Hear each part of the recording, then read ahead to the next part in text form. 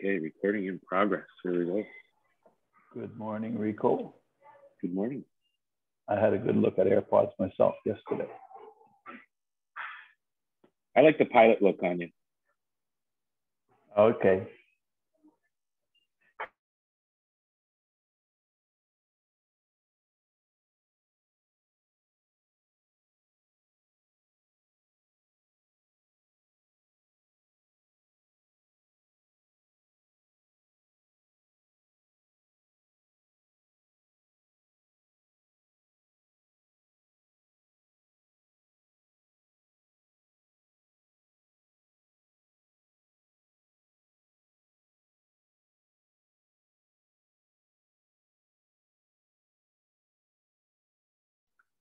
Just waiting on Councillor Butler.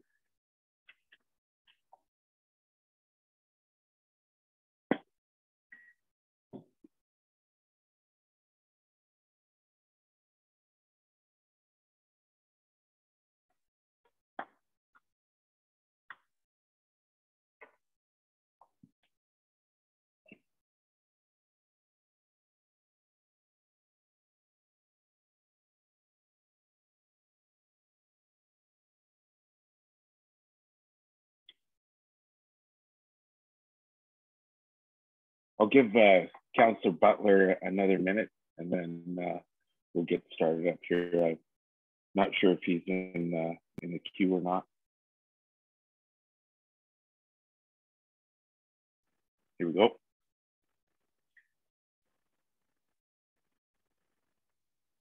All right. Good morning, Councillor Butler. Morning to the rest of you. Morning. Good morning to all the viewers. It is now 9:31. I'd like to call this Committee of the Whole meeting of the Council of the Municipality of Jasper on September 14th, 2021 to order. Councillors, you have today's proposed agenda in front of you. Are there any additions or changes that you'd like to make? Okay. Having said none, may I have a motion to approve today's agenda as proposed? Councillor McGrath, all in favor? And opposed, that's carried. All right, so quiet here. I can't hear anything that's going on out there. All right, has everyone had time? I'm assuming everyone's had time to review the minutes. Are there any changes to be made, additions, deletions to be made to the minutes of August 24th, 2021? Your Worship? Marilyn? Thank you, Deputy Mayor Demota. Two minor matters. On the first page of the minutes, motion number 365 refers to approving the minutes of August 3rd, which would have been a regular council meeting. I'm assuming that that should have been August 10th, the previous Committee of the Whole. So a slight matter, but without that, then we've never approved the minutes of August 10th. So unless I am mistaken, that I think is a correction that can be made. Secondly, at the top of the second page, the reference to the paid parking pilot project update. I wonder whether in the second line, it would be useful to add the word net. I think, if I recall correctly, that was the number, but it was $14,551 in net revenue, not revenue. And that could be misinterpreted by someone unfamiliar with the presentation. And that's all I have, suggesting that those two changes be made to the minutes prior to approval. Thank you for those observations. Has administration noted those changes? All right. Are there any other changes to be made? Corrections, alterations? Proposed alterations? Okay. With those two amendments on 365 and the paid parking, may I have someone move for approval? Do I have a motion to approve the minutes? Okay, Councillor Kelleher-Humpy, all in favor? That's carried. Thank you. All right. Moving forward, that brings us to item 5, presentations. Appears that we have none today. I'm looking forward to the social norms part, though. That's a bit of a presentation in itself. Are there any business arising from the minutes?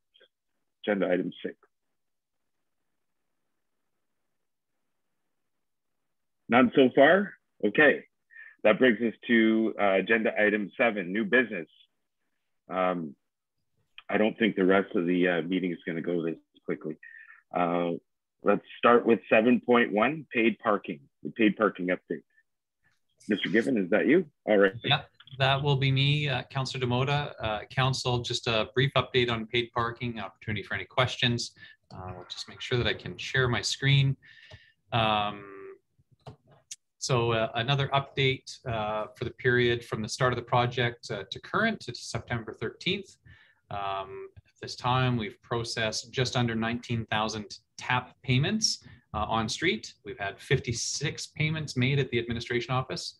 We have issued 174 senior passes and 239 resident passes. On the enforcement side, our enforcement department has issued 2021 warnings. I had to check, that's actually 2021 warnings, not the year, but just over 2,000 warnings have been issued, and only 23 tickets. And as a reminder to council and the community, we're taking a very light hand approach to enforcement in this initial pilot project year. And tickets are only issued after a previous warning has been issued and there's continued non-compliance. And overall, the net revenue to the municipality is approximately $35,000. And one note, I guess I would make, just reflective of our light hand on enforcement, tickets for non-payment are approximately $50.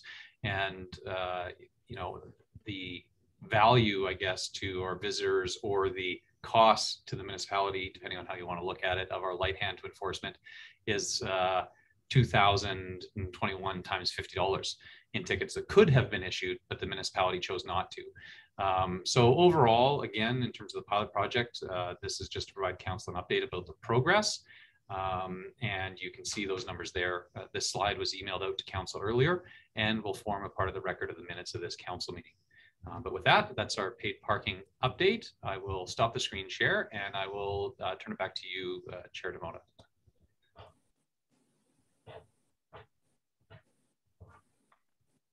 Right. Does anybody have any questions for Mr. Given and or administration overall? Councillor McGrath. Thank you very much, Deputy Mayor Demota. This question's for Mr. Given.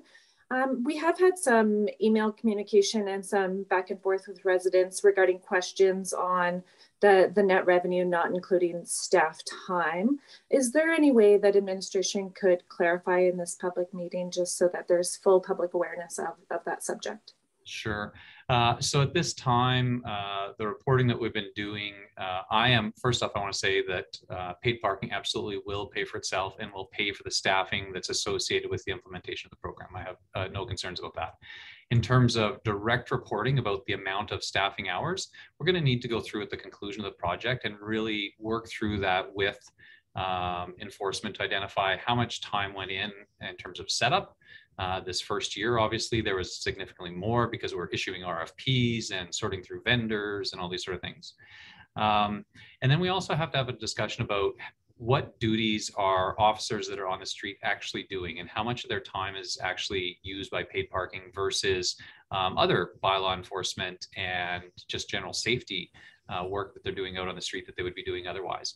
So as we report these numbers, I have no concern that, and I am confident, as I said, that when we report at the end, the full labor costs of paid parking will be covered by the revenue from paid parking.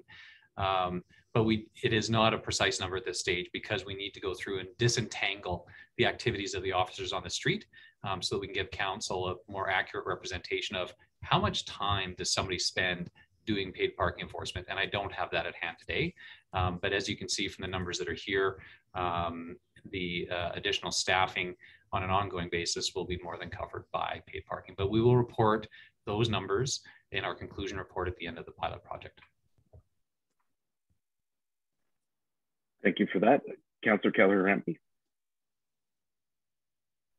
Mr. Gibbon, can I just, through you, Deputy Demota, Mr. Gibbon, I just went back up here during the budget when the bylaw, we have one extra officer. So we had the regular 3 plus the summer student and then we had another. And at that time I did ask, and I was under the impression that that one extra full-time person was for the paid parking. Did I get that wrong or am I correct?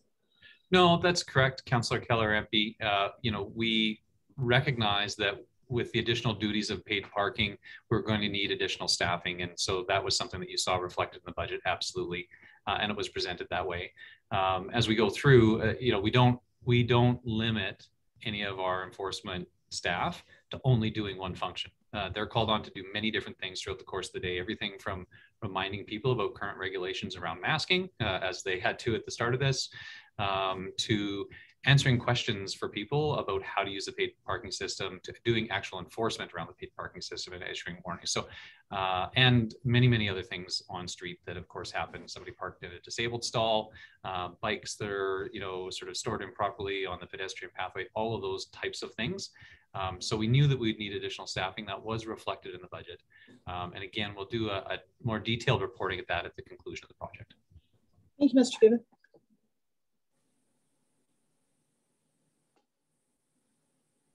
Councillor Butler. Thanks very much. Thanks, Mr. Gibbon, for the short presentation.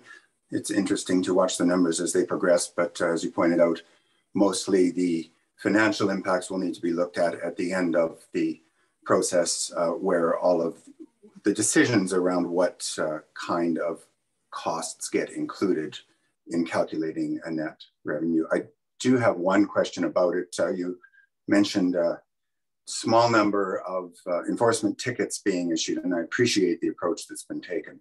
I think it's really important starting out that we take a very gentle hand with enforcement. But is income or anticipated income from those tickets calculated yet into your net revenue total, or would that be something that would happen down the road as and if those enforcement tickets are paid for, those fines are paid? Thanks very much, Councillor Butler, through Deputy Mayor Demota. So I believe, and I would have to check with Ms. Malinchuk to see whether the 23 tickets that have been issued are reflected in the revenue total. I know that there, well, as we can all appreciate, there can be a delay between somebody receiving a ticket and somebody actually paying it.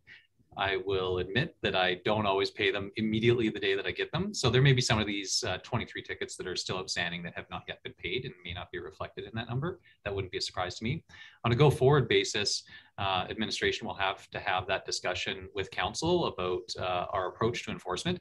And at some level, fine revenue is a part of the municipal revenue mix. It is certainly not the revenue that we base our operations on, to be very, very clear. But for our budgeting purposes, we would have to make some estimation of what ticketing revenue would look like for future years if the paid parking was to continue. And that would, again, be advice and a discussion that we would have with council. Any prediction of future fine revenue from paid parking would have to be in alignment with our chosen enforcement approach, which I think would really be a continuance of the light hand, recognizing that we're always having new visitors coming to Jasper and that they may need some support in understanding the system. And there may be other opportunities to refine the system so that there's less need for tickets. But we would have all of those kind of considerations as we're developing the 2022 budget if council chose to continue the paid parking program into future years. Yeah, that all makes sense. And I don't need a specific answer now. It's obviously something that we can, as you said, look at down the road. I just want to pick up on one thing you said. You said you don't always pay them right away. How many have you had in this. Well, I have had, I just meant tickets in general. I haven't had any paid parking tickets. I ride my bike as much as possible. But there was one where my tail end was hanging into a yellow zone, and I think it took me a week or two to pay that one. Well, I'm glad to hear that. If I may, Councillor Demona, can I continue on to another point? I want to talk a little bit about thanks. I want to talk a little bit about the public input we've been receiving on paid public parking. I acknowledge to being, I guess, a little surprised by the pushback. I expected pushback, but I am a little surprised by the vocal nature and the amount of it there seems to be. I think the community understands council's motivation in implementing paid parking to create non-tax income, to deal with future infrastructure needs, and to manage the increasing demand on our limited parking resources. I think we all need to recognize that aside from paid parking, we have experienced a sea change in the way visitation to Jasper happens. The group tour business has collapsed. The town is still full. And so the town is filled with single family vehicles, and they're all parking somewhere. So we're experiencing that change in conjunction with paid public parking. But the community, or many in the community, seem to feel it isn't going very well. And despite everyone's best efforts, and I really mean that, there seems to be a lot of opposition. And we need to listen to what we're being told. So my problem is, I don't know whether I'm hearing sort of a very vocal minority who are just absolutely not in favor of paid parking, or whether it's sort of a community-wide opposition. So, and I'm concerned that at the end of the public project, the pilot project, that we won't really know that anyway, because of course it's in the nature of a lot of public engagement processes that those opposed are the ones who speak up. I want to suggest that we consider, in conjunction with the upcoming election, that we take the opportunity to run a plebiscite on paid public parking and give the community an opportunity to speak up and let us know what they're thinking about this. And then thereafter, I think next council would have a very clear go forward. And I think the question is, do we run a second year of pilot with lots of improvements? We all know that improvements need to be made, and that's why it's a pilot. Or do we call it a day and let go on this? I'm not looking for, I wouldn't suggest that we look for an absolute answer that yes, we move forward with paid parking into the future.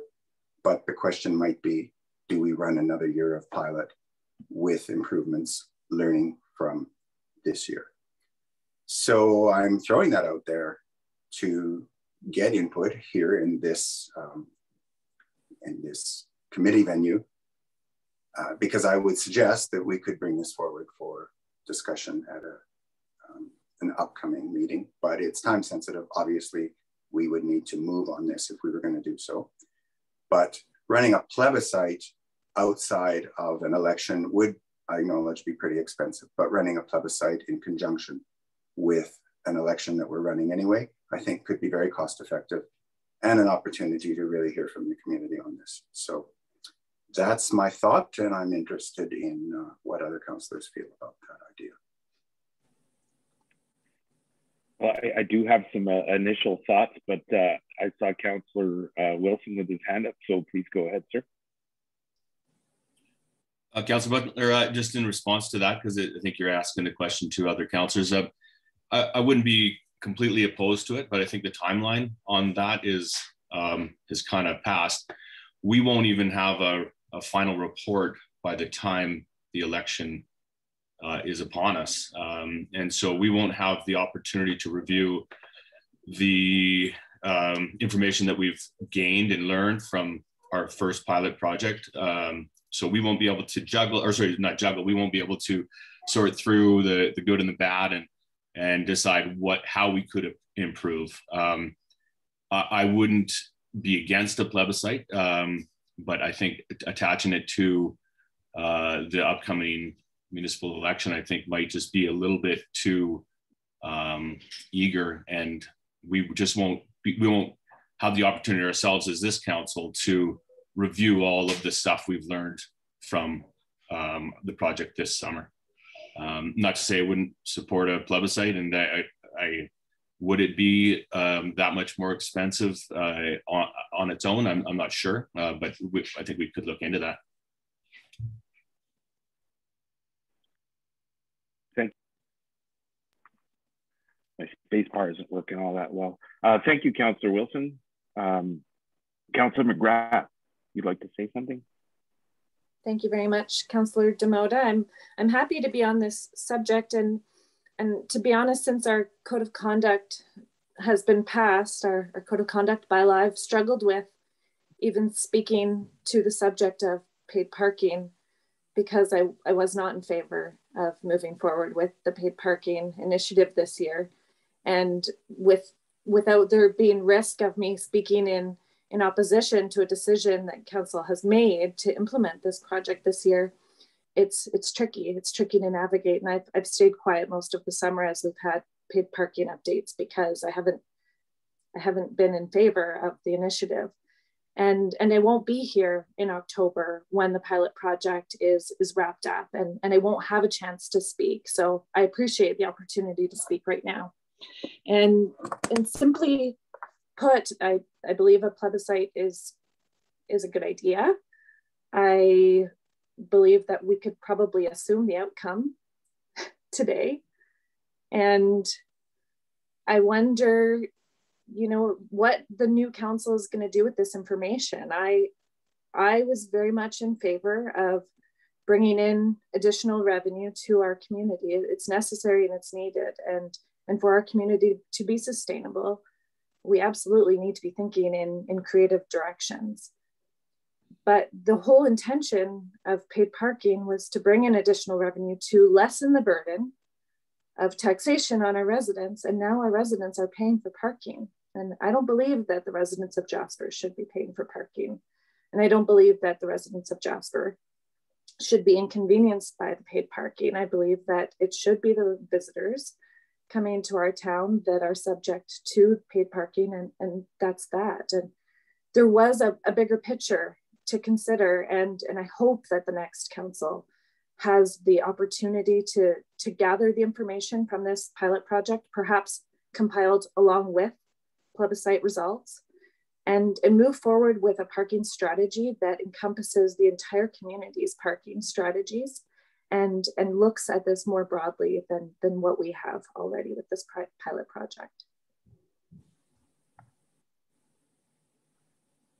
Thank you, Councillor McGrath.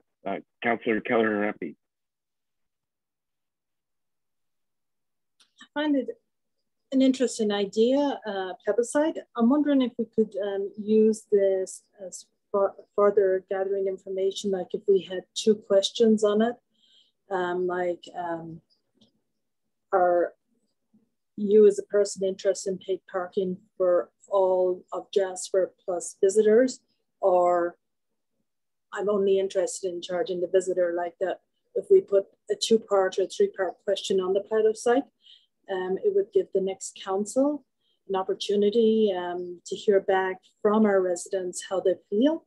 Maybe they are in favor of paid parking, but not, as Councillor McGrath said, as residents themselves. I know just in my neighborhood, I live behind the grocery store Nestor's, and I know my neighbors are quite upset. We're not in the residential zone, and you can't park on our street. And so I think it is an opportunity. We've heard from some people through letter, as Councillor McGrath and Councillor Butler indicated. We hear lots on the street. So it would be interesting, are we just hearing from the same 100 people, or are all 5,000 residents upset? So I think it might be a good opportunity to hear back from our residents. Thank you, Councillor Keller-Rempe. I will go to you, Your Worship, in a second, but Mr. Given had his hand up. Did you want to provide any clarification on some comments made? Well, just from an administration perspective for council's consideration, there are resources required to run a plebiscite, specifically in terms of advertising, to ensure that the public gets enough information so that they can make an informed decision during a plebiscite. So if council wished to conduct a plebiscite, we could take that away, identify what the costs associated with that might be and what our recommendation would be. But we are just over a month away from the municipal election. And so there is a fairly limited amount of time to inform the public of the question or questions, which is an important part of the process, council determining exactly what questions they wish to ask. And I'm not sure whether or not you're at that stage right now, but council would first need to determine the questions specifically that they wish to have on the ballot. And then we would need to inform the public of those questions. And I think the public would also need to have some information to base their opinion on. I would also remind council that at this election, the public will be asked to vote for members of council, school board trustee, potentially. They'll also be asked to vote in a Senate election, and they'll also be asked two provincial referendum questions that the province has chosen to put on the ballot. And so council should keep that in mind, I think, when they're considering the question of additional municipal plebiscite. Thank you for that information, Mr. Given. Your Worship, Mayor Arlen. Thank you, Deputy Mayor Demota. Recollection tells me that the cost of an election is in the range of about $15,000. So if we were to hold a plebiscite independent of the election, I would expect that perhaps $10,000 to $15,000 would be the cost of that.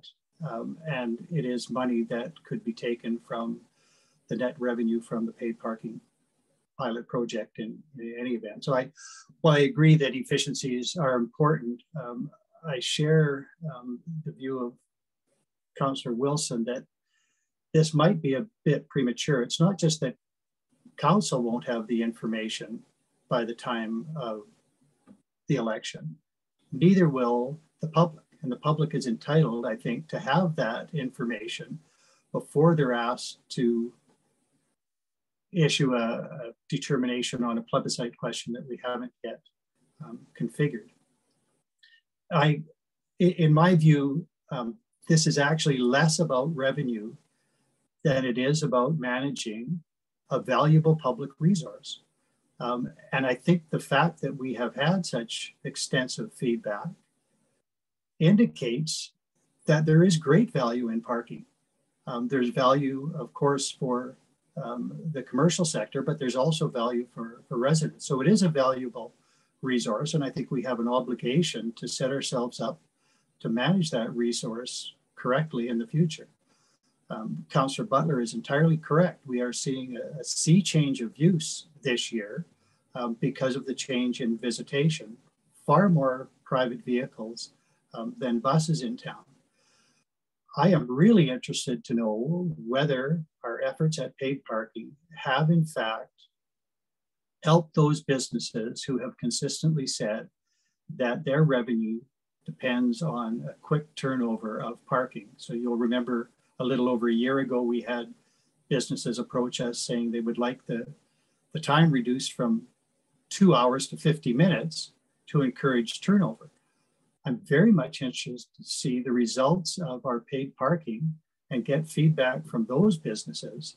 And I think it's important for the public as well if they're asked to decide on a plebiscite question, and I'm not opposed to that. But I would be more in support if the plebiscite was held at a time when the information is broadly available, not just to council, but to the public. And it could easily be, I think, a matter to take up in the spring, once all the information is in, and before any further action is taken on paid parking, recognizing that this was intentionally a pilot project. So while I'm not opposed, I am concerned that if we hold a plebiscite in conjunction with the election, it will be a disservice to all those people who, as does council, need the information that is going to be acquired from the pilot project. Thank you. Thank you, Your Worship. And over to you, Councillor Journeau. Thank you, Mr. Chairman. Thank you to all the councillors for their input. I think to have a plebiscite now would be premature. If you get a no, that's the end of it. And I think we entered this year was going to be a pilot project.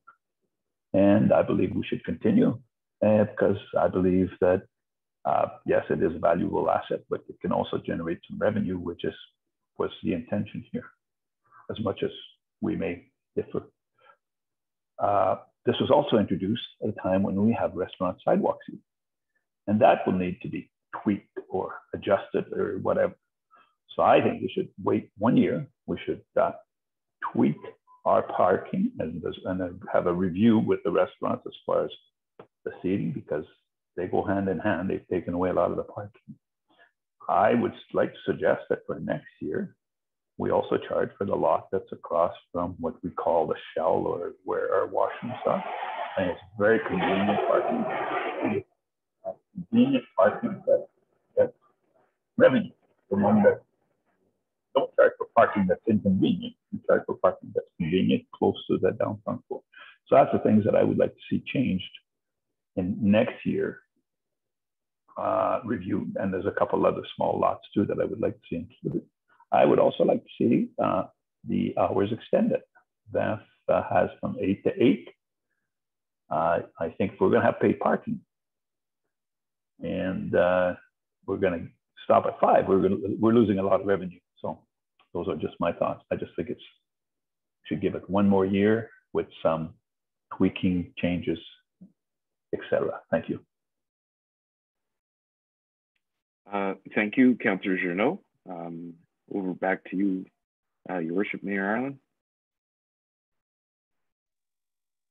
Thank you, Deputy Mayor DeMota, and I apologize for putting my hand up a second time. I just realized there's one aspect that I neglected to mention, and that is when we determined to proceed with the paid parking pilot project, we had an engagement plan, and that engagement plan includes a survey, a public survey at the end of the process. And so while a survey is not equivalent to a plebiscite, I think we did recognize that when the information was available, we should resurvey the population. And I think absolutely that part of our engagement plan should be carried through. That's not to say we couldn't also have a plebiscite, but I think we did recognize that everybody will be better informed once the information is available. And that includes the information available through the second survey at the end of the program, which we embedded in our engagement plan originally.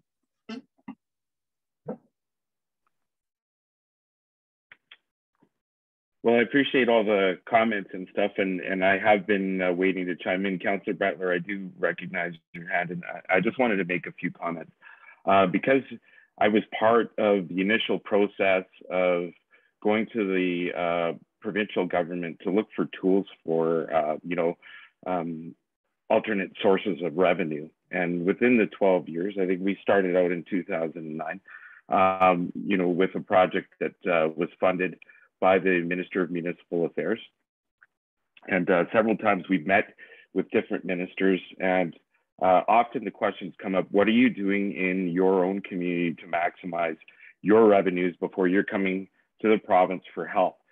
And when I look back on things, I feel that maybe we could have done a better job of public engagement, stakeholder engagement and involvement. And so that the town, the people here are a little bit more aware of why we're going down this road. And as much as I don't want paid parking in the community, like, people have to remember, we're councillors made up of the people, and we're not trying to stick it to community members in our town. And we're definitely looking at, what are the best processes that we can go by making ourselves sustainable and getting help from our other levels of government to help us with our burden from visitors here. And, you know, there are a lot of things to contemplate. So I feel like going to a plebiscite. Now, I know that, you know, we're going through some short-term pains here, but they are, I think, you know, from the processes that we've gone through, have been considered by councillors for, you know, our goal is a long-term gain here. And I understand that there's a lot of stress and frustration with this from some community members, but it's by no desire of, you know, our current council to make, you know, our community members feel stressed, and that's not the intention. So I want that to be clear. Now, as far as going ahead with a plebiscite at this stage, I do support the ideas of what Councillor Wilson and the mayor and Councillor Jeannot has stated. And I think that I'd like to see a little bit more information before we go back to the community on this. Thank you. I believe Councillor Butler had his hand up next. Thanks very much. Well, that's a great conversation. It's an important one to have.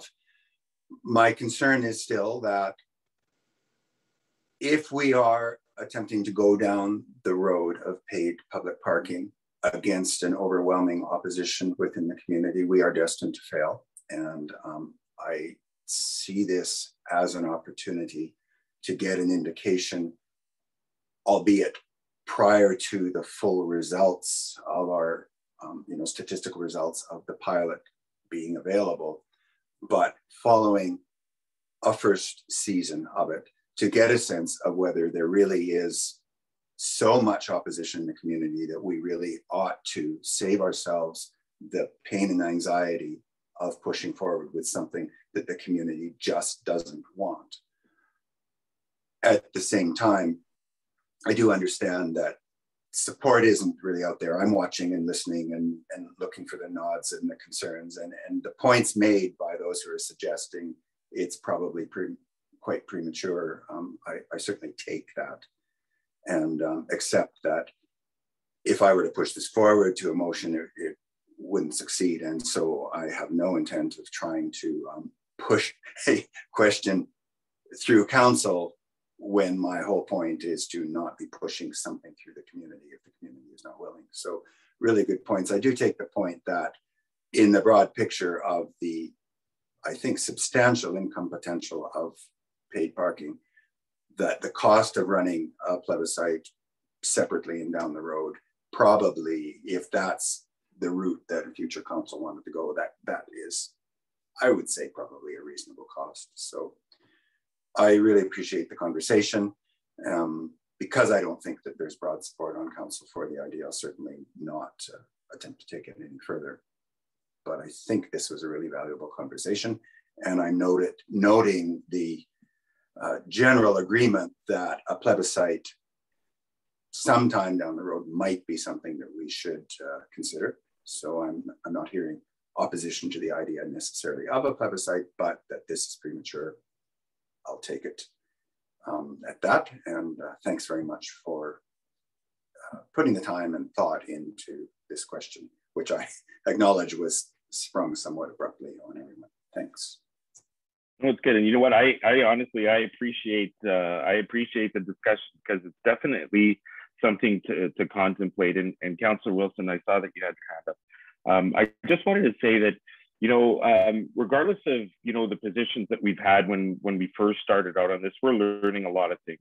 And I think a lot of the frustration and the pushback has to deal with some of the anticipated flow that was going to come out of the downtown into, you know, the residential areas, which we, I think, tried to approach. And we're learning things from that. And the idea also is that, you know, we have 2-hour parking in the commercial core. And regardless of if you want to drive into town as a citizen, as a resident of the community, you're only allowed to park in those areas for 2 hours.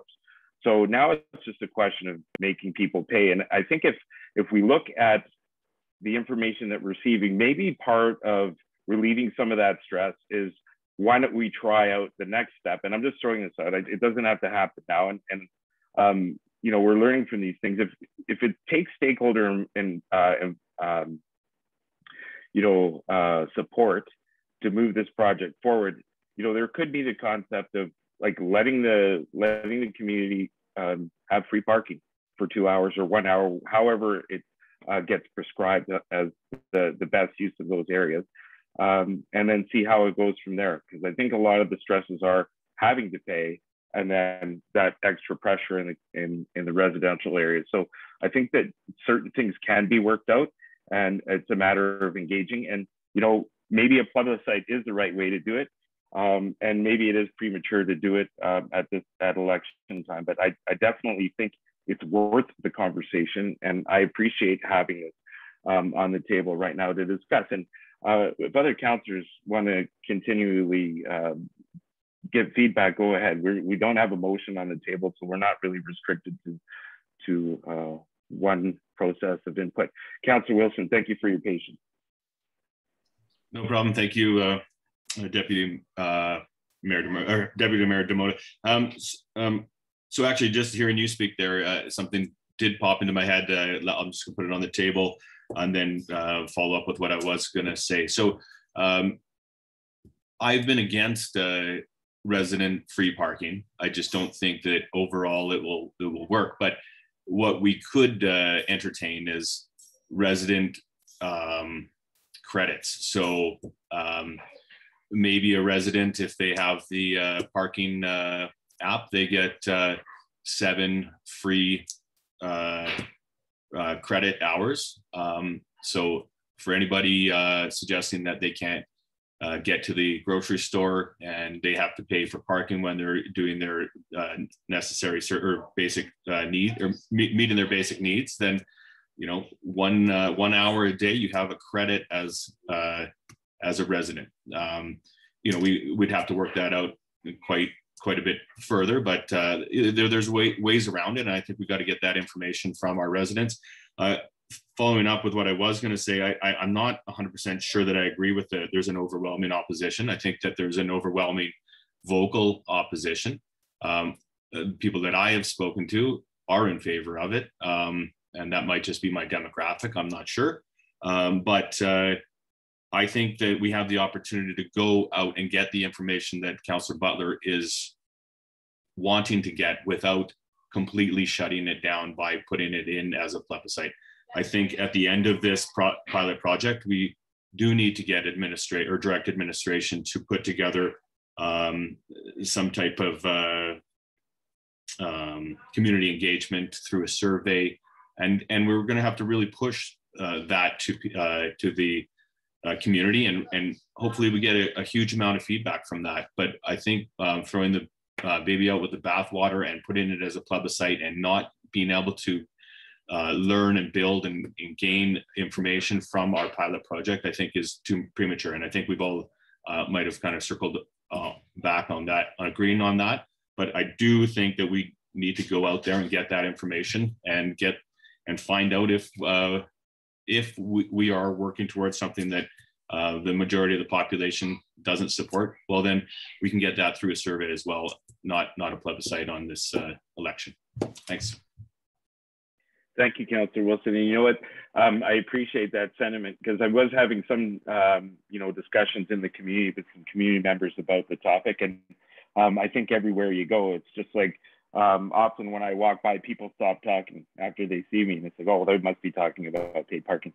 But on that note, you know, like there was an argument out there that, well, you know, we've already paid for that as citizens of the community, like our taxation goes towards that. And somebody made the comment when I was somewhat supporting that thought that, you know, we also partially pay for the arena and the activity center and the fitness center and stuff, but we still as residents have to pay to use those things, even though we've partially contributed to those. So, you know, I like the idea of having passes of some sort and maybe credits, but, you know, that's going to be for the next council to decide when it's time to go forward with that. And I feel remiss that, you know, we don't have the opportunity as this council, as, you know, helping launch this and moving it forward to really, you know, get the total feedback and understanding of what went down. But I think there could be a lot of healthy things coming out of this. And even this debate has been healthy and worthwhile for us. And I think worthwhile for the community, those who get to watch this, to get a little bit of understanding of the background behind this. Councillor Jeannot. A bit of an sideline. I was in Banff last week and used their app to pay for parking. And I also used our app to pay for parking earlier when it was first introduced. I have to say that our app is way more user-friendly, way quicker than Banff. So we do have a good service that I'm sure helps generate revenue. If it's not friendly, people are just going to walk away and take their chances. So I'm very pleased to say to commend the staff or the selection or the people that did the work on our app. Thank you. Is that a shout out representing the baby boomers? I'm just joking. All right, Mr. Mayor, Your Worship.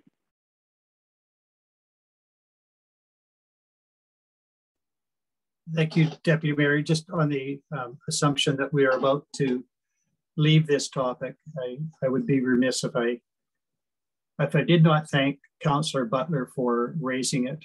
I think this has been a very healthy discussion in the public realm. I think it serves the community very well to have brought this forward at this time for discussion. So I thank Councillor Butler for that.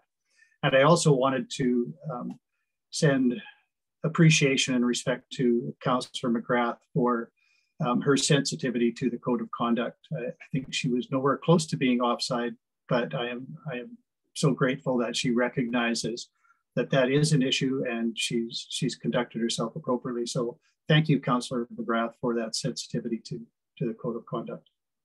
And I know I won't get the last word and I wasn't really trying. So thank you, Deputy Mayor.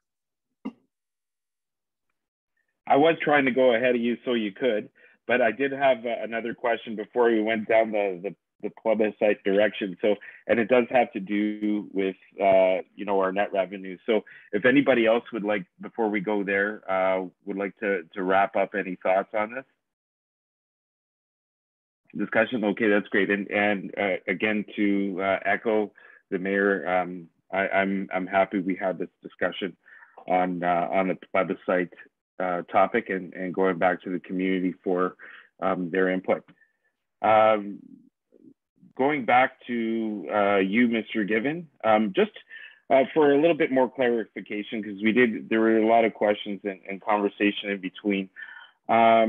With the net revenue that we're seeing in front of us today, I understand that, you know, there's going to be some hidden costs and things like that when it comes to staffing and that. Are there at this time any payroll numbers attributed to the expenses against the revenue for that overall net number? Is there staff time included in that as we see it right now? No, there's not. For Okay. Direct clarity, Councillor DeMota, there's not. This is materials, goods, and supplies. Again, as I stated at the start of the conversation some time ago, administration has to do the work to disentangle how much of the, you know, there's a body, a person out on the street that is working for the municipality, and they're doing a number of different functions through the course of their 8 or 10-hour shift.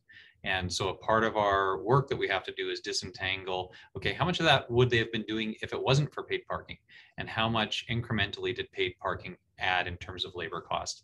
This year, we also had additional administrative costs because it was the first time ever that we had done an RFP for the service, that we had to evaluate different operators, sign installation, all those sort of things. So that is those details about the payroll costs or direct labor costs directly associated with paid parking will be laid out in the final report for council and for the community to see. And we'll also lay it out on identifying which were one-time costs that would not be repeated year over year and what would be ongoing costs that might be associated with paid parking. And thank you for that extra clarification. And, you know, I always, if I'm having difficulty understanding things, and I'm not afraid to ask to dumb it down for me, because I believe that if there's a little confusion on my part, there might be a little bit of confusion in the community. So I appreciate that. Councillor Butler. Thanks very much. And thank you very much, Your Worship, for your comments. I think to sum up on my suggestion, I think on this issue, and obviously for others, but on this issue in particular, it's really important that we really listen to what we're being told by the community. And a plebiscite is the most direct way to do that, in my opinion. And that was the spirit of my suggestion, but I certainly accept the view that whether or not a plebiscite is a good idea, council feels it's premature to consider it now. And again, thanks for the very fulsome discussion, and I appreciate everyone's consideration of the idea.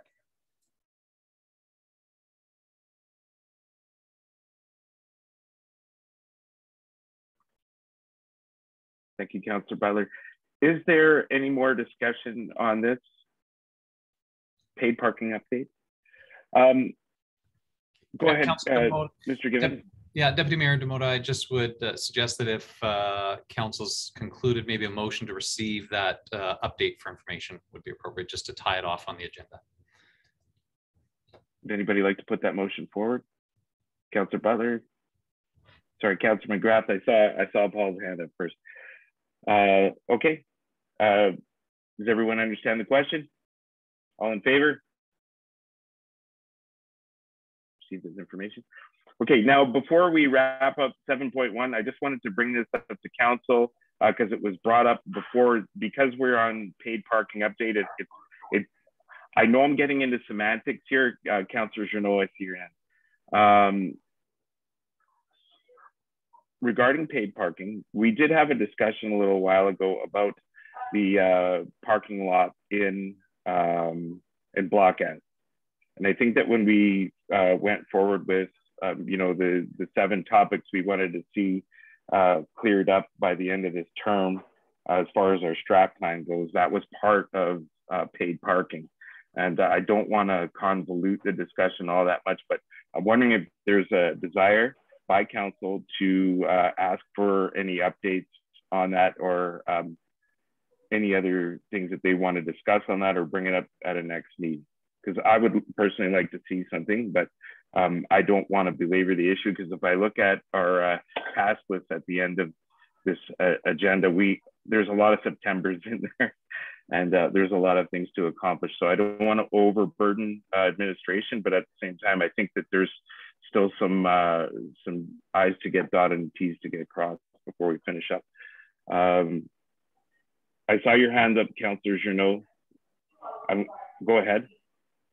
Yes, we received a verbal report. I would like to know, before I vote on this motion to accept the report, is the report going to be part of the hard copy agenda? Thank you. Okay, it looks like the answer is yes. Councillor Kelleher-Empey. I believe Councillor Demota, I did bring that up at a council meeting as under new business, but I can't remember if we made a motion or not. I do believe there was a number of us interested in that report. And if I forgot to make that motion at that time, I accept responsibility. But I know it was one of my strat plan was to see the parking lot built. I pass it daily. I don't think it's been used as much as I was hoping to see it being used. So I'm kind of interested in the report to see what, as this council, as we were responsible, what we can do to improve that, where it's going on. And okay, and I think that's it's part of the discussion, and I think it's a healthy one, because you know, we did have a plan set out with that, you know, with some costs, and it got brought to my mind the other day when I was signing some checks at the municipal office in regards to some of the outstanding expenditures that we had there.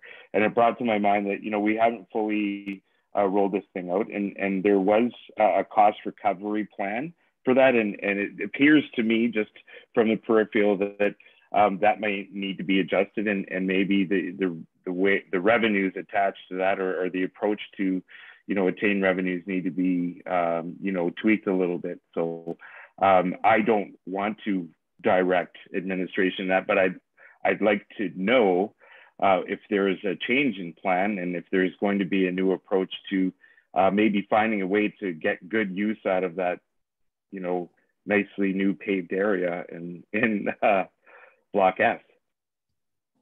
Go ahead, Mr. Given. I didn't mean to put you on the spot today. This was for future discussion. Go ahead, sorry. Yeah, no, I think probably fair to discuss it at a high level at this stage so council can appreciate how this might connect to other issues.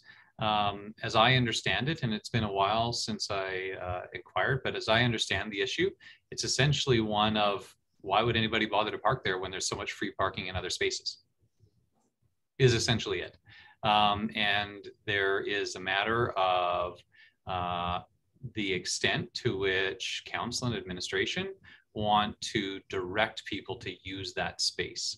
And when I say direct, that means in some cases enforcing that there are other places that you shouldn't be parking. Recognizing that this year is a bit of a challenging year because of COVID, because of the additional paid parking project, administration hasn't been really pursuing that. But I think the simple answer is, and you know, I'll be very direct here, if people are parking somewhere that we don't want them to be parking and where it's not allowed, they should get a ticket so that they know they're not allowed to park there. And then that is how you direct people to park somewhere else where you prefer them to park. Administration has not taken a heavy hand, just recognizing that we've got a lot going on this year. But I think ultimately, you know, the question of why isn't anybody using that lot, I think at least a part of the answer, not all of the answer, but at least a part of the answer is because there's other places that are cheaper and easier to park. And so people are just continuing on the path that they'd always done. I think to change that behavior will take some enforcement action. And then properly also, as we're just sort of talking with paid parking, some appropriate pricing signals to direct people to park there. So if we make it more expensive, harder, or more costly in terms of time and effort to park in other spots, then people will probably, you know, choose the option that works best for them, that is, you know, less costly, easier to do, and less hassle. And if that's what the intent with SBlock is, that's certainly something we can do. But I think that's at least a part of the picture as I understood it before today. If council wanted to have additional details, that's certainly something administration could do. But you know, as you pointed out, Deputy Mayor Demota, there is a significant number of things on the list before the municipal election, and so I would have to check with the team to see what the lead time would be to gather, you know, a comprehensive report on that would give you additional information other than what I just shared at that sort of high level of, if we want people to park there, we need to make it harder for people to park in other places where they're currently parking. Well, and you know what, I think that was the initial intent. Councillor Wilson, I do see your hand up, and I think Councillor McGrath might have had her hand up after. The intent was to get commercial vehicles out of public spaces, or at least diminish the congestion of them. And in some places, it's actually gotten worse.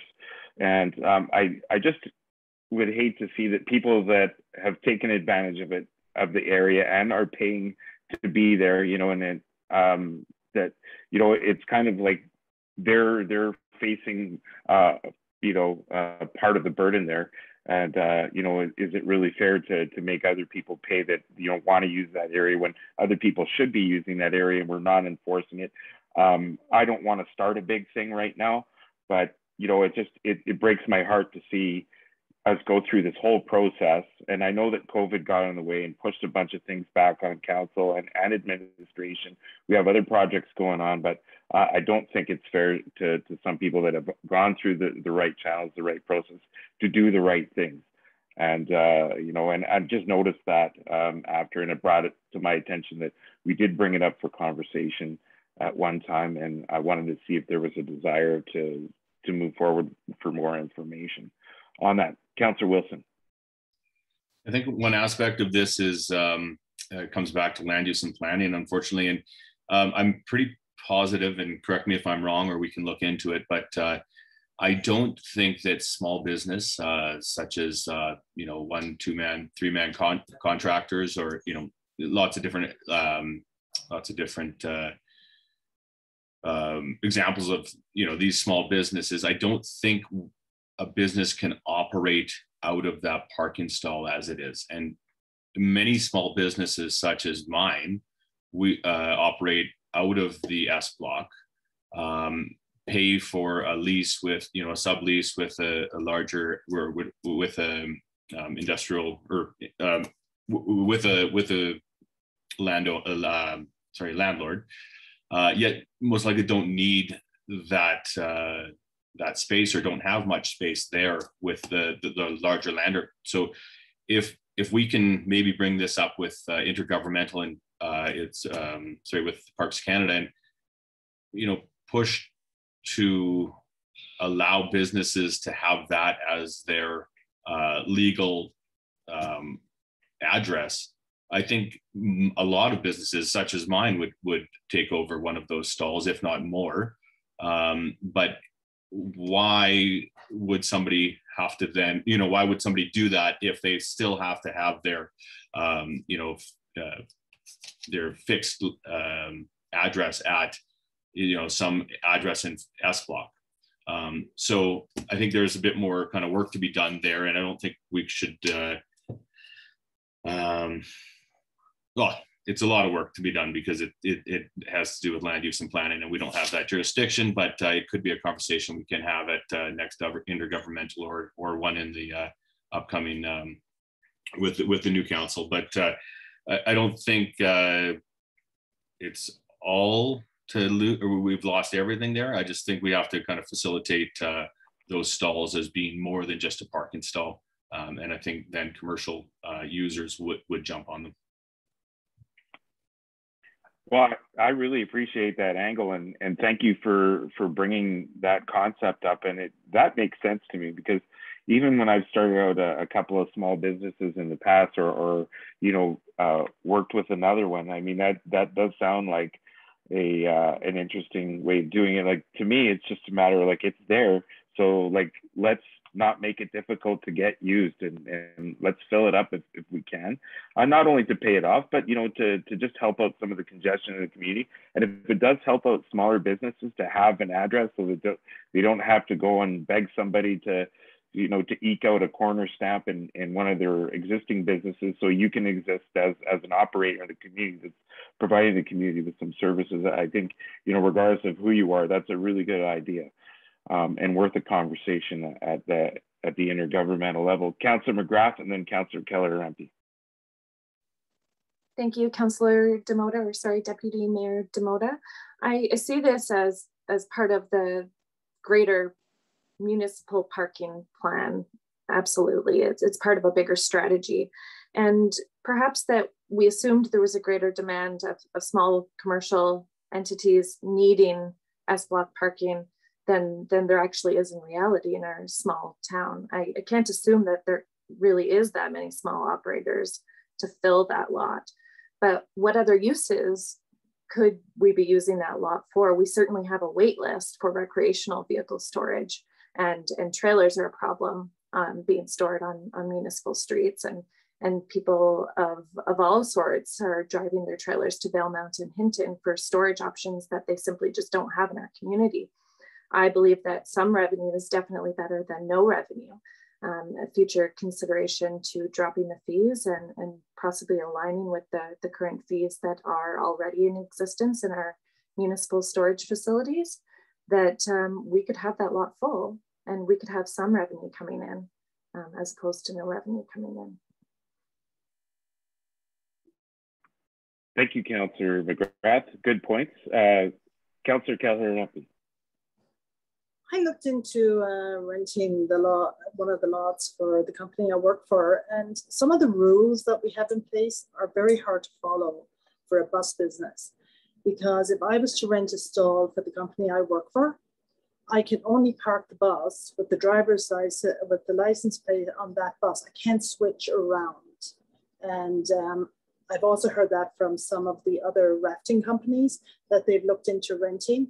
And the problem is, some of our rules is that we rent the stall for that vehicle, that insurance, and that kind of, the process is really hard for companies that have multiple vehicles, but those vehicles that you rent the spot for, maybe out of town, you might be putting another vehicle in there. So I think what we need to do going down the road is kind of look at the hierarchy of what the rules are regarding that lot. I think that also would help. All right. Well, I really appreciate that. And, you know, as much as we quickly got to agenda item 7.1, and I've already made it longer by adding this, my intention was just, you know, to know that it hasn't fallen off the radar. And it's definitely these types of conversations could be more of a greater part of some public engagement process and feedback, you know, that administration needs. That we're not going to fix anything today, but I do appreciate the conversation there. And if anyone wanted to bring a motion forward with regards to that area, I'm open to that. But if everyone's comfortable and just having a conversation about that today, and hoping that, you know, administration has some good plans to adjust the use or you know, the attraction to that area down the road, I think it would be beneficial to everyone. Councillor Butler, go ahead. Thank you very much, Deputy Mayor. I'm not offering to make a motion. I feel like we have, an administration has a lot on its plate for the next few weeks, even without organizing a plebiscite. And so probably this is something that has to wait for a couple of months. But in listening to this conversation, I had this thought. I think that when we decided to go ahead and build that parking lot and set some parameters around how it would be used, I think we thought we had created a framework that would make it clear how it was to be used. But in retrospect, we just didn't. We just didn't give adequate direction to administration as to what the expectation was, and really look at all the parameters, including what would enforcement look like, as and Mr. Given pointed to a whole number of areas that we didn't really give full consideration to. And I know people get tired of hearing me talk about policy, but what we didn't do is create a policy around the use of that lot. We built a lot and we didn't build a policy. And it's needed, and it's going to take a bit of conversation. I don't think it's a huge issue, but probably not one we can deal with in the next few weeks. So when it comes back, it has to come back, I think, as a question of policy. Develop a policy, determine what outcomes we want, build a policy to achieve those outcomes. And I think that that lot in the end will serve its purpose, and Block S can start to function a little more, in a little more, I don't know, dare I say, civilized way. And all of these concerns that have been brought up by councillors today can be addressed in due course. Here, and I think that's getting noted. No, that's great. And I do appreciate the zingers in between. We have to add some levity to these conversations. Councillor Keller-Harempy, you wanted to follow up? For this not to get lost, for the next council, I'm wondering if a motion should be made that this comes back to a future council for a policy decision, or I just hate for it to get lost. So I'd be prepared to make a motion to ask administration to bring this back at a future date to the future council for consideration as a new policy.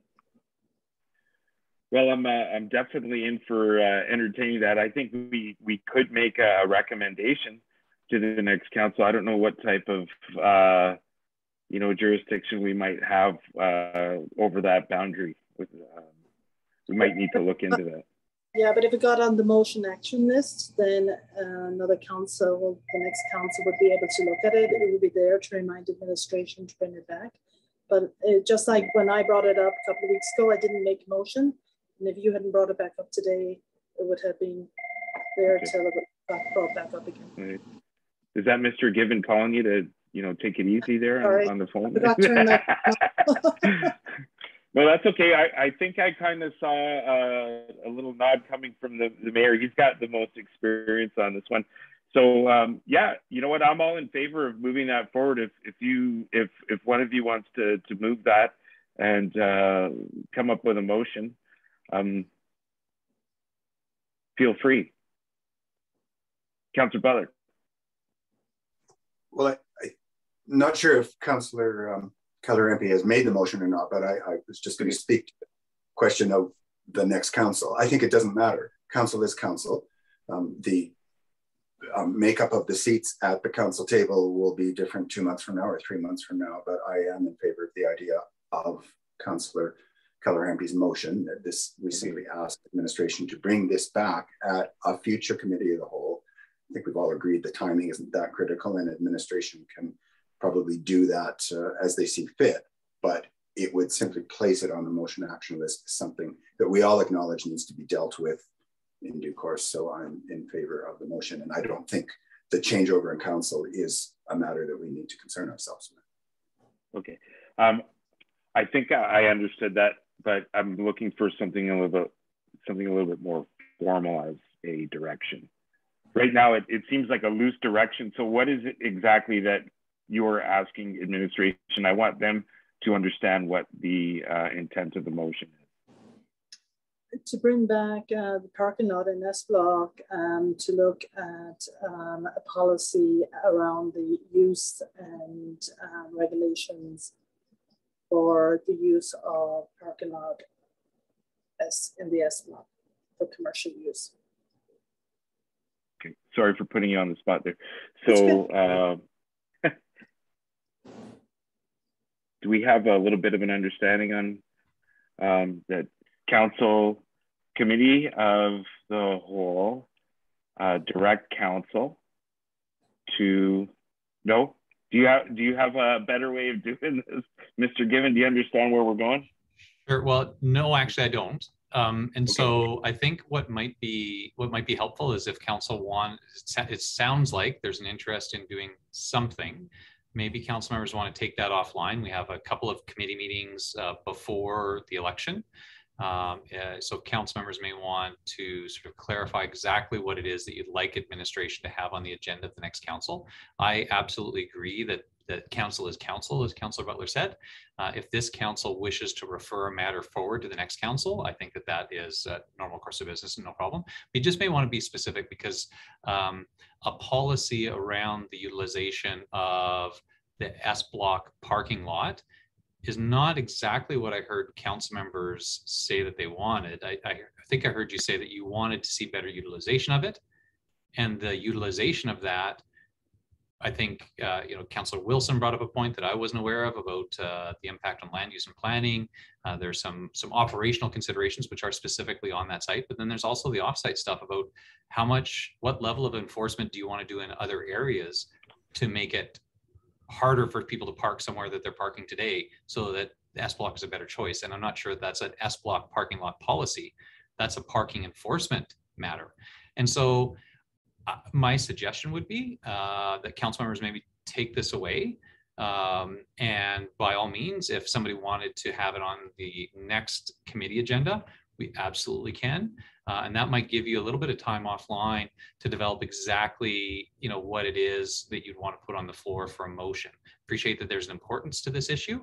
I have no problem making sure that that's brought forward to the next council and not lost in the shuffle. But I think it would be helpful to the next council if they have a clear idea of what it was that got put on their plate. Because if administration showed up and said, well, here's a policy for the use of the S Block parking lot that maybe did or didn't address some of the issues that council's discussed here today, the next council might wonder exactly where that came from when there were, all these other associated issues that they might want to deal with. So my suggestion would be that council take this away, add it to an upcoming committee agenda, and we could put Councillor Keller-Hampy's name beside it on the upcoming committee agenda. And maybe between now and then, council members could have some discussion about, well, what specifically do we think the next council needs to talk about in relationship to S Block parking and all of these associated issues. And then that way you'd be able to frame a motion that gave clear direction to administration so we could deliver clear information to the next council. Thank you. And that's what I was looking to you for. Is everyone comfortable with that? Because I don't think there's any rush to do that today. And I didn't want to put anybody on the spot. I just thought it was worth a discussion while we were here. Your Worship. Thank you, Deputy Mayor Demota. And in response to Mr. Given's comments, although I'm not opposed to kicking this over to another date, I think our desire is general enough that it could be articulated now. I'm not sure what we will gain in another discussion. I will leave that to council, but for Councillor Kelleher-Empey, I would propose a motion in these words, that Committee of the Whole direct administration to return to a future Committee of the Whole meeting with a policy level discussion regarding the use of S-block parking. What we're talking about is a very general matter. Let's get back to a policy level discussion without necessarily discussing a policy, but a policy level discussion about how that parking is to be used. It's just a placeholder. It brings the topic back to council, presumably post-election. It doesn't require much work or any work on the part of administration other than getting it on the motion action list so it's not forgotten. So that would be my suggestion. If council wants to put it over to the next Committee of the Whole meeting to refine that motion, I'm fine with that, but I think we could get it accomplished today to the same end. Music to my ears. Is that an amendment to a friendly amendment to Councillor Kelleher-Empey's motion? Or is that a motion?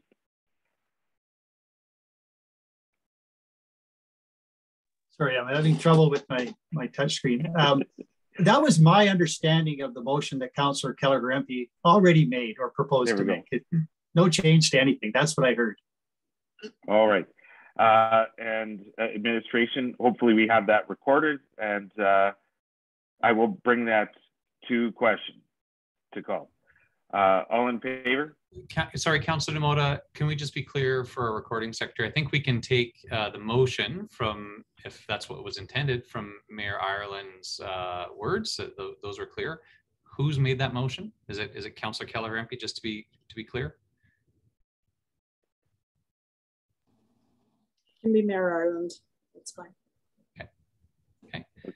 So Mayor Ireland's motion then, with the text as he read it out there. I think that should be enough for a recording secretary to be able to make sure that we capture that correctly as stated at the council table. All right. Wasn't trying to steal anyone's thunder, and I'm glad we came to that clarity. All in favor? Okay, that's moved. Thank you. I'm looking at the time now, and even though usually I like to break at an hour and a half, looking at our agenda going forward, we had some discussions on this. I would like to take a brief recess for 5 minutes, get a comfort break, and then back here at, let's make it 10:55, make it a little bit more than 5 minutes. Okay? Thank you.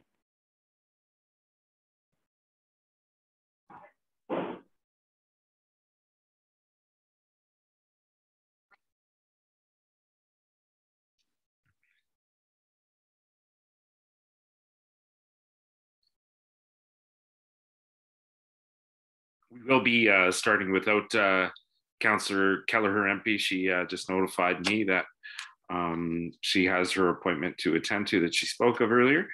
So we can start, go ahead. We have quorum here. So we'll bring the meeting back to order. And now that I've lost my agenda.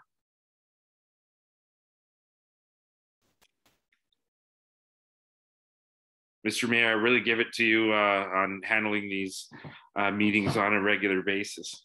It can be challenging at times with multiple devices. All right, so we've completed our discussion on agenda item 7.1, and I appreciate everyone's patience on that, not only council, but more so administration. Moving ahead to 7.2, relationship with JCTS and Friends of Jasper Culture and Recreation. We have our attachment, and Mr. Given, are you speaking to this? Yes, Deputy Mayor Demota. I will, to provide the overall context, council will likely have some questions or there'll be some discussion, and I know I'll be ably supported by Ms. Waxer, Ms. McNabb, and Ms. Riddell. all contributed to this report and obviously have a significant amount more history and detail on each of the areas than I do at this time. But I will remind Council that this report came as a result of the discussion around the community conversations policy. And there was a desire from Council to have a clearer understanding for Council and the community of the relationship between the Jasper Community Team Society and community conversations. And so you'll see later on the agenda is the community conversations policy that Council asked to have come back to a future committee meeting. It is here for Council's consideration after we have this discussion about the Jasper Community Team Society and the Friends of Jasper Culture and Recreation. So just to remind Council about that history and how that was connected to community conversations and that desire to just establish some clarity about roles and how they may or may not be connected to municipal operations. And so that's why this report is here. At the outset, I will also note for Council one small change to the recommendations, just an oversight. In the first recommendation, the committee directed administration to review and update policy F0004 to reflect the current relationship between the municipality and the Jasper Community Team Society. It continues to go on and say, and Friends of Jasper Culture and Recreation.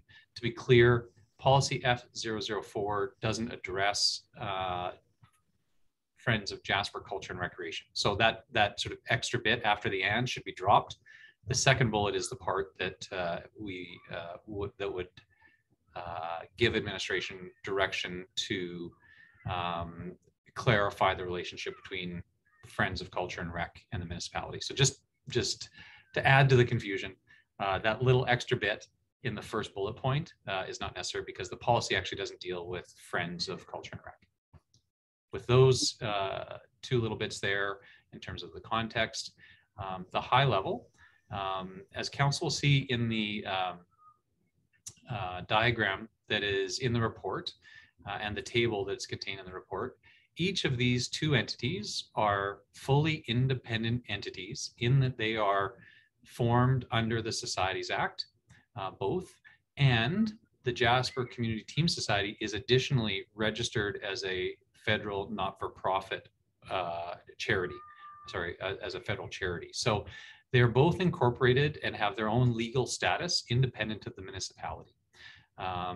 If the municipality chose to distance itself from either of these two entities, the entities would continue and they would have the ability to continue their operations in whatever manner they see fit.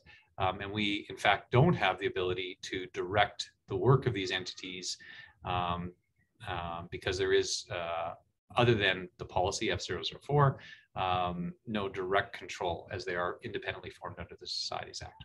So I think that is one important consideration that is important for the community and Council to know.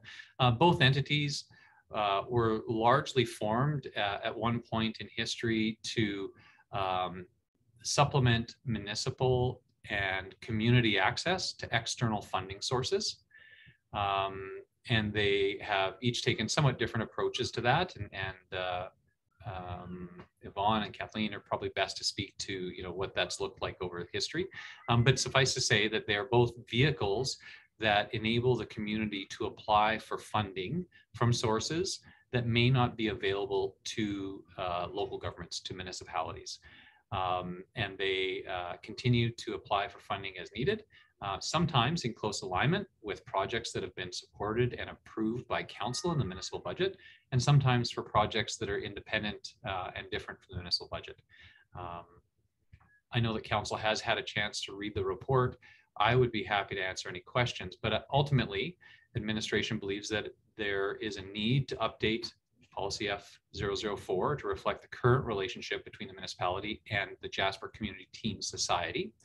And we likely should have a policy similar to F004 for the relationship between the municipality of Jasper and the Friends of Jasper Culture and Recreation. Recognizing that they're independent organizations, establishing roles and responsibilities and relationships through policy would be appropriate.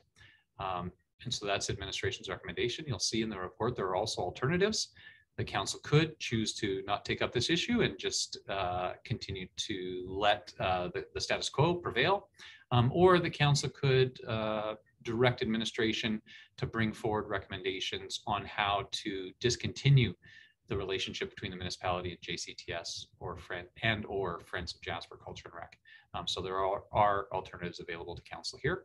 I will, with that brief introduction, I'll turn it back to council. You may wish to ask some questions of detail. I appreciate that, and I will refer those to the rest of our MOJ team as appropriate. Well, thank you very much, Mr. Given. I really appreciate the detail in this report. You know, I have some concerns or just, you know, clarity issues, I guess, and it might be a perceived buggy and horse scenario. When we're looking at the flow chart, for an example, in the organizational relationships, and we have the Friends of Jasper Culture and Recreation on one end, and then the community team, and the way it flows back to council. My concern is the flow through Culture and Rec, and you know, in our next discussion about you know, where the Culture and Rec board might end up. I mean, I would believe that would be the only valve right now to vet that flow, and with the changes coming up with the proposed realignment, how would that affect the Friends of Jasper Culture and Recreation with that Sure. with their existing model to council? Yeah, sure, Councillor Demota. So as administration attempted to show in the diagram with information flow, the Friends of Jasper Culture and Recreation do have that contact with municipal administration. Often it takes you know, it will look like, you know, it will appear in this following format. Council approves a project within the municipal budget. Our administration are members of the Culture and Rec, as you can see in the table above. And so when Friends of Culture and Rec are looking for, you know, ask themselves, what should we apply for to support a community initiative? Naturally, those municipal initiatives are top of mind, especially since the municipality's budget commitment means that there's already matching funding in place. So that's what that relationship is. I think that, well, the recommendation on the community conversations policy is a more active attempt to engage the community in giving their perspective on culture and recreation issues to council via formalized process, which is what the community conversations policy is attempting to do. So in that end, it would not impact the information flow to council because the structure of the Friends of Jasper Culture and Recreation is not intended to provide council or administration with community perspective on recreation and culture issues. It might do that, but it is not structured or intentional to do that in the same way that we're proposing in the community conversations policy. Yeah, I really appreciate that clarification. Thank you. I was a little confused. All right. Other councillors? Any questions for administration on this report? There has to be some. Councillor Butler.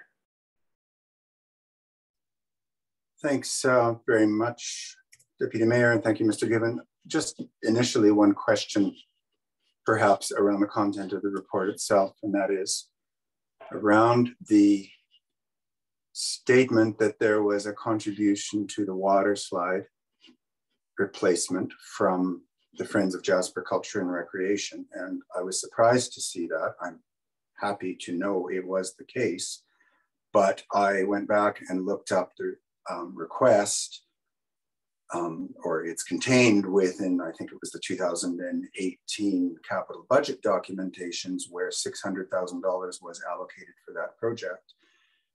And there was no mention of any such funding. And in a number of other cases where there was an allocation through the capital budget, we have been able, and we're in this document I was looking at, able to see grant contributions as being part of the total. yet there was nothing there. So I'm confused outright by that question. And I'm wondering, or by that statement that there was funding for the water slide. And I'd like to know how much it was and how it was used. Because unless I missed it, I don't recall ever having seen that. Deputy Mayor Demota, I will have to refer that question to Ms. McNabb for the specifics, obviously before my time. But at a high level, my understanding is that the amount that council budgeted for was enhanced by Friends, and I'm going to shorten it to say Friends because it's rather than saying the entire name each and every time. But the ultimate project was at a cost higher than the amount that council budgeted, and a portion of that ability to do so was because of the additional funding that was provided by Friends of Culture and Rec. And so if Ms. McNabb is on, I would ask if she can come on to give us a little bit more detail about exactly how much money Friends provided into that project and how it enhanced the water slide project. I am just presently looking up the exact amount because I'm going off my brain, which is not necessarily functioning as well as it should this morning. It was Friends of Jasper Culture and Rec was $200,000 was the amount that the photo says. So there's a photo of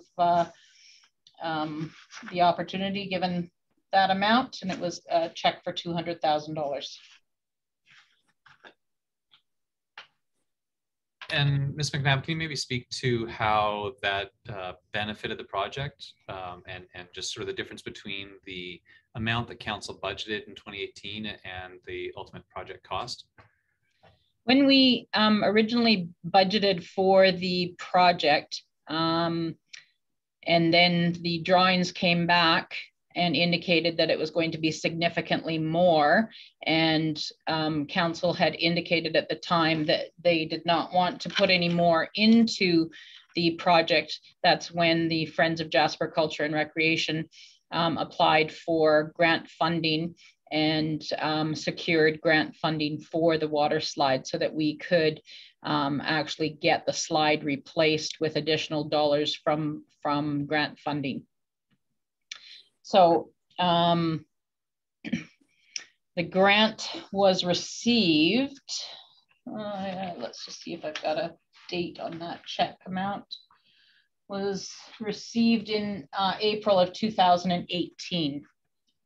So we didn't have it secured probably when we were thinking about the budget of the slide, and that's why you were not seeing the actual CFEP grant application added to the budget.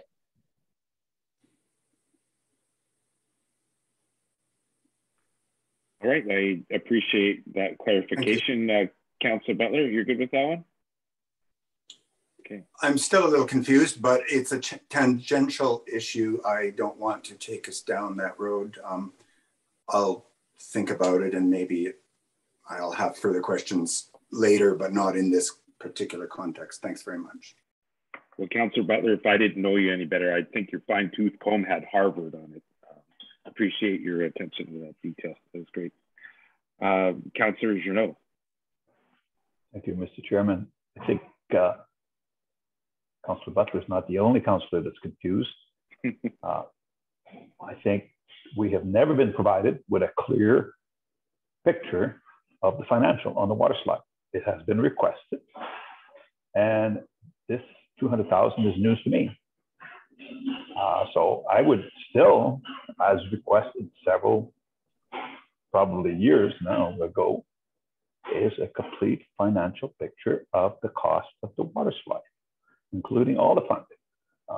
That's information that should be clearly available to council and the public. Thank you.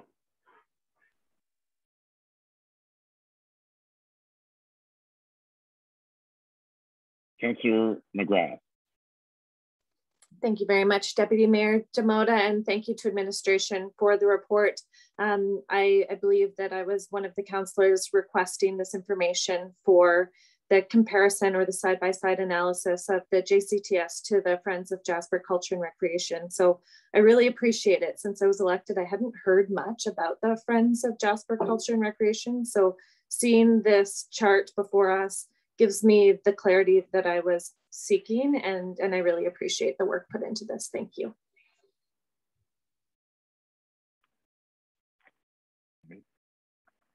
Well, I did. Oh, go ahead, Councillor, or Your Worship.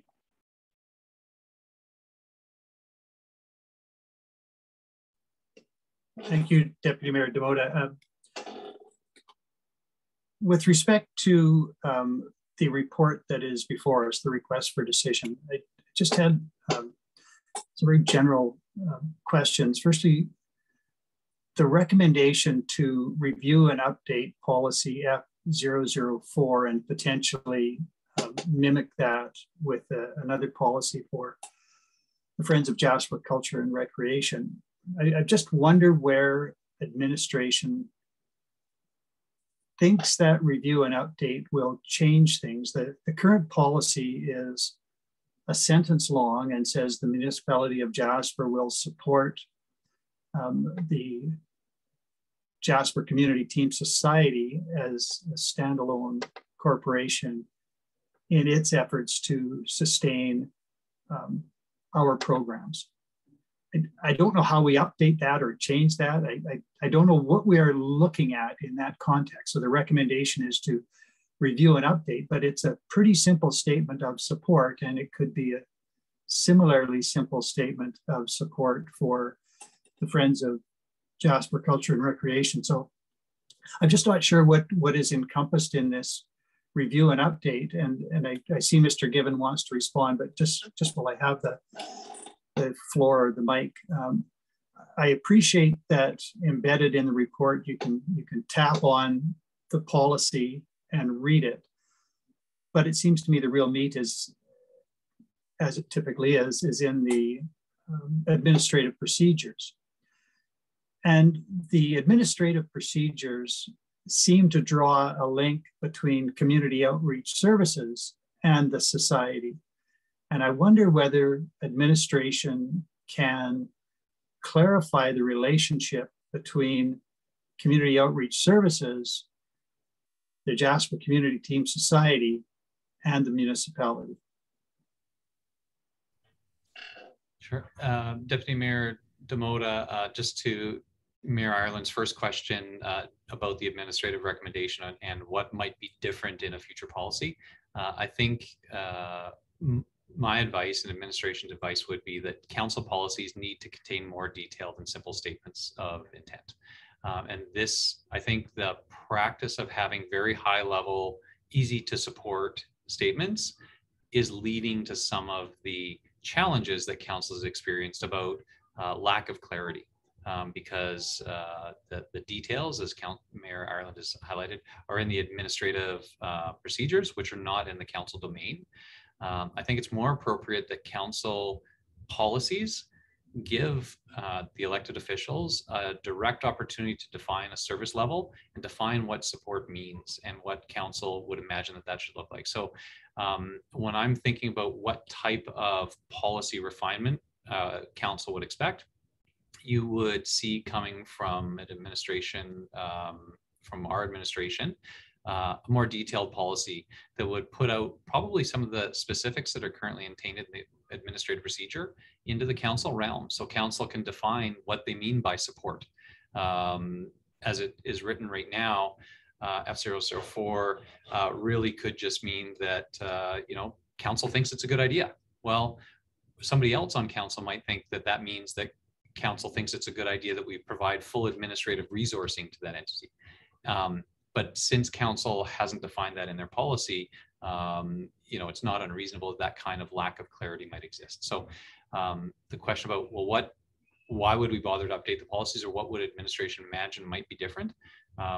You would see a policy that is much more detailed, that would talk about the relationships and the expectations, much the same as the community conversations policy that is later on the agenda, provides council fairly high level of influence over the level of service if we want to talk about it that way, which I think is an appropriate council level decision. So just on, what might be different in the policy, you would see a more refined policy that would provide a greater level of detail about the relationship so that council could come to a clear understanding, and so that council could have more direct control over what that relationship looked like for both entities. Mayor Ireland, the second part of your question about how JCTS might relate to costs is probably a better question for either Ms. Riddell or Ms. Waxer, but I'm at least aware that the JCTS does retain a fund which community outreach services can access and utilize. And so there is a more direct operational arrangement there.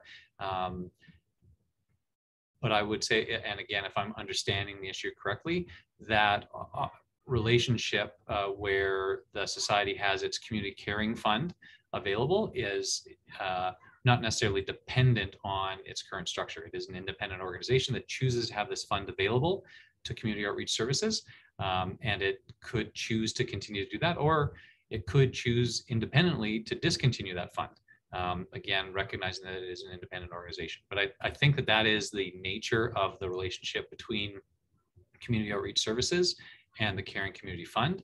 But I would be happy if Ms. Riddell or Ms. Waxer wish to speak to any additional detail that I might have missed on that area.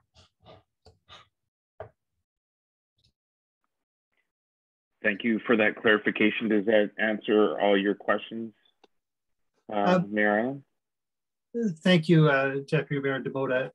It's very helpful. I appreciate that. And I don't need a further explanation from other members of administration, but I am,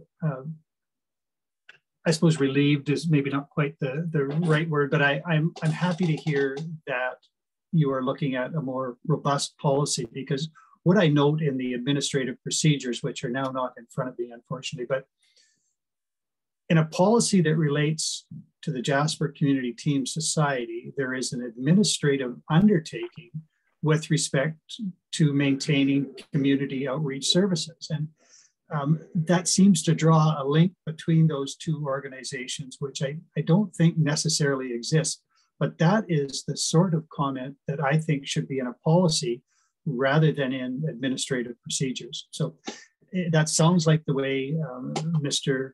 Given views it as well. And if that is what we are looking for in terms of a review and update of the policy, then I really do appreciate that, because I think right now some of the confusion stems from our own, I agree, weak policy and administrative procedures that don't necessarily address the policy question at all. So I simply look forward to that review, and thank you for letting me know what I can expect as we move forward.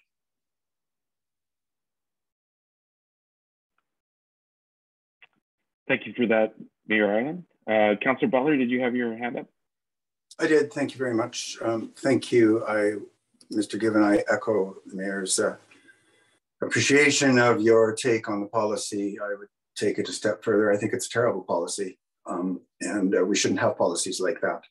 The policy statement itself is so open-ended that it could be applied to a dozen not-for-profit organizations that the municipality has links with in one way or another. And what really I find difficult to accept is that everything that has to do with how that policy is applied exists in administrative procedures, which leaves a vast amount of discretion. So that takes me to the question of whether we should address the policy or what we should do about it. To me, the very important statement that I heard today with respect to the Jasper Community Team Society, and let me digress for a little minute here. Jasper Community Team Society is an extremely important not-for-profit in the community. They do fabulous work. They move a lot of money into the areas in the community where it is needed. It is, I appreciate absolutely everything they do. And I appreciate that they operate with an independent board that makes the funding decisions in a way that is best for the community. We don't have the ability to direct them. That is a quote from Mr. Given earlier on today. My problem with the setup, such as it is that we seem to have, is one of accountability. So if the money that organization raises, and I would say the same about others, becomes part of the municipal budget, then council is accountable for it, has to be accountable for it. And there's no other way that can be. If it is not part of the municipal budget, then we are not accountable for it. And I think that is the case. And therefore, I have a hard time understanding why there seems to be some kind of loosely defined in policy special relationship there. So my approach would not be to build a much more robust policy. My suggestion would be to revoke the policy and allow that organization to do the very good work they do at arm's length, like other not-for-profits do. So we have relationships with, I made a quick list this morning, at least a dozen not-for-profit organizations, some of which have successfully applied for grants to help the municipality build facilities and do good things in the community. And those situations are handled one-off. They come to the community, say, we have an opportunity or we need some help, and we make a decision, we move forward. So we have the Adult Learning Center, we have Habitat for the Arts, we have the Artists Guild, we have the Historical Society. We give them money, but we have no policy. We give them, have been all these years supporting financially that organization, but we don't have a similar policy. We have minor sports, we have the Gymnastics Club, the Senior Society, French Canadian Association of Jasper, the Library Board, the Skate Park Committee, a perfect example. They're going out for a grant and we're working very closely with them. And if the grant is successful, we will partner on a project, but no special relationship. Curling Club got a $300,000 grant, which we applied toward building the curling rink. And I think we probably helped them write the grant, but we have no such policy.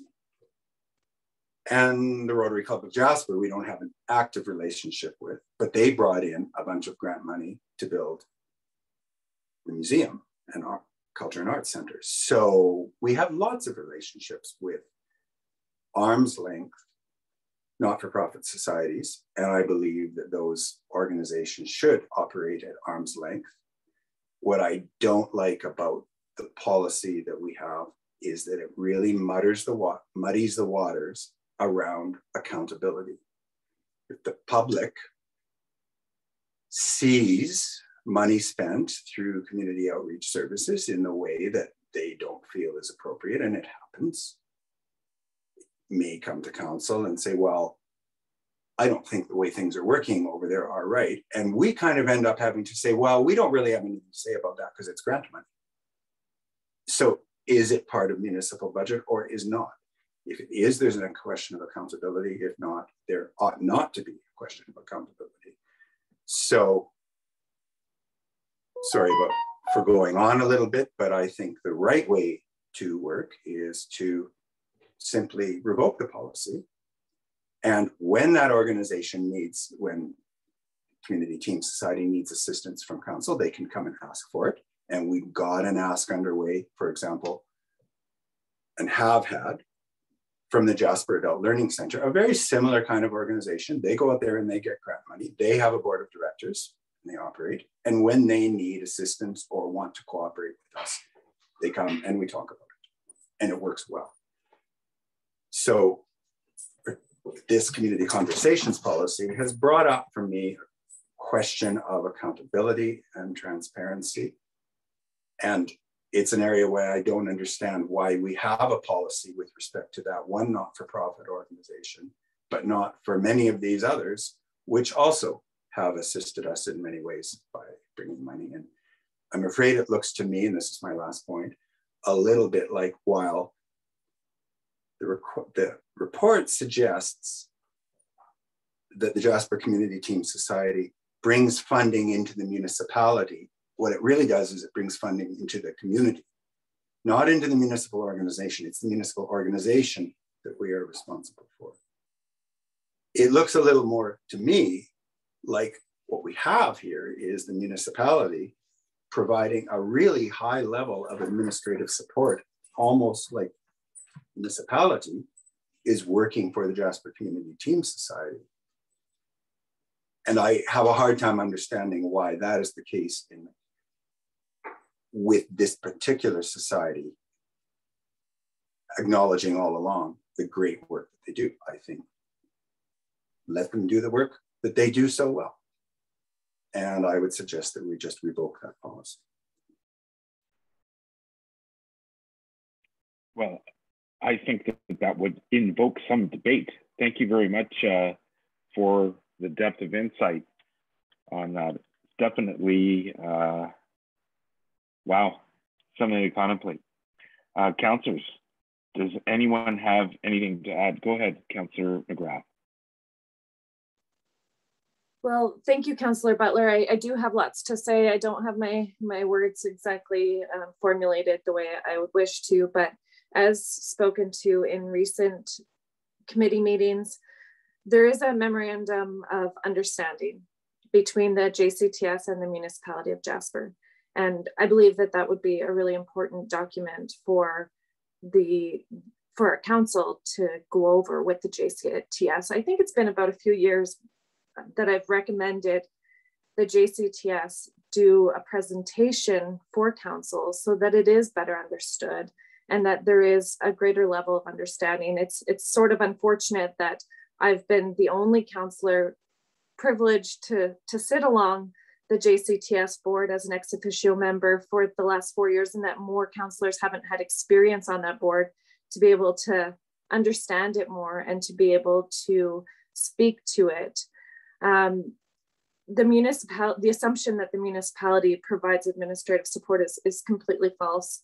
The director of CFS attends meetings for 1 hour once a month, but aside from that, the board functions on its own, and the board functions on its own with administrative assistance that is hired and contracted out. So as far as board function, it's an extremely well-functioning board. And I think the parallel to the topic today is looking at the difference between the Friends of Jasper Culture and Recreation side by side, the JCTS. I think more questioning actually needs to be drawn to why administrative time is so heavily embedded in the Friends of Jasper Culture and Recreation board and not more community input and the level of functioning of that society. Is it functioning properly? I think that there's lots that the board itself could bring to the table, and I feel like I'm not doing the board justice by trying to defend the board in the context of this conversation. But I think it would be absolutely valuable for council to have an opportunity to speak to the board chair of the JCTS and to have a meaningful conversation, presentation, workshop with the JCTS before we revoke or change anything that's been very well functioning for the community of Jasper for many, many years, to fully understand before any further steps are given.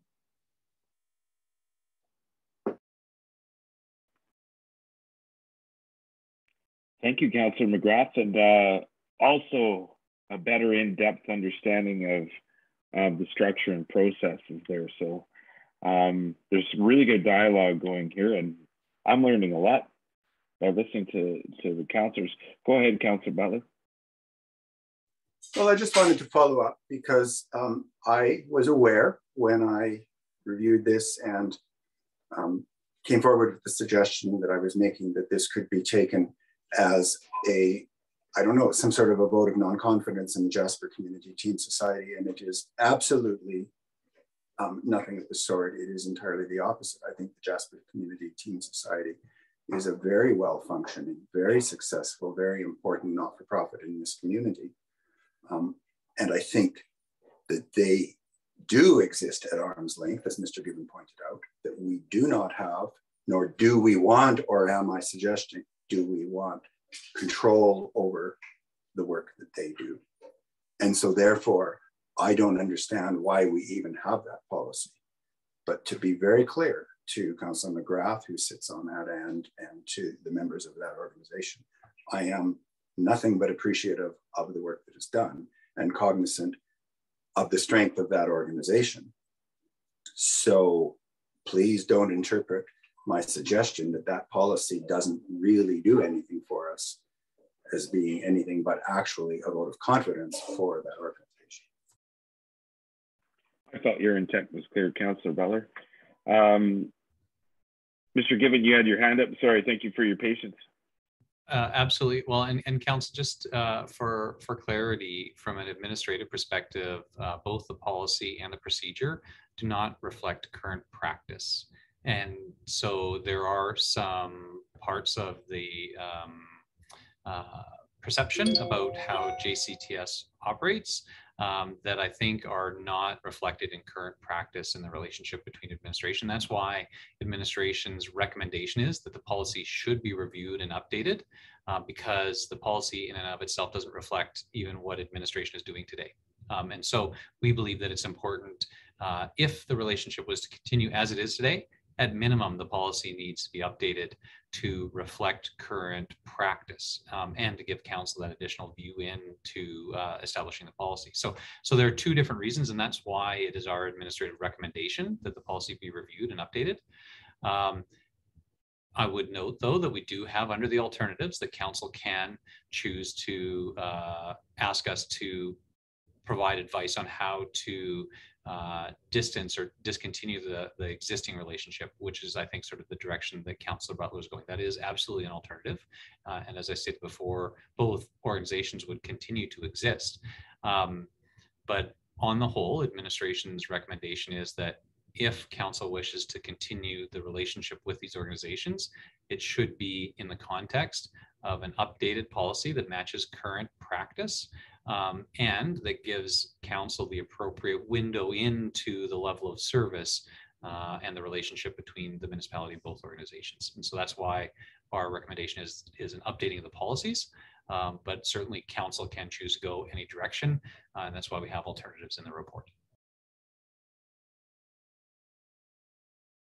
Oh, I'm putting my hand up for myself. That happens sometimes when you're so used to raising your hand.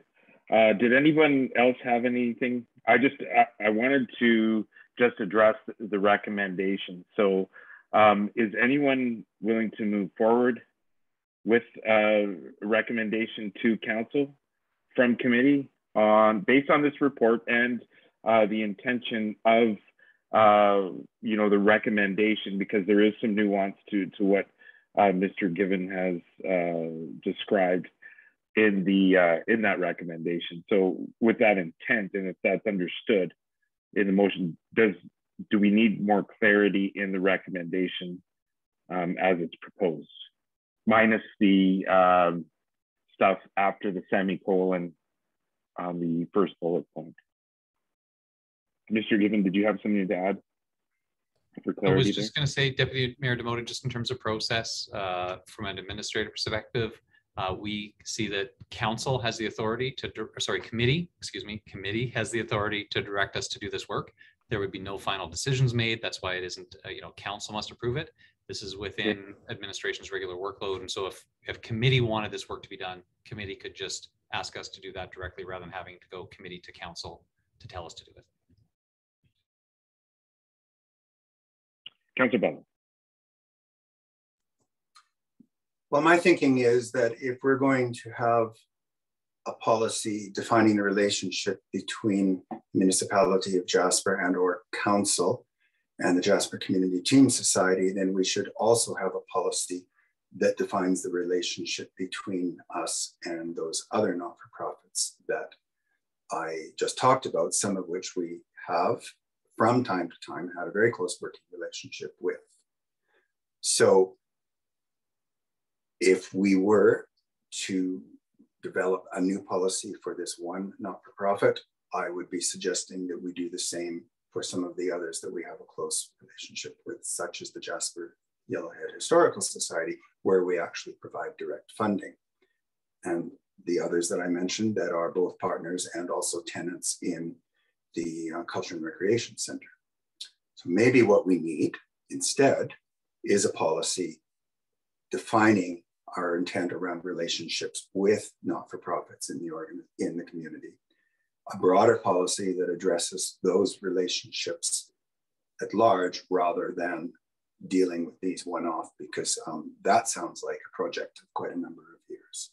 So again, I would come back to the suggestion that we revoke policy P004 and then perhaps consider whether we need a policy level conversation around our relationship with these various organizations. I would be prepared to make a motion that we revoke the policy, but I'm not sure we're really there yet. Well, I appreciate that insight. And before I get to you, Your Worship, you know, I'm just trying to think that it's definitely worth contemplating. I think that maybe some relationships need a terms of reference. I'm not sure if every single one needs a policy or be enveloped within a policy or included. And sometimes a memorandum of understanding could be ideal for whatever function those different bodies, serve purpose for. So I don't know if an umbrella type policy for everything would work for everything. So that'd be worth a conversation to look at. Go ahead, Your Worship. Mayor Arlen. Thank you, Deputy Mayor Demota, although I may be supplanting Councillor Juneau. I thought I saw his hand before mine, but you've called on me. I apologize. So okay, you're up next. Right. Thank you. If I'm up now, I am sensitive to Councillor Butler's suggestion. However, it seems to me that we are in this situation as a result of circumstances, and it may not be the clearest policy, but at some point it was perceived that some sort of policy was needed. And I think that is because we do have a different relationship with the Jasper Community Team and the Jasper Community Team Society than any other society. Others are fundraisers, admittedly, and so the Friends of Culture and Recreation may contribute money to a project that the municipality is undertaking. But in the case of the Jasper Community Team Society, they are so entwined with operations that they become almost inseparable. And if I understand it correctly, and that is why I raised earlier, the relationship between the community outreach services, the Jasper Community Team Society, and the municipality, because maybe I am just particularly obtuse today, or perhaps on all days, but I still struggle to keep clear in my mind who funds what. And at the operational level, if we have employees who are funded through grant funding from other sources, we need, I think, some sort of policy to manage that. And it may be unique to this circumstance. So while I agree, generally speaking, that we should treat our relationship with nonprofits in the community in a more or less equal fashion, if there is a recognizable difference with this one, and it seems to me that the way it interacts with community outreach services is that key difference. I am inclined to say, let's look at how we can address this by policy and whether or not we can adapt that policy elsewhere. It may be that we don't need a policy for the others. They can all be equal, but this one, because of that relationship, which I concede to me remains murky, but the relationship between municipal employees and how their wages and payroll are funded is a critical difference. And I look forward to clarity at the end of this discussion, which I don't think will be today, by the way, but as we move forward, I need clarity on that to better understand how we should proceed with an updated policy, if at all, with respect to the Jasper Community Team Society. I tend to lean that way too. And I think that with the discussion and the development of those would come out of the woodwork. Before I go back to Mr. Given for further clarification, I did accidentally leapfrog over Councillor Journeau. Do you still need to speak on? Go ahead, sir. Very briefly, Councillor Butler brings up a lot of points. He's done his homework. I concur with him. I also appreciate the comments that the mayor has provided. We have asked before for a clear financial picture of the funding for FCSS, and we've not gotten it. And that's probably one of the things that's leading us to the discussion we're having now. Yes, they do depend on a lot of grants, but now we're finding out that the Friends are also providing grants to this. I think we ought to know that, and I think it should be provided by way of a financial statement. Thereafter, we can critique the policy. Well, I think that because of that cloudiness that's there that some of us observe, I think there could be some more clarity to this, and this might come out of it. Mr. Given. Yeah, thanks very much, Deputy Mayor Demota. I think some additional discussion is needed. The question was about the relationship between the municipality and the societies, and that's what's presented here. But I understand that there's a significant amount of history about how things did operate. And I know that Ms. Riddell can speak about how they do operate today and what municipal positions are or are not funded through JCTS or through other grants. So I'd like to invite Ms. Riddell to speak to that a little bit, because my understanding again, and in support of the point that the administrative procedure and policy are out of date and don't reflect current practice, I think Ms. Riddell can speak to what the current practice actually is so that council and the community will have that information. So Lisa, I believe that you're available and on the line, and so I'll ask you to come on. Before I put Ms. Riddell on the spot, I know that Councillor Butler had his hand up. Did you need any clarification or add anything before we go for that? I was going to ask a couple of questions, but I think they're questions that maybe are about to be answered anyway. So all right. I'm happy to pass. Thank you. Thank you. Thank you, Deputy Mayor Demota, through to Mayor Ireland and all of council. As Mr. Given has commented on, the existing policy F004 does allude to a little bit more entwinement with operations at CFS than what currently exists. So while I can see definitely where that would cause some confusion, and it sort of led to our recommendations that that policy be reviewed and updated. At the moment, many positions in community development and in community outreach services are funded by external funding. That funding is part of a funding agreement between the municipality of Jasper and typically the federal or provincial government, in a lot of instances, the provincial government. So again, the policy that you may or may not be looking at in front of you is in need of a review and update, and doesn't necessarily reflect the way things are now. I hope that helps to answer the question. If I can, Deputy Mayor Demota, just Lisa, so can you confirm that in the past there may have been positions that were funded with what I'll call flow-through funding that came from somewhere else through the JCTS to support a municipal position, but that doesn't currently exist? That's right. Yeah, so definitely there can be some confusion between the way things used to be. I believe in Ms. Waxer is sort of the subject matter expert in this realm, but a while ago, definitely funding did used to flow through the JCTS.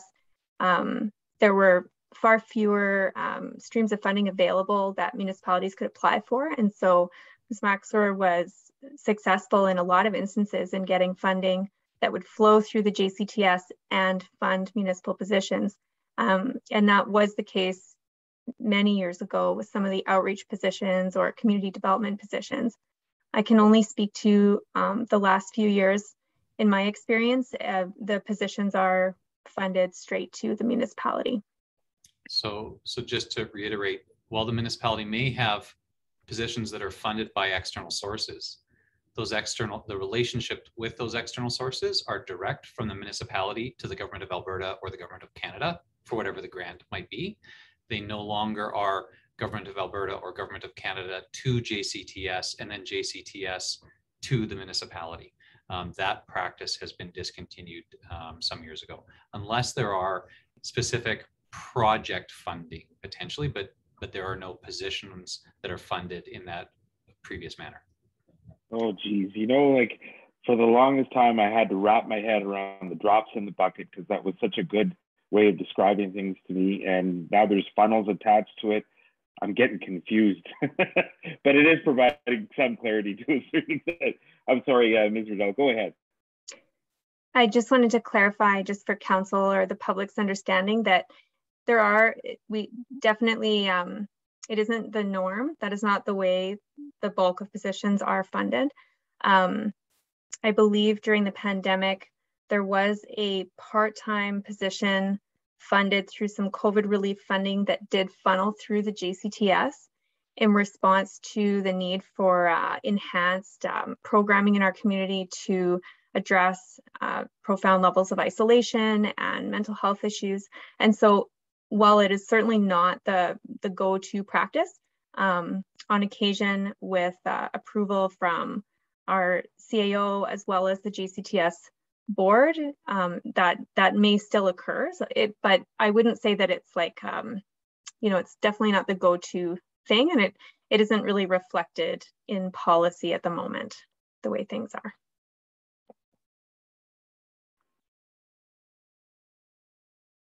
Councillor Butler. Thank you, Ms. Riddell. I appreciate that. Thank you very much. Thank you, Ms. Riddell. One of my questions was exactly that. So I wanted to understand whether JCTS, whether grant funding accessed by the JCTS contributed to wages of municipal employees, and you've answered no. So my second question is, reading from the report, I've read that, sorry, I'm looking for my reference here. Community Outreach Services is able to access funds collected by the JCHC. Sorry, here it is, the Caring Community Fund, which outreach workers can access in their work. So I understand that. Are community outreach workers the only ones who can access that fund? Is that the only way that that fund can be accessed? Working through community outreach services? Or can that fund be accessed by some other group, individual, or organization in the community, potentially?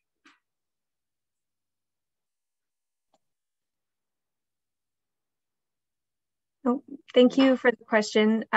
Deputy Mayor Demota, through to Councillor Butler. You were correct. The fund can be accessed only through community outreach services, through an outreach worker. So a member of the public or an additional external organization cannot apply to use those funds at this time. All right, thank you. And how was that determination made? And I'm not, by the way, I don't mean to put you on the defensive. I don't say I have a problem with it. I'm just wondering at what level is that policy determined?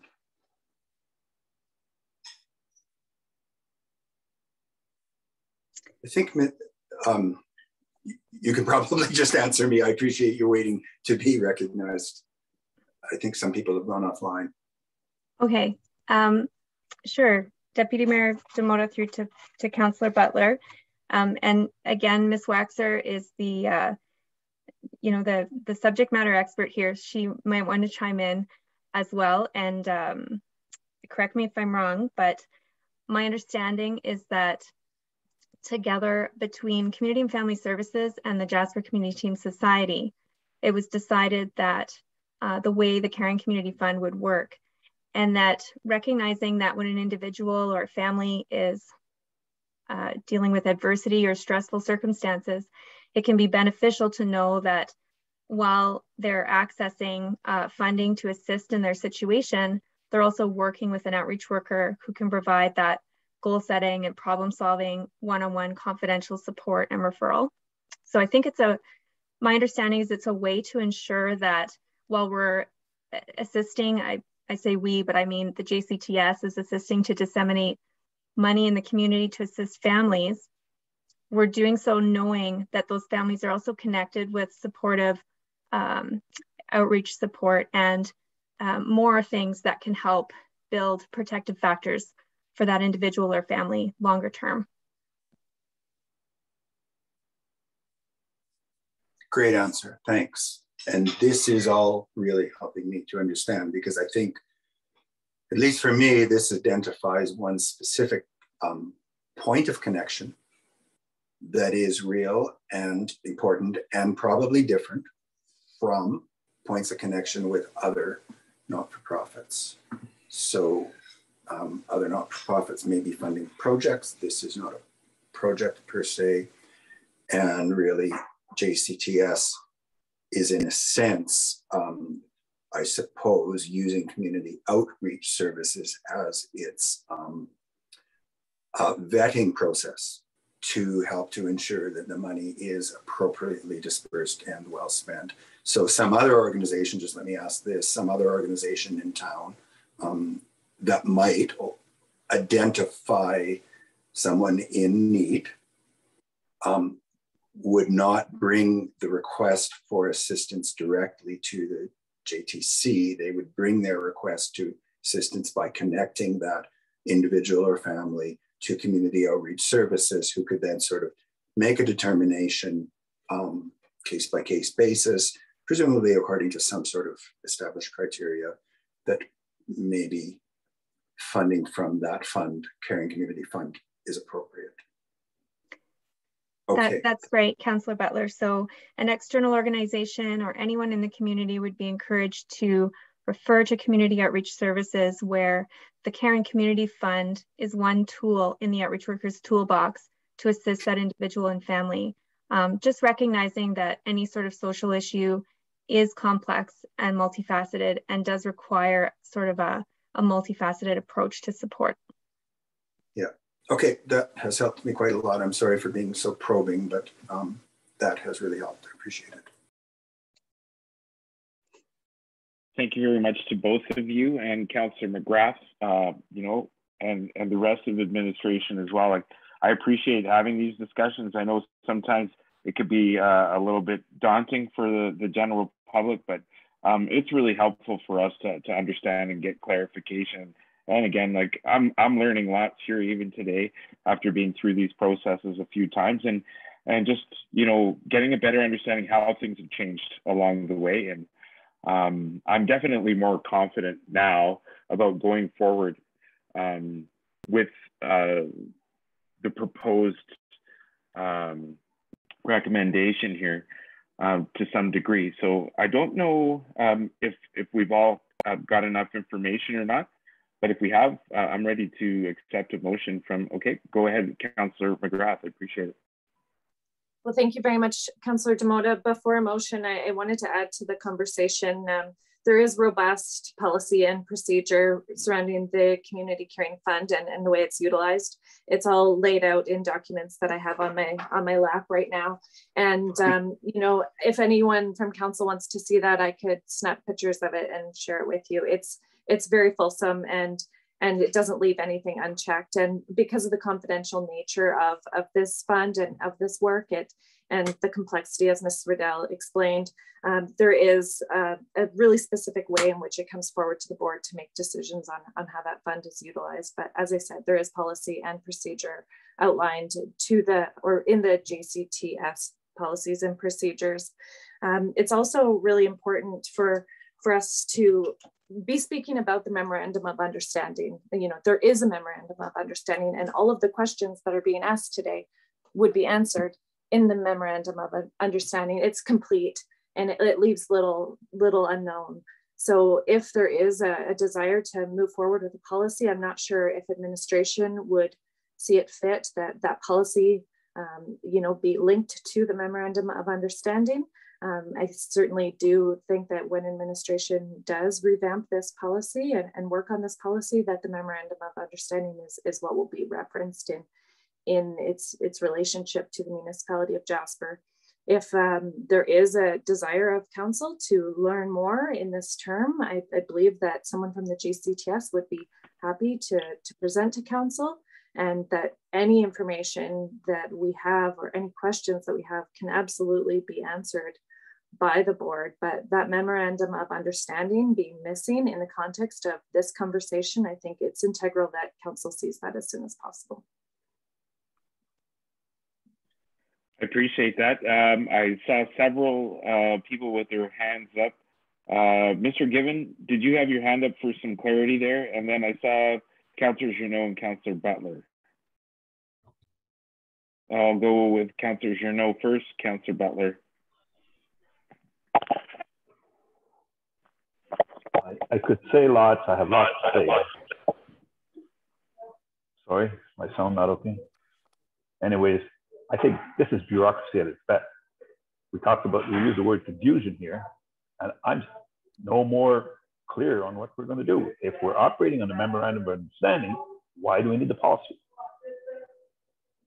And the policy that's written here refers to Friends of Culture and Rec Board, or Culture and Rec.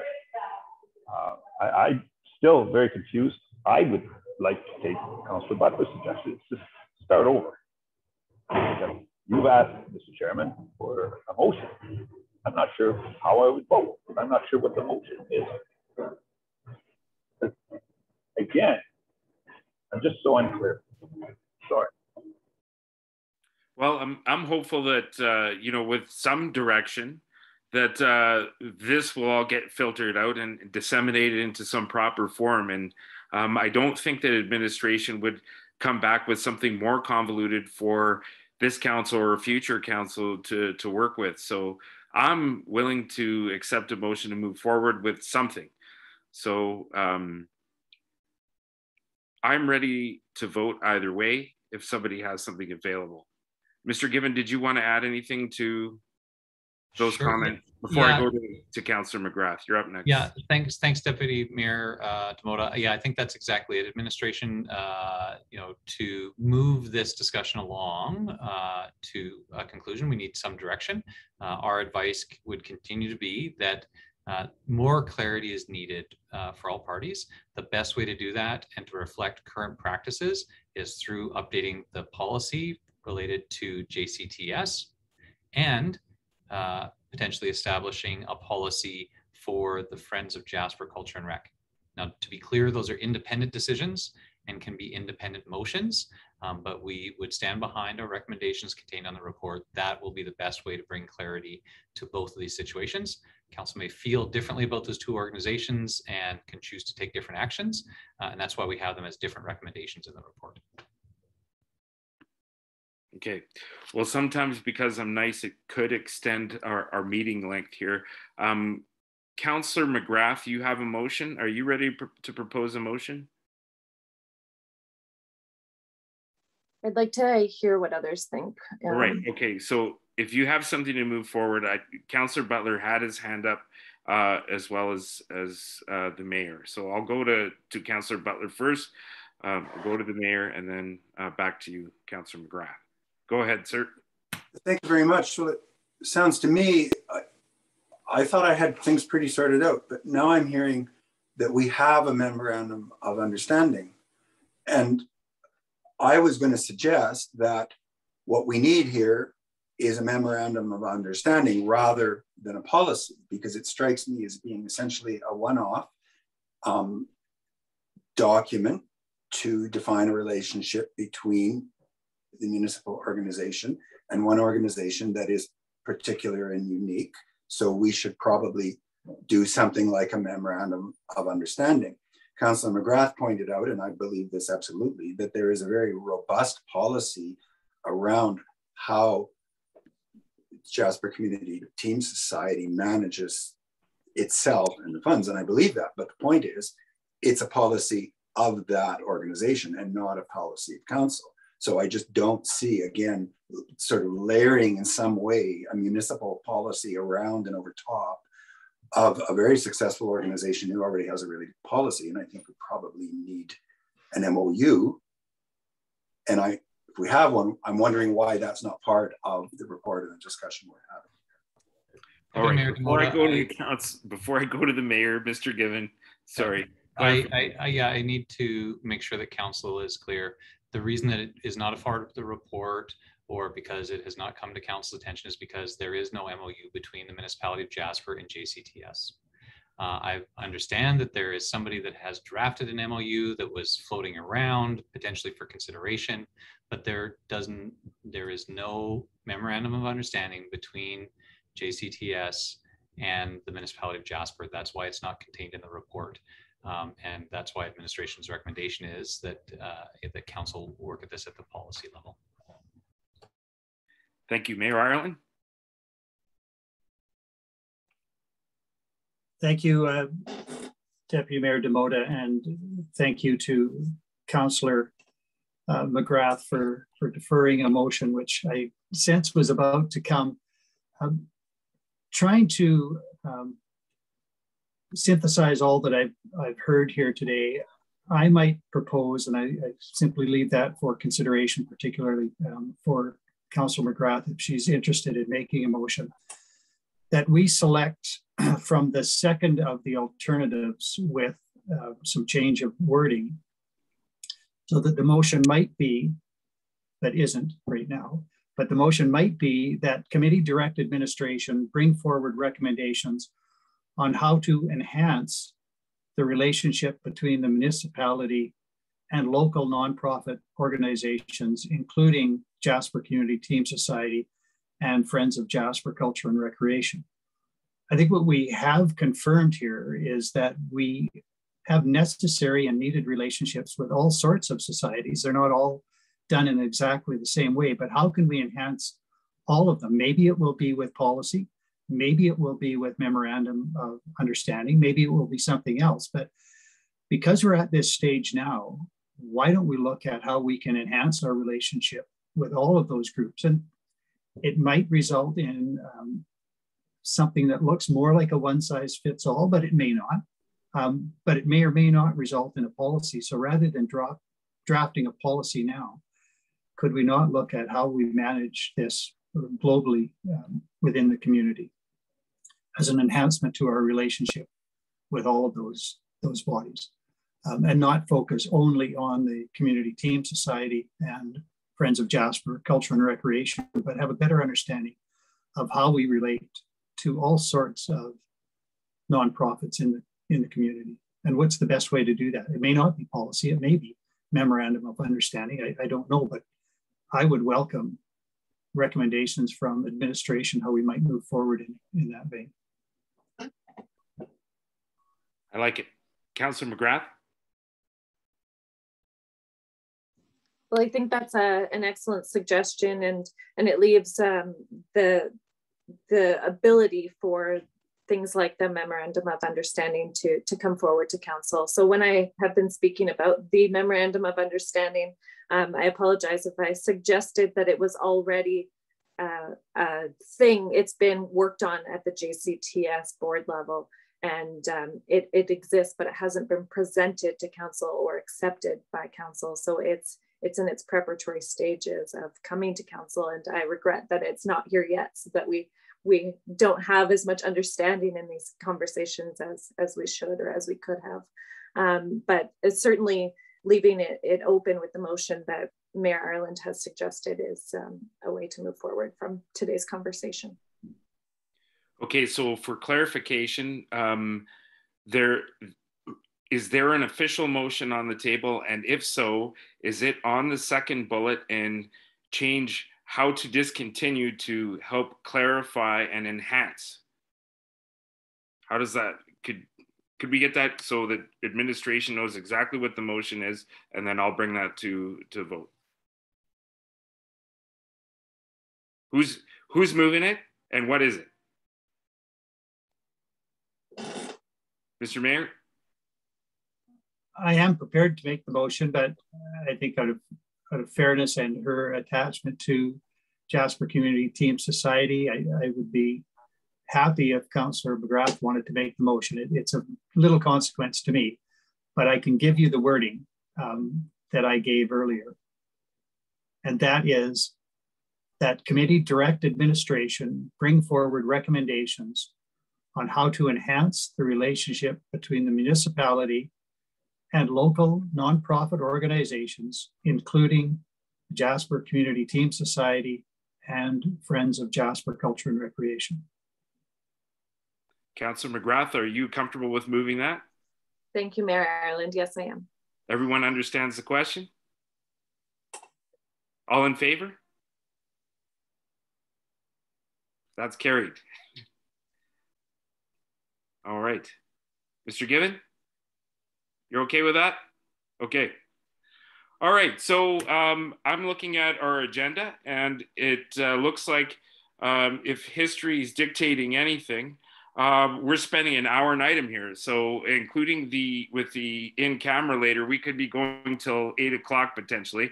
I would like to call a recess here so that we can recharge our minds and get some energy there, shake things off, help administration get a little break as well. Should I say half an hour from now? We can meet back at 12:40. That'll give us 33 minutes from this point. Is everyone comfortable with that? 12:40? However the math goes, I'm just looking at that going, okay. 36, 37 minutes. Okay, 12:40? All right, we'll see you at 12:40. Thank you.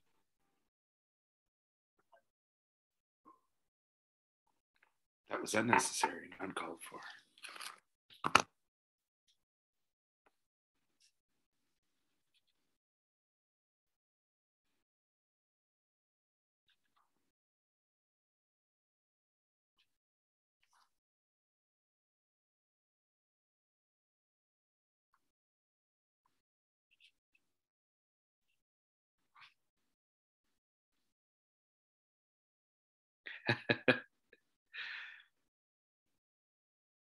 I apologize if people feel rushed getting back. I'd like to thank everyone for the short notice on that one.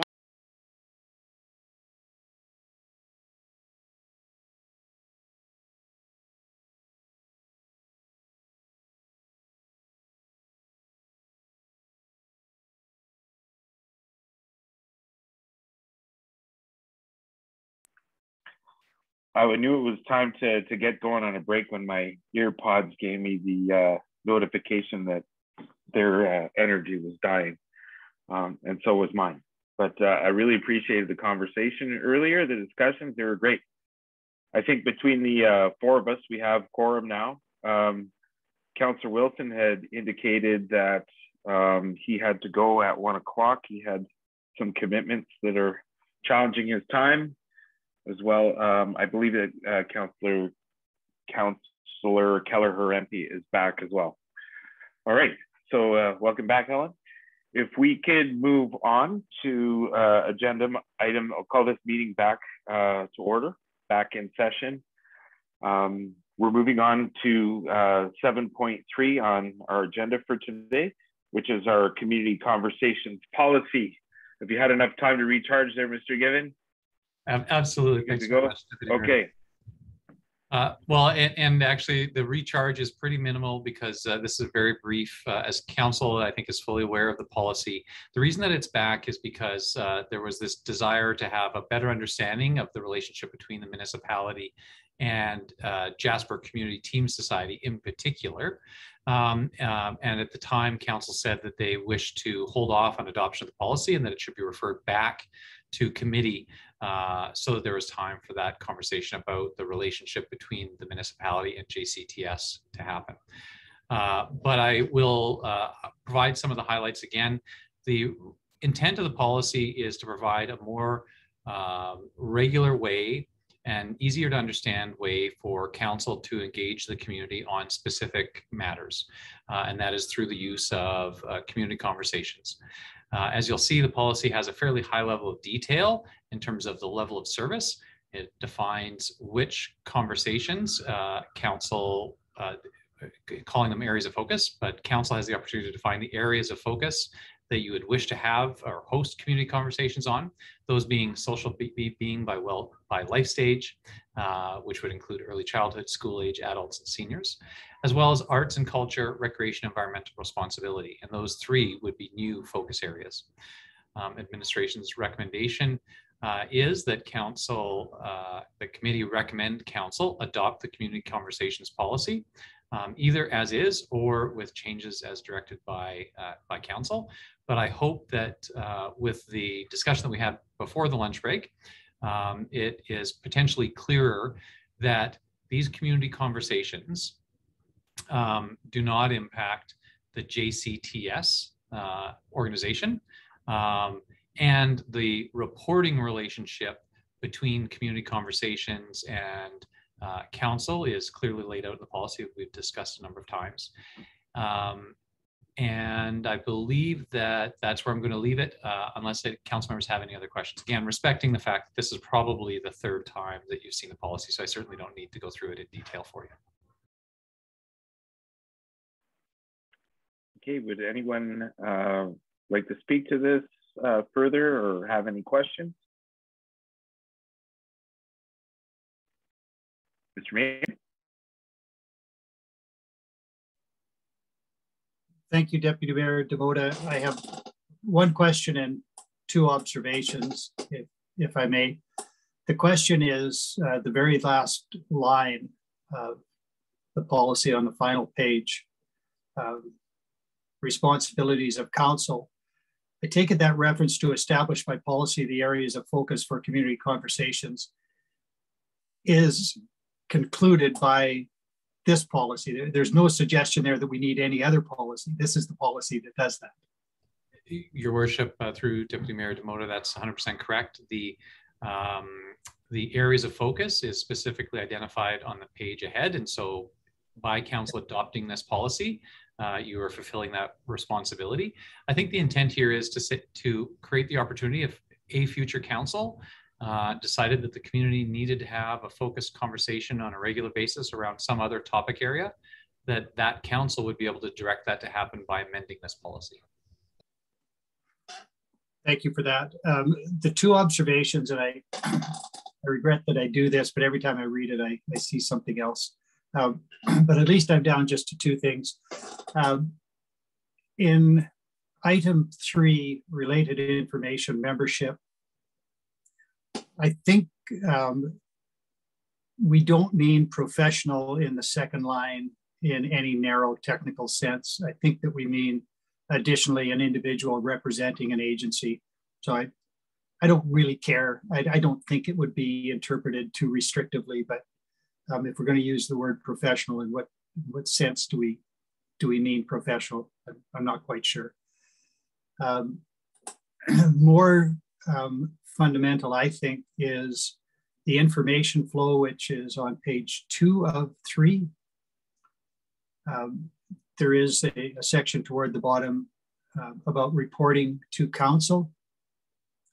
And particularly when coupled with the subsequent paragraph about the possibility of council referring matters to a community conversation.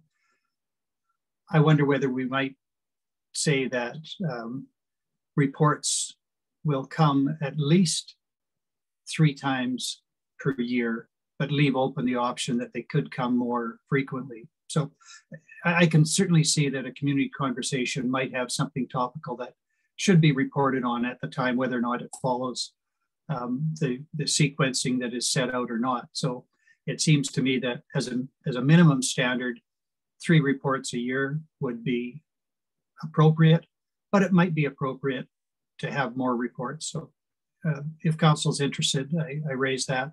It's not sufficient for me to vote against a motion to approve it, but I leave it open that we could be more generous in hearing from community conversations more often as required.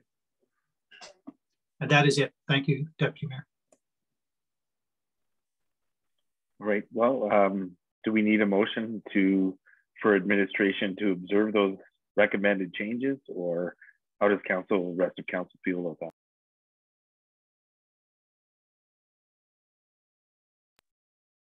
Feel pretty good? I like the observations.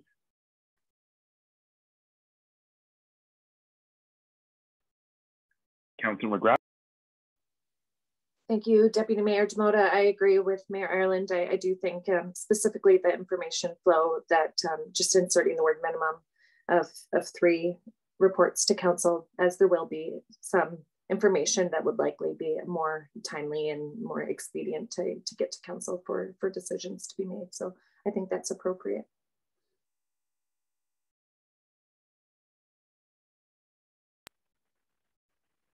Do any other councillors, would anyone else like to add? Councillor Butler. I still struggle with the name of the policy and the name of the process being community conversations, as I find it vague. But I did run that by council and saw no real uptake to come up with a different name. I quite like the idea of calling this community development forums. I think they are forums, and I think it's about community development, and it's managed within the community development. I guess it's not a department, but whatever it is. But having seen no real support for that idea, I'm not going to propose a motion or an amendment again, unless I see a lot of hands waving, oh, that's a really good idea. Otherwise, I'm happy that we just took the time to wait and have that conversation around the relationship with Jasper Community Team Society. And in the end, I feel the policy stands well as it is without any mention of any particular relationship there. And we've taken that conversation into another venue, which I think is appropriate. I am now quite happy with this policy, and it has certainly been through the grist mill. And I appreciate the efforts of administration and the CFS department in particular, and all of council.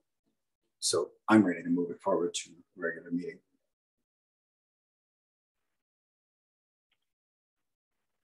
Councillor McGrath.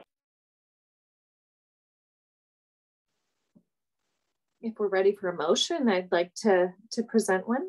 Is there any other questions before I suggest a motion? Not for me. I like the recommendations that have come forward, so I'm ready to go.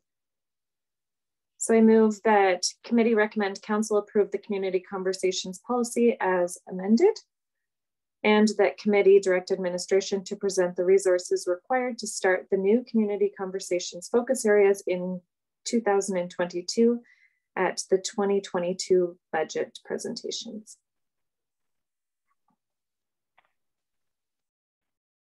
We have a motion on the table. Any debate? All right, I'll call the question. All in favor? That's not opposed. That's carried. Appreciate that. You need 3 devices to run an effective meeting, not 2. Got to bounce back and forth. All right, thank you for that. We're going to move on to 7.4. Vaccination social norms campaign. We have attachments there. Mr. Given, would you like to kick this off, please? Well, actually, I'm going to throw it back to Ms. Waxer. She and her team really led this, but I just wanted to give council a little bit of an idea of why this is here. There was a specific council motion of direction to administration, so we, didn't have. This wasn't a situation where we're coming back for council. You gave us the direction to go and do it. We have done it, and so we're simply reporting back to you. This is not an RFD. Would be appropriate to receive this update for information or the memo for information, but that is what all it is information to council to demonstrate that administration took your direction, acted on it, and to demonstrate a little bit of the results. I know that Ms. Waxer, I believe that Ms. Waxer should be on the line, and certainly credit to her and our communications team that we're able to put this together, as well as on the recent success of the vaccination bus, which administration supported coming to the community again. And I think Kathleen can probably update council on that as well. Thank you. Nice to see you again, Mrs. Waxer. Look forward to hearing from you. Okay. The report. Thank you. It was a wonderful opportunity for the CFS department to work with the communications department to create a campaign. We drew somewhat from the social norms research, and decided to put the effort into those who are procrastinating versus those who are resistant, because that is perhaps where we would have the most success and the most ability to persuade. We borrowed from the concepts of social norms to have sort of a lighthearted approach. We chose to use the animal images, local animal images, to really highlight, to make it local in nature, and to draw back the concept of be the reason Jasper has a winter season, that vaccinations go hand in hand with that. So I'm happy to answer any questions, and I'm also happy to report I got the official email from the vaccination bus people that 100 people were vaccinated yesterday, of which 46 were first-time vaccinations. Well, that's good progress and nice to hear. When I went by a few times, it was nice to see people in line to get there. So I appreciate myself, just from experiencing other social norms campaigns that you and your team have been a part of and found to be very effective in the community. And I see that's already starting out. Thank you. My pleasure. Sorry, I might have cut you off midstream there with some breakages in the internet. Did you have more to add? Just the other thing that we added this time was adding the sandwich boards in the downtown core and in the activity center and aquatic center, fitness and aquatic center, so that even if people hadn't seen it online or in the on posters around town, they had the ability to. It was obvious in the that today was the day for the program. Excellent. Thank you. I see Councillor Butler's hand up. Go ahead, sir. Thank you. Thank you. I may have to ask for forgiveness in advance for going on at some length. In that case, I'm cutting you off right now. Thank you, Councillor McGrath. Sorry, go ahead. Sorry, Councillor Demota, are you done? Okay. Thank you, Mrs. Waxer and your team. This is just great.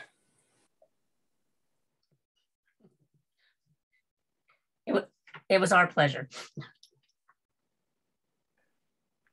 Thank you, Mrs. Waxer. Going to Councillor Kelleher MP, please.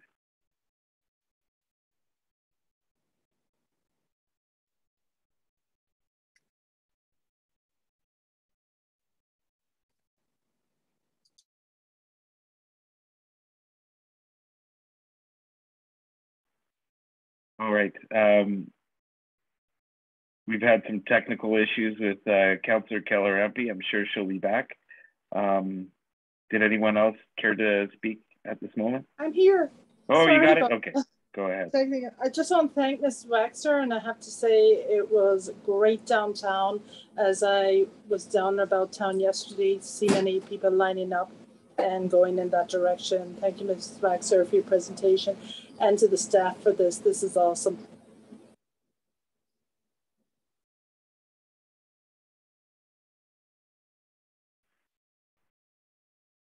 See, when you're so smooth, it's hard to comment, and there's obviously no critiques on this. So I am very appreciative of the posters in particular.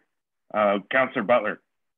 Thanks very much. I'm just curious, it's peripheral to this, but how is it that we get that bus to come to Jasper? Who operates the bus? What is the involvement in the municipality? And just in broad strokes, how does that whole thing work? I was really happy to see it come the first time and surprised and happy to see it come the second time. Could someone just fill me in on what, like, whose bus is it? How is that made to happen?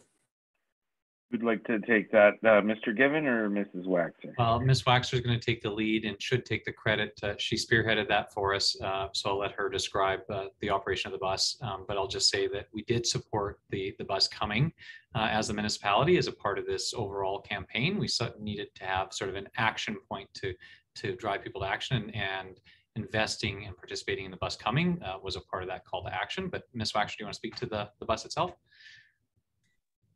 Yeah, the bus is separate from Alberta Health Services, and I have to confess that I don't know the full funding structure of it, but it is looks from looking at the bus that there was a variety of funders who have been actively involved in wishing to see the vaccination rates spike and to overcome some barriers for some people that it is difficult.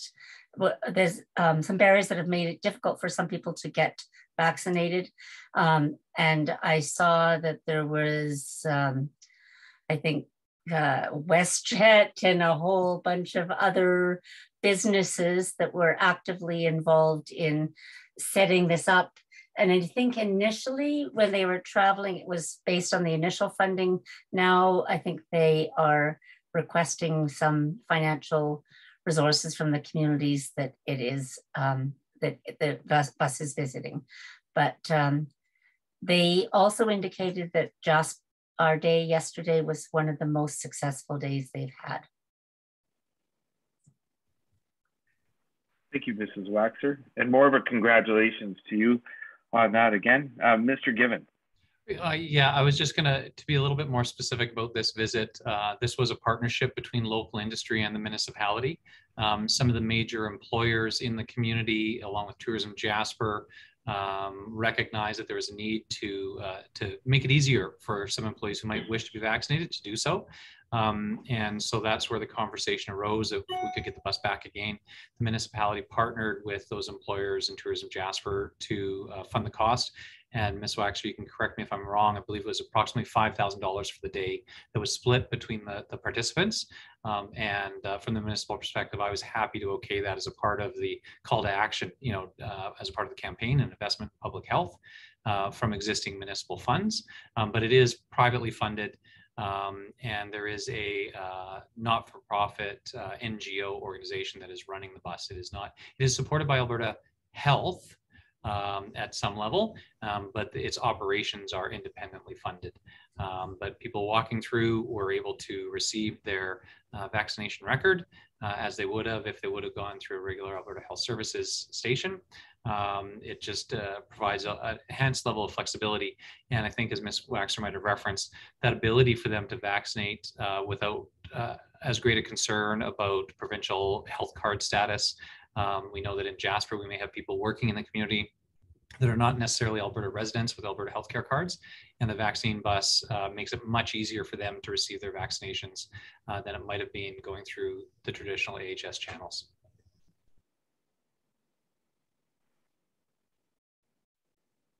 Thank you, Mr. Given. Go ahead, Mrs. Waxer. And then sorry, there was also some in-kind donations like hotel rooms that contributed to for the bus people that contributed to the ability of the community to bring that bus in. Well, I'm certainly appreciative of any collaborative action in that matter for overall community health. I think it's a great driver. Go ahead, Mr. Mayor. Thank you, Deputy Mayor Demota. I just wanted to offer my thanks and congratulations to Mrs. Waxer and the entire team.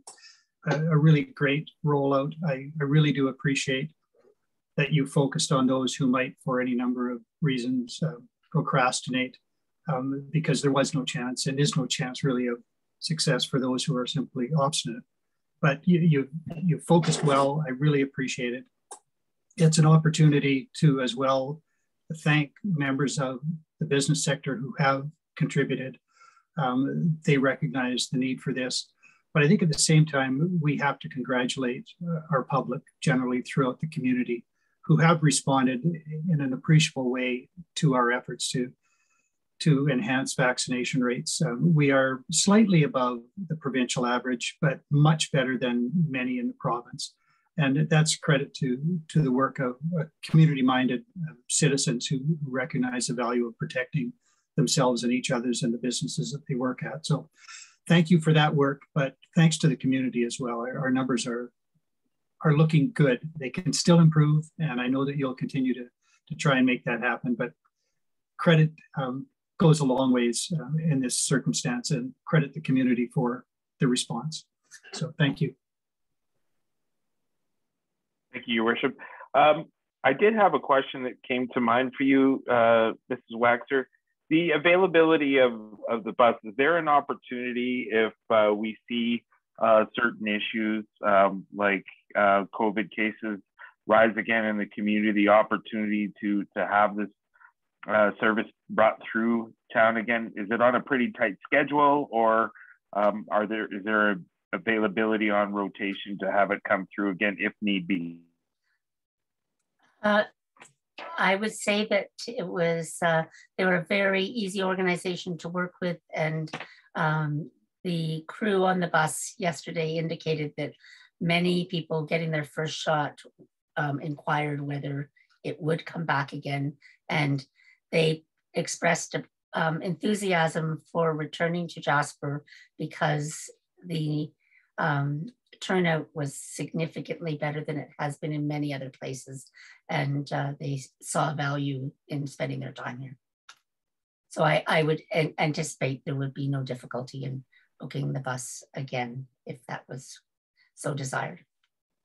Yeah, and I think through the campaign and the understanding of that and having the ability that there might be some constrictions to people getting their vaccinations, or maybe not even procrastinating, but I think it does provide them with an extra level of comfort and ease to access. And I think if that's there, people, I believe, are understanding their role and their responsibility, in our community health as well. And that awareness is definitely, I think, helping us overall.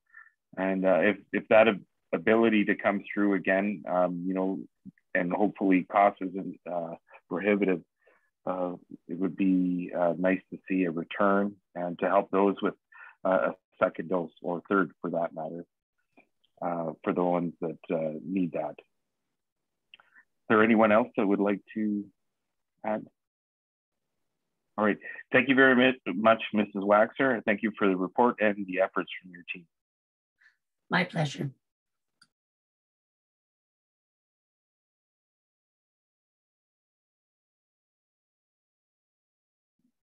All right. I hope that any personal meeting fatigue isn't coming through, but I feel like it is. We're moving on to 7.5. Councillor Butler would like to bring up the item of the 2021 budget clarification and reserve contributions. Would you like to start off on that, sir? Yes, sure. Thanks very much. I know that administration has an answer to this question, and I appreciate that very much, but I want to provide a little context as to why I am asking the question and what the question exactly is. At the July 27th committee meeting, we discussed the community childcare strategy proposal. At that time, some budget figures reflecting 2021 tax support budget numbers were provided. So the tax supported allocation for in that case, one department. But at that time, it appeared to me that the number we were shown had not been adjusted to reflect the allocation to reserves that Council directed on April 20th. And I was concerned about that, and took some time later on to look into the budget, the approved budget documents on the website, and discovered that the same appeared to be true as far as I could tell with all or most of the departments affected by those motions. At that time also of July 27th, a comment was made, which I interpreted to suggest the potential that departments where similar allocations to reserves were directed could possibly end the year in a deficit position without those allocations. And I was very concerned to hear that. I have to trust that such an outcome is not in fact a possibility. However, I also accept that if that outcome were to arise, it would in all likelihood be an issue not for this council to deal with, but the next council. So therefore, all I'm asking for at this time is simply that administration provide an assurance and an illustration demonstrating that that $249,000 which council directed be allocated to reserves, has in fact been so allocated, in addition to the funds which would otherwise already have been allocated to reserves in the budget as it was proposed back then. And I have already seen the answer provided by administration, and it does indeed provide that assurance and illustration that I'm looking for. I assume maybe Mr. Given, you planned to screen share that. And in advance, thank you for your responsiveness to this question. Thank you very much. Councillor Butler, go ahead, Mr. Given. Sure. Thanks very much, Deputy Mayor Demota. This was an item raised by council, an information request raised by Councillor Butler. Ms. Malinchuk was able to call up the information and ensure that we were able to demonstrate where our council motion directed funds into reserve and sort of match them up. I do have that. It has been provided to council just in advance of the meeting today. And we will make sure that it forms part of the record of this, the minutes of this meeting. But for council's information and for the community's information, I can put that on screen as well to make a contrast of the 2020 reserve contributions with the 2021 reserve contributions as matched up by the motion numbers. And so you'll see on the extreme right-hand side of the table, motion numbers that correspond to council's budget direction and how that aligns with the reserve contributions. You can see at the bottom line overall, the reserve contributions in 2021 were $587,338 higher than they were in 2020. And a portion of that is directly from those council motions as shown on screen. And just to pick an example, there was a discussion about emergency social services and that under item motion 158, you can see that there was not previously a transfer to reserves in that line in 2020. As a result of motion 158, there was a transfer to reserves of $25,000, and so that's shown in that difference from 2020 column. So I appreciate, thanks Councillor Butler for that recognition that administration was able to find this. It was not an onerous request necessarily to produce the information. That's why we're able to do it in advance of this being on the committee agenda today, but we hope that that answers the question for you and for the public. And as I said, this will form a part of the public record in today's minutes.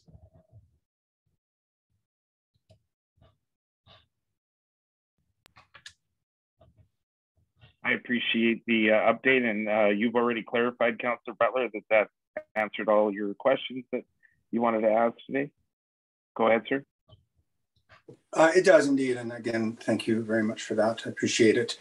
I do want to make one point, and this is without any intent to give direction, and I will disclose that Mr. Given and I did have a little conversation about this very item, but I will point out that in all of the budget discussions that I have been involved with in this council, the clarity around reserves, transfers to reserves, what happens to that money when it is in reserves, and the transfer on an annual basis within each department into reserves and then back out of reserves, because we fund our capital projects through the operational budget. And I understand that that is probably an accounting necessity.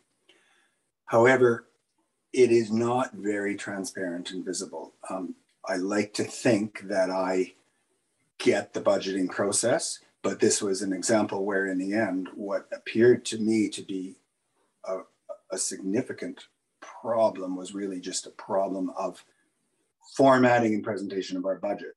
And the point I want to make is that transfers to reserves, which are largely, not always, but largely capital reserves through each individual operating budget, is difficult because transfers to reserves are not part of the operating budget of a department, but we see them as part of the operating portion of the budget. And therefore it's hard for us to make good decisions around the operations budget when part of that budget is not in fact around operations at all. So I'm hoping that in future, when we are having budget discussions, when budget discussions are held, that we might find a little more a clearer way of showing how we move money into reserves rather than it sort of being buried line item by line item within the operational budget where it isn't really very clear, because I just observed that we've had many questions over the years about reserves. It just seems hard to get our heads around. So maybe it's an improvement that could be made for in future budget presentations and conversations. Thank you. Yeah, and there, I totally agree. And I don't think that you were given direction by any means, but it's definitely something to look at, you know, and I think that there's a necessity to operate a certain way. And I think there's also, you know, the desire by council to have a little bit more of a clear format for the community, right? Because the way I look at it, it's like having a checking account and a savings account, but we kind of have a savings account within our checking account. That's the way I kind of visualize it mentally, but you know, it's really hard to decipher sometimes and how that whole thing operates, because you know, it does look like some of those reserves are included in the operational budgets when essentially they should be considered separate. So thank you for wanting the clarity on that. That certainly helped me out. Do any other councillors have questions or comments on this item?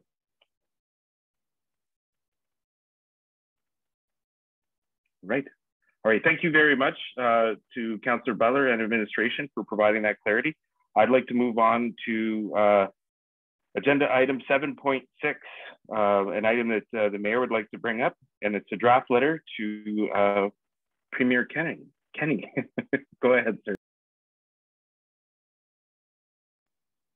Thank you, Deputy Mayor Demota. And although that is the wording that is on our agenda, and I know how that got there, and I'm responsible.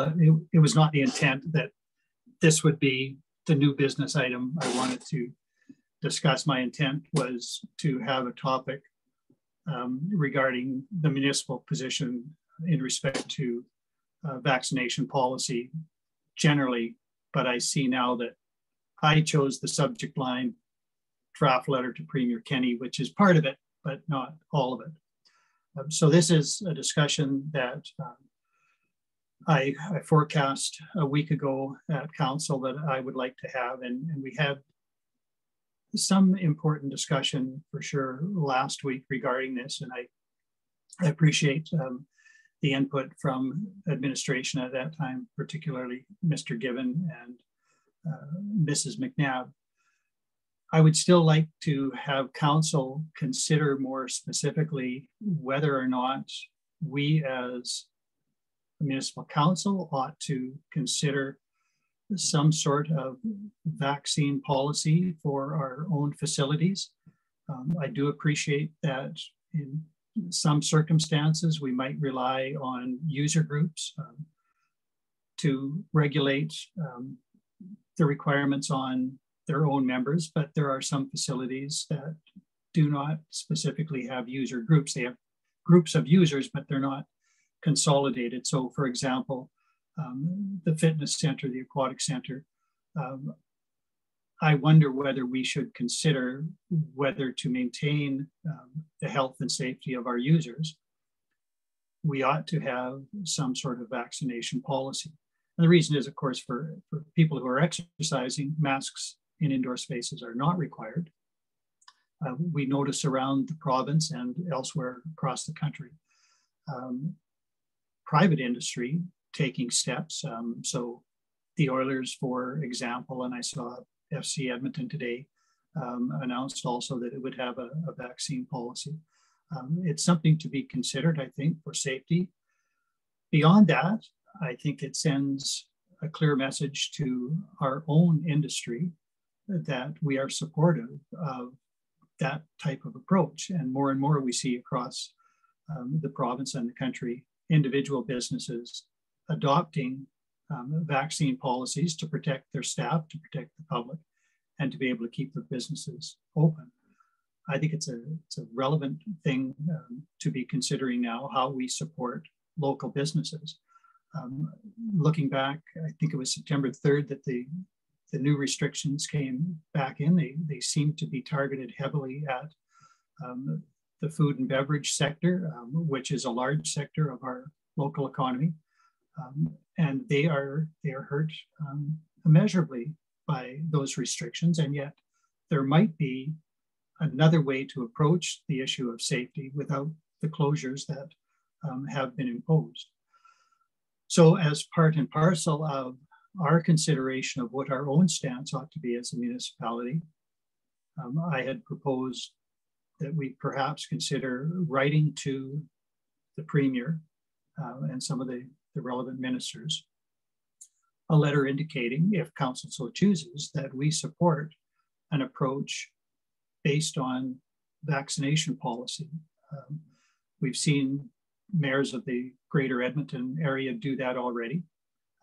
I think that it is a useful statement for us to make, useful in the sense that it may or may not change the mind of the provincial government, but we go on record, and I think it does show the business sector locally that we understand how they are impacted by this ongoing pandemic, and if there are ways to lessen the blows, allow them to stay open, at the same time working toward the overall health of the community by protecting people through some sort of vaccine policy, then I would be in favor of doing that. So I raised it a week ago, knowing that it was without notice and giving everybody some opportunity to consider it.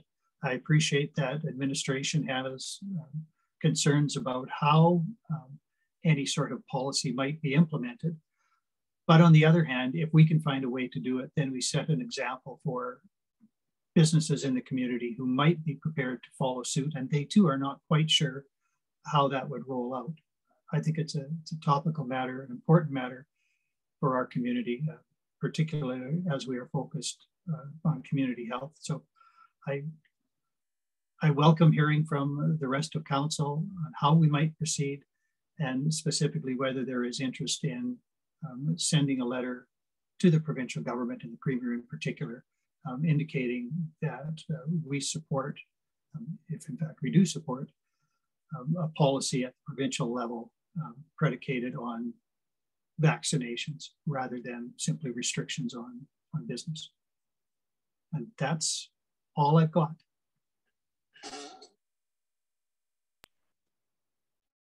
Thank you very much for providing us with this to contemplate. Councillor Kelleher MP. I support the idea of us sending a letter to Premier Kenney.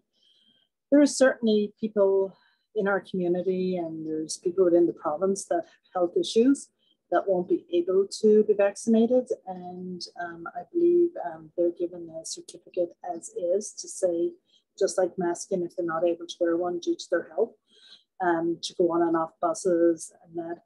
I think it's a great idea to bring in vaccination. It's now in Ontario on the 22nd. It's already started in BC. Where I work, I see a number of visitors. To go on the Rocky Mountaineer, you have to have a negative COVID test just to ride on the train, even if you have flown here to go to the train. I think it's a safety for our community. I think a lot of our businesses, some of them I have talked to, would welcome it. I think it's hard for businesses to bring in that on their own, but if it's province-wide, I think it's the way to go. We're going into the 4th wave, whether we like it or not, and there could be a 5th wave.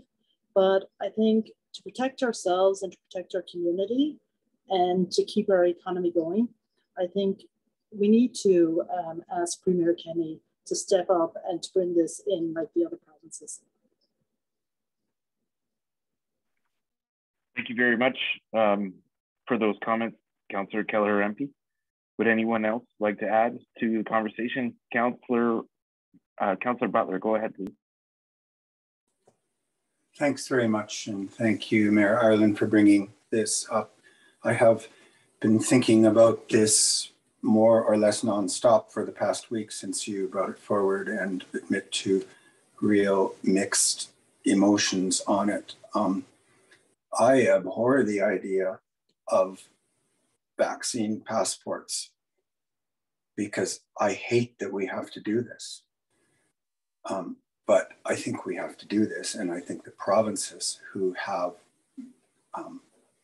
implemented it, and I remember specifically comments made in Ontario that this is sort of the least of all evils to go down that road, but I think we have to do it.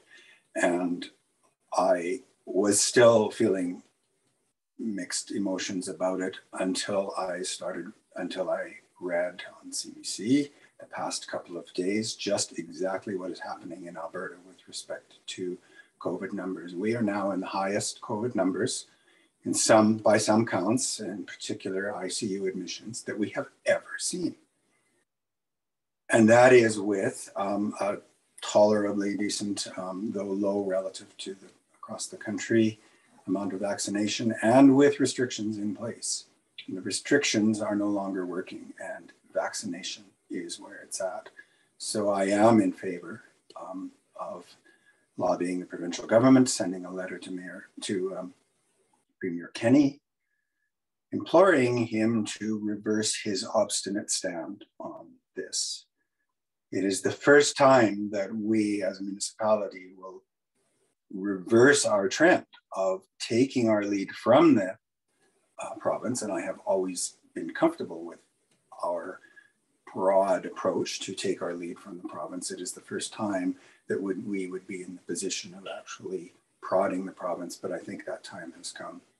On the second question of vaccination proof policy in our own community, I would find it hard to understand if we are going to push the province on this, and noticing that many, as has been mentioned, many public and private organizations are doing their own implementations. I would find it hard to understand why we wouldn't at least explore and shouldn't explore the question and the idea of proof of vaccination for our facilities, because some of our public facilities have in and of themselves real potential to become nodes for spreading with, because we do fairly large scale events. So I think we need to have that conversation. With all appropriate opportunities for exemptions, I know there are people who cannot get vaccinated and we have to be sensitive to that, but I know we would. So I'm in favor on both counts, and thank you for bringing it forward. I appreciate that. And thank you for those words of insight as well. You know, like early on when the pandemic started, I kind of voiced my fear of vaccination cards coming down the road. And you know, I was talking to a good friend of mine, and he said, you know, like when you've gone traveling, you've never hesitated to take shots or other vaccinations to get in other countries that you want to visit that might have some type of disease that we don't have, you know, in Canada and stuff. And, you know, this isn't any different. So the only difference is we have a disease that's traveling the planet and everyone's affected. So, and that kind of relieved my thought behind the whole thing, because, you know, like you do get caught up on a lot of different theories that, you know, when we were completely uncertain of what was going on around the world. And, you know, a lot of my fears and anxieties about vaccinations and things like that have come to rest over time. And as we've gone through this, and I believe that, you know, working together to accomplish, you know, our overall health and security is the right way to go. And I totally support this now. And I appreciate the mayor bringing this forward. It's good leadership. Councillor McGrath. Thank you very much, Deputy Mayor Demota. And like Councillor Butler, this has definitely been on my mind for the last week. And I regret that I was not at last week's meeting to understand full context, and the agenda item as labeled draft letter to Premier Kenney was what I came here to today's meeting prepared to debate. And so not really able to enter into a debate about municipal position on vaccine mandate. I think that that's something that will absolutely need lots more time, but sticking to separate issues. and sticking to the issue of writing advocacy to Premier Kenney, I think it's important to first acknowledge that it's not a psychologically safe environment these days to really have this conversation authentically. And that being said, I tried to be sick for today's meeting. I tried to think about, could I invest in Pfizer's stocks this morning so that I had a true pecuniary interest to not enter this debate? You know, I don't want to be making this decision. When I signed up to make our community a better place and a safer place and an inclusive place, I had no idea 4 years ago that I would be sitting in a place where I was even faced with publicly debating this subject. So it's certainly uncomfortable for me. And I am someone who is vaccinated, but I completely understand both sides and all sides of the spectrum. And there are people medically unable to receive this vaccination. And I don't see them being exempt in British Columbia, which poses its own concerns for advocacy for me, because when I advocate for something, I want to be sure of what I'm advocating for. So what will an Alberta vaccine passport look like? How will it work? Who will enforce it at the front door of a restaurant? Is it going to be the same people who have had really tough times enforcing masks? Now they're stuck doing the dirty work of the province.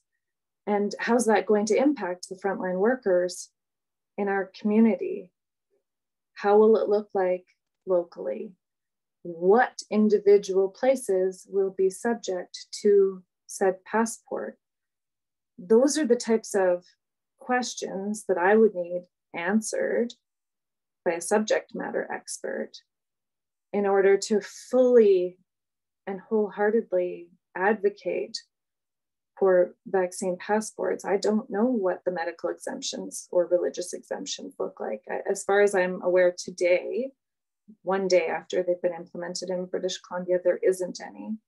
And that leaves me concerned from an inclusion standpoint and from a medically vulnerable standpoint. I'm worried that what if that lane swim of someone awaiting surgery that's canceled their surgery is, what if that's their quality of life that they're adhering to and that gets them through every day? And all of a sudden, I'm going to be making a decision with no professional expertise that affects their life. I'm sad that the province hasn't done their job. I'm sad that the people that have the professional qualifications and the subject matter experts aren't available to me when faced with such a morally conflicting piece of work that I signed up to do.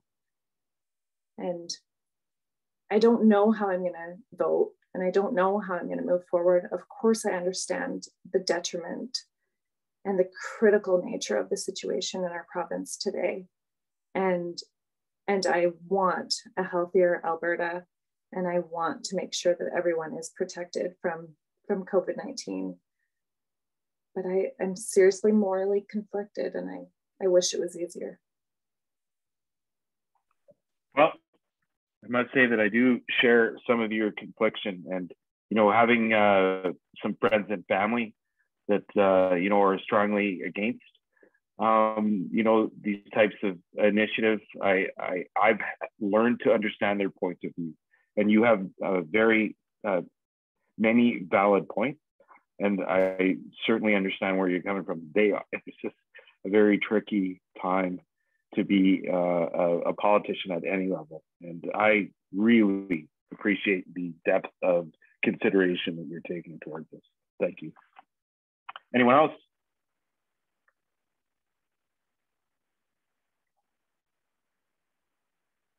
Right. Well, it's kind of a heavy topic. How would you like to move forward with this? What's the process here? Mr. Mayor, go ahead. Thank you, Deputy Mayor Demota. I did see again Councillor Journeau with his hand up, and he hasn't spoken at all. I'm happy to a motion, but Councillor Journeau has yet to speak, I think, so I would defer. I appreciate that. I was going back to you first if you wanted to add anything. Go ahead, Councillor Journeau. Thank you, Mr. Chairman, and thank you, Mr. Mayor, for allowing me. I support exactly what you have indicated, is that we should please send a letter to the Premier for more clarification.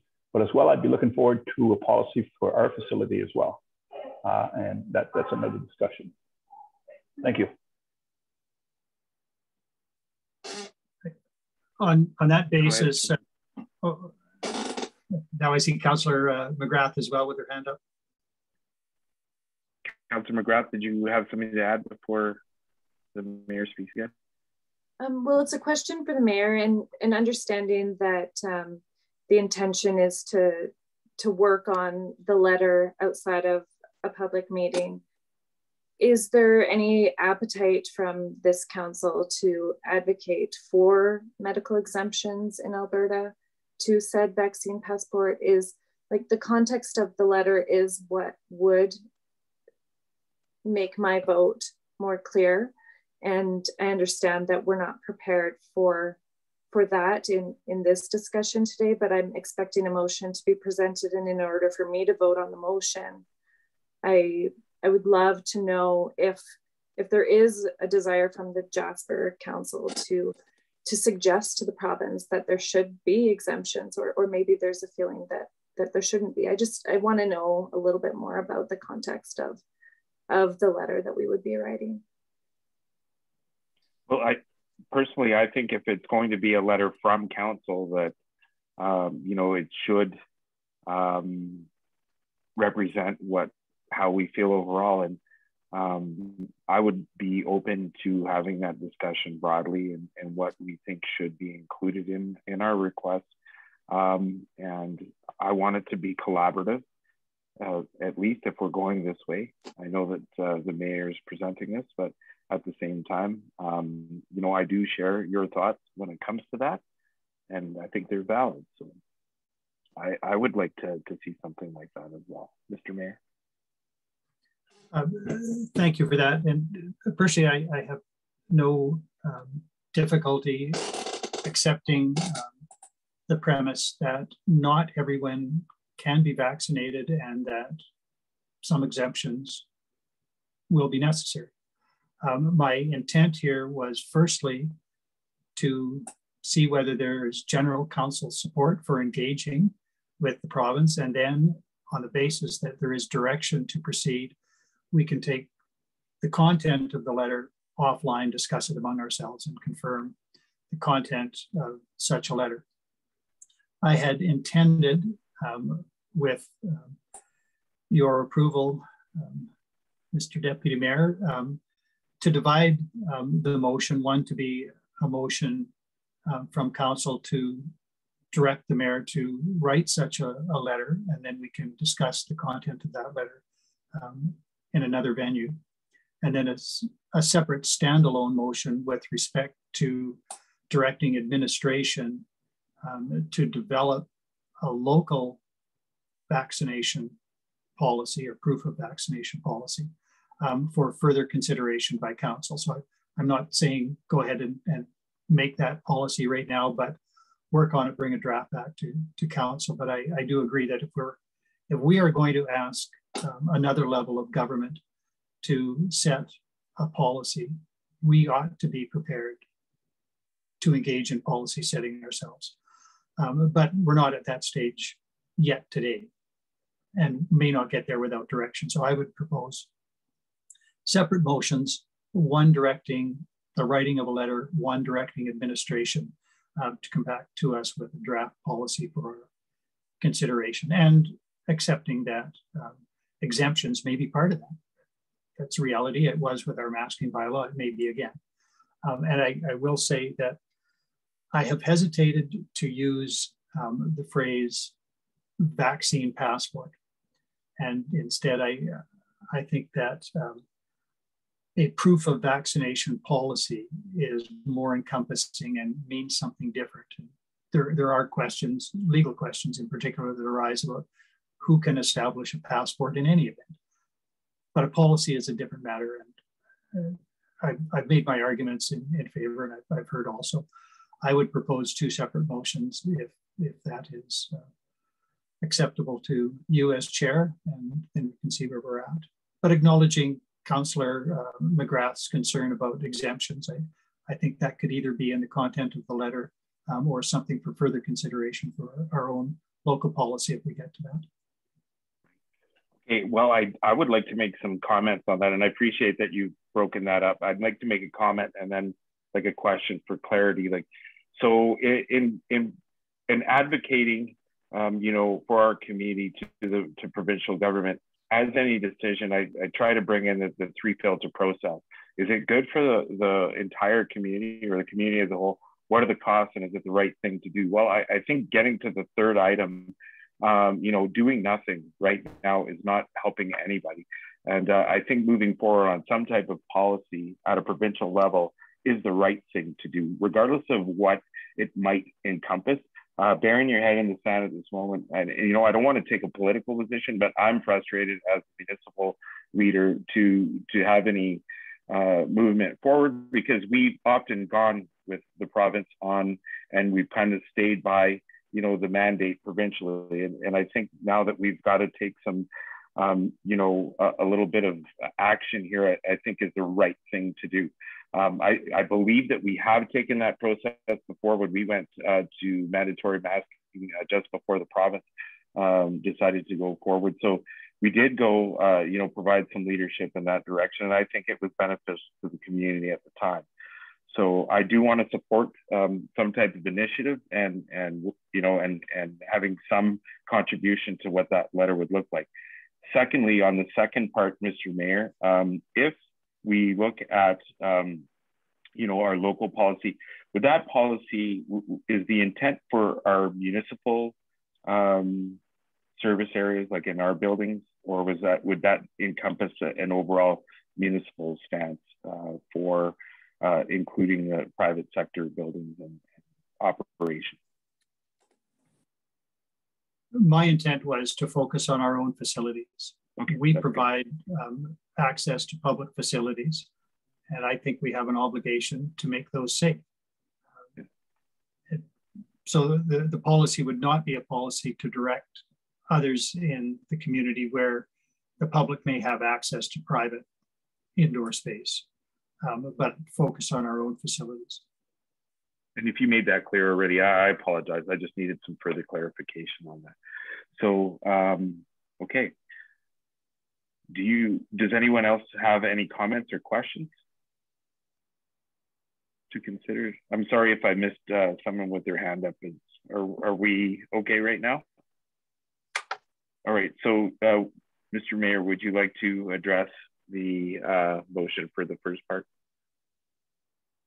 Sure, I would make a motion then that Committee of the Whole direct the mayor to write to Premier Kenney in support of provincial implementation of a proof of vaccination policy. All right, and the intent of that is to get some feedback from council on that, how that's written, or are you going to take the discussion from today and? Well, my intent is simply to get direction, and then we can, as I've indicated, offline discuss the content of such a letter, but we have nothing to discuss if we don't have a direction. Perfect. All right, and I see that Councillor Wilson just, oh, go ahead, sorry. I was just going to say, that's not to say that the motion can't be improved by amendment or friendly amendment, but my intent is to set a direction and then follow through. Okay. Councillor Butler. Thank you. I guess I thought I understood from the context of the discussion a slightly different difference, Your Worship, which was, I thought you were talking about that we would direct you to draft a letter to be brought back at the next regular meeting. And if that's what you meant, I'm more comfortable with that. My reason for that is, in the end, thinking of, for example, Councillor McGrath's concerns, that it still gives a councillor who is not comfortable with the content of the letter the opportunity to vote against it, and then the letter would appear on a public agenda as still a draft to be accepted by council. I wonder, is sort of that where you meant to go with this? Or were you seeing it, you would draft a letter, council would offline come to consensus about it, and then that letter would just go off to Premier Kinney without it coming back at a week from now? The latter was perhaps my ultimate hope. I see some urgency in the matter, but I also see the value of sort of creative drafting among council. And I prepared such a letter. I'd prefer not to wait, but if that's the will of council, I don't mind waiting. But I do understand, appreciate, and support that council as a whole approve the content of the letter before it goes. And that is one of the reasons I've been sensitive to not have anything on an agenda, because it looks to the public as if that's the letter and it becomes too late to change it. So I would like to not necessarily rush getting the letter out the door, but not to delay either. So yeah, my hope was that perhaps by the end of our in-camera session, we could come to terms with the content. But if it takes another week, I'm not opposed to that. Thank you. May I'm comfortable with that. It's certainly true that we have in many other circumstances directed the mayor, or for that matter, administration, to send a letter and it doesn't come back for approval. It is understood what the intent of the letter would be. So I'm satisfied with that motion. I kind of just wanted to query whether exactly what was intended. I'm good. I understand the spirit of it, so I'm willing to make it go. I understand the urgency, and I trust the mayor in this regard, so I'm good to go forward. Does everybody understand the question? All right. All in favor? Okay. All right. That's unanimous. None opposed? That's carried. Now for the second part, do you have a motion to read, Mr. Mayor? I do. Thank you, Deputy Mayor. It would simply be that council direct administration to return to Committee of the Whole with either a draft policy for proof of vaccination or a report on the ramifications of such a policy. And so it may be that administration could say, before we draft it, it's a bad idea because it is going to lead us into legal challenges, or it's a bad idea because we would force implementation on staff in an untenable way. There could be lots of ramifications, which I have not yet considered personally. So direction to administration is the intent to either return with a report on the ramifications, or if they're clear of that, to return with a draft policy for council consideration. And I apologize, I'm sure that is absolutely nonsensical to administration who is trying to record that. So I can reread it again following debate. It looks like Mr. Given was about to say, what? No, you were. I was saying it for him. Yeah, no, I think it would be helpful to get the specific wording following, but I appreciate the intent. You're looking for advice from administration on our ability or potentially any risks that might be associated, and if possible, or recommended a potential policy. So I think I understand that you're sort of on dual track there, and that would give administration some opportunity to do some research and provide information back at the next committee meeting. All right. So should I ask for a reread on that, or it did appear that there might have been some add-on information there. Just before I call it to order, I want administration and council to know exactly what they're voting on. I understand the spirit of it, so I'm ready to vote on it regardless, but if we need that clarity, then. maybe we get. Deputy Mayor Demota, I don't know about councilors, but from my perspective, I think administration understands the mayor's intent. If everybody's under that same understanding, we can make sure that we tidy up the wording subsequent to the meeting. Okay, Mr. Mayor, you'd like to add? So if it counts as tidied up wording, I would suggest the motion be recorded as follows: so that Committee of the Whole direct administration to return in 2 weeks' time with advice and recommendations with respect to the development of a municipal proof of vaccine policy. That's clearer than mud for me. I appreciate that. Thumbs up. Would anybody else? We have a motion on the floor now. Would anybody like to comment on that or debate any further? Councillor Butler? Thanks. I'll just speak to the motion. Thank you very much, Your Worship, for putting it forward. What I particularly like is we are not directing that administration develop policy, but just to come forward and expand the conversation. I think that ought to be, as Mr. Given has said, within the ability of administration to accomplish with the time given. And then we can really get into a more fulsome conversation about whether this is the direction we should go. So great motion, thank you. All right. Any other comments or deliberation needed? All right, I'll call the question. All in favor? None opposed? All right. Thank you very much for bringing that for discussion. Another healthy conversation. Feeling good today. All right, that brings us to 7.7. Who's bringing that up today? Municipal staff housing. That would be me. That's my name attached to it. Just a little bit, again, spoke to it at another committee of the whole meeting. I just wanted to bring some closure to the finalization, or at least the desire for finalizing some of our initiatives that took place when we had our strat plan meeting pre-COVID in 2019. And I understand that a lot of stuff got in the way.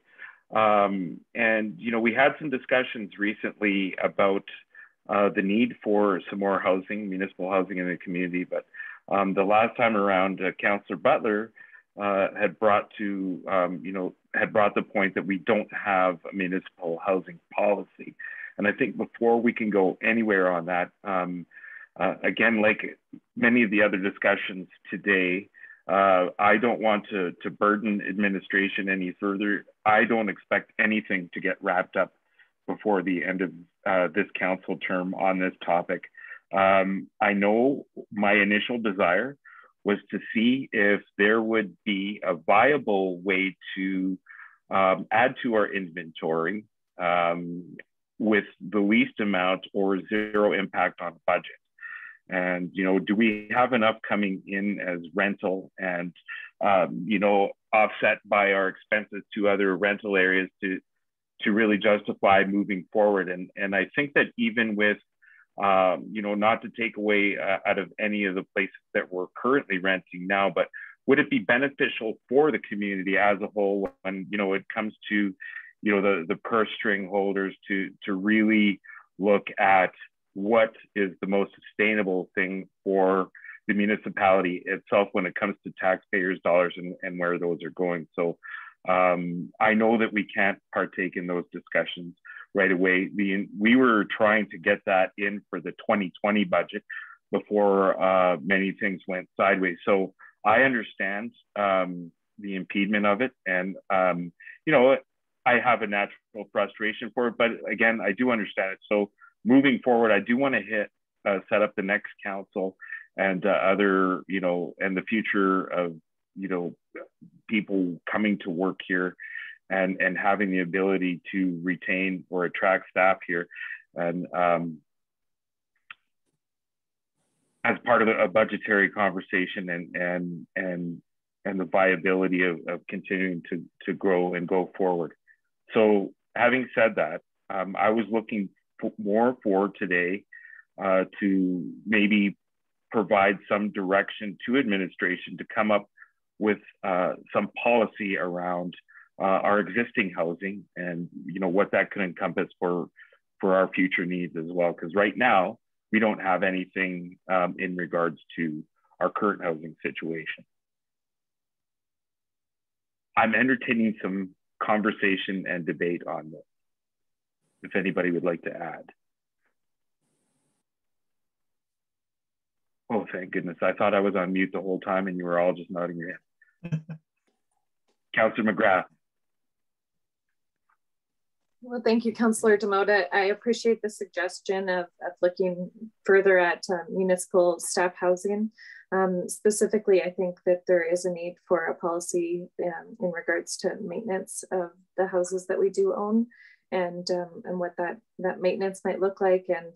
And we do pay rental fees as well. So would the taxpayer rather their money go towards rent of a building that we use as municipal staff housing, and how utilized is that staff housing that we rent, and does that justify ownership and a mortgage of a house for the municipality to acquire as an asset? So this is something that I have been interested in throughout the past 3.5 years. So I do think that there is value in seeing this move forward and furthering on this conversation in the future. Thank you. And, and some of that observation is, what we have been paying for rent. And, and if we need to continue doing that, that's fine, as long as it's feasible. And, is there an opportunity there to add to the inventory and maybe work at the municipality developing some equity in itself, so that, it becomes, we become some type of revenue neutral set up down the road. It's hard to say without some type of investigation on the processes and what everything's actually costing and what we're netting out at. So but again, before that, I think we do need a proper policy, and I would like to entertain a motion from someone. If not, I could remove myself from chair and then propose one myself. I've been loosely doing something in relation to other motions that have been motioned earlier. Go ahead, Councillor Butler. Thank you very much, Deputy Mayor Demota. Well, a couple of perspectives. One is that I do understand the concern with items having been placed on our strategic priorities list as being indication of our hoping to deal with them before the end of this term. One of them that we have not really dealt with is the one that you've raised. There are a number of others that we also have not been able to deal with before the end of this term because something cropped up. What was that? Oh, right. So no one should suffer any sort of, I think, struggle of guilt or concern necessarily that we haven't dealt with it. But that being said, it doesn't mean it isn't an important issue. It is one. Second observation is that for me, this brings me back to this year's budget discussion. And one thing worth pointing out is that there was a request from administration for an additional allocation of funds to municipal housing. And the reason that council did not want to go that direction, I think I'm safe in saying that this was the reason, it was certainly my reason in voting in that direction, was that we don't have a policy framework around what is it we really hope to accomplish with even the existing municipal housing stock. What are the desired outcomes? And I have concerns around putting money anytime where we don't have a policy framework. I've said many times, I think good policy makes for good decision making. So I agree with you that as a policy is needed. But on that final issue, I guess I certainly would be happy to see us try to set some direction to develop such a policy, but it would probably be a fairly long conversation. I cannot see how that could happen between now and budget discussions, which have to happen no later than December of this year. So I don't know where you'd like to go. If it was an open-ended direction to come back at some future time to initiate a policy level discussion, I'd certainly be in support of a fairly open-ended motion, not unlike what we made earlier today. What issue was that? Oh, it doesn't. Parking lot. Parking Speaking lot. of, yeah, this is going into a bigger parking lot. It's you know, but yes, I think that Mr. Given would like to provide some insight. Go ahead, sir. Sure. Well, I guess I would just offer to council in terms of moving on a strategic priority, important to get it, you know, back on the table, as it were. And I appreciate the discussion that there are really two different parts. There is the, do we have funds to do anything question? And then the, if we had funds, you know, how would we give policy level guidance in what to do with them? And I'd suggest that those are intertwined, but they can move somewhat independently. Council might wish to make a motion, committee could make a motion today to direct administration, bring forward a policy to deal with with all aspects of municipal staff accommodation. So something as simple and direct as that. It gives us enough latitude to at least start the conversation. It gets it onto the motion action list. It will, you know, be there after the election. So as simple as something that direct administration bring forward a policy to address all aspects of municipal staff housing, period. That could be one way to get the policy level discussion.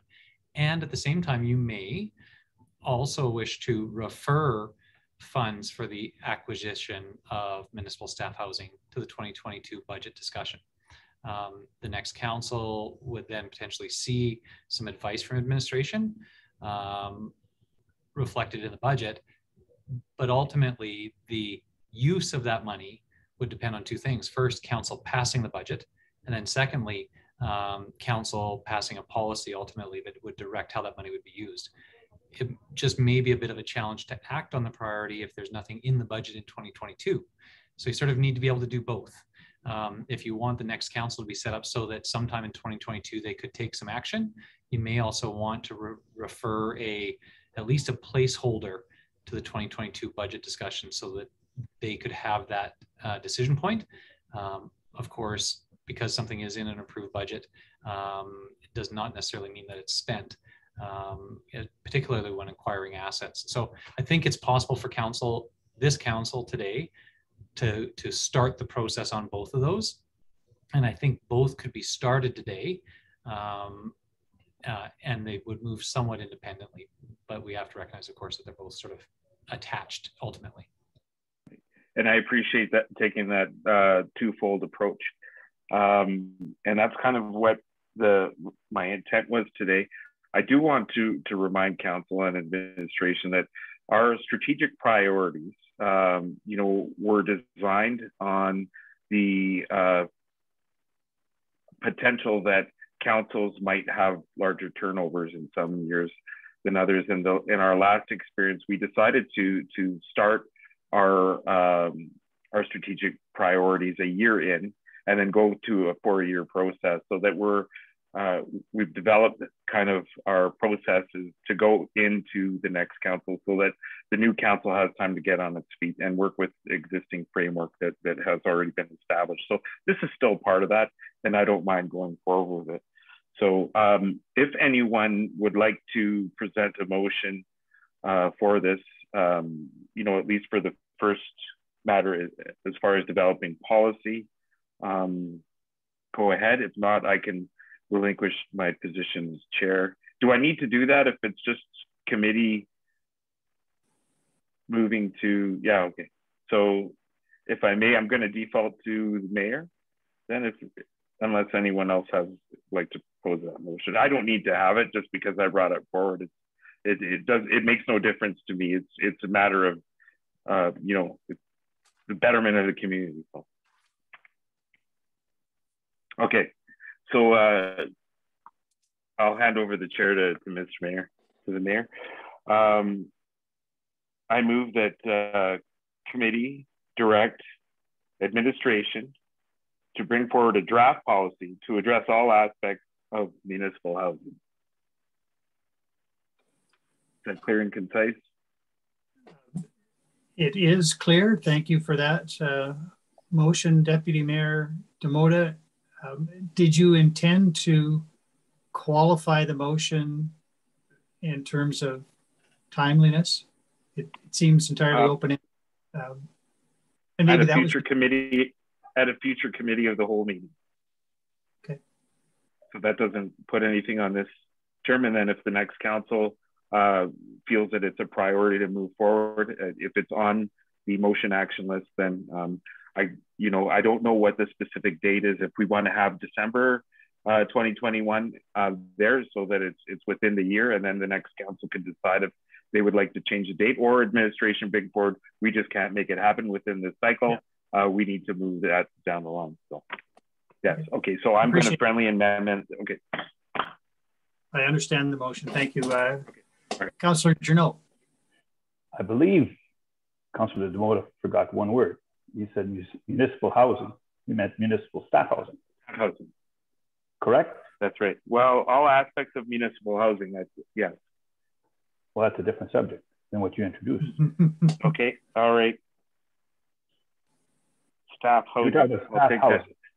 Yes, sir. Wasn't that the conversation? Yeah, I don't know what else we would be using housing for, but yeah, that would be good. But it's housing for our personnel. Yes. Thank you. 100%.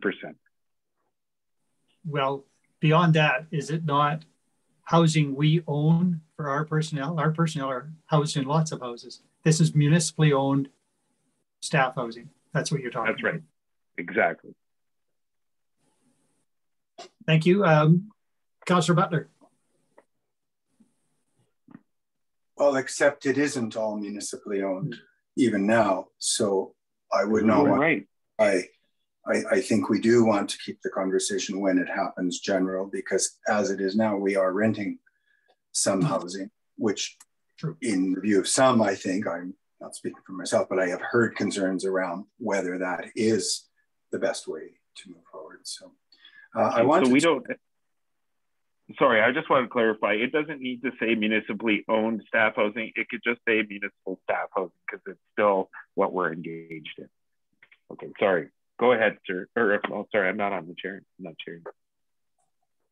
Thank you. And thank you for the motion. I, as I said many times, obviously I'm in favor because I want to see the policy framework there. I do want to mention one of the concerns that I have, and just put it on the record as to what I believe will need to be part of that conversation, and that is the question of fairness and equity among staff. I have been concerned that perhaps because of a shortage of housing, we end up making one-off decisions, so that when we're acquiring a new staff member, we have a place available, so it is offered. But when we need to acquire another staff member, we don't have a place, so it's not offered. Now, to some extent, we may never get ourselves out of that position. But I have concerns around equity. And I am thinking here primarily of senior members of staff, where we are providing housing for some, and on what cost recovery basis, I don't know, while others, on presumably the same salary wage grid, are paying mortgages. So I have concerns around fairness and equity among staff, so that if we do, when we do go down the road of developing a policy, we have to make sure that it isn't just a policy that says, oh, we should have staff or we should have housing for staff, but it should be managed in a way that is fair and equitable among staff. And I think the other really important conversation is, would we see ourselves as getting further into the sort of business of providing staff housing? Because I think that's implicit here, that there's a suggestion we would go further down that road.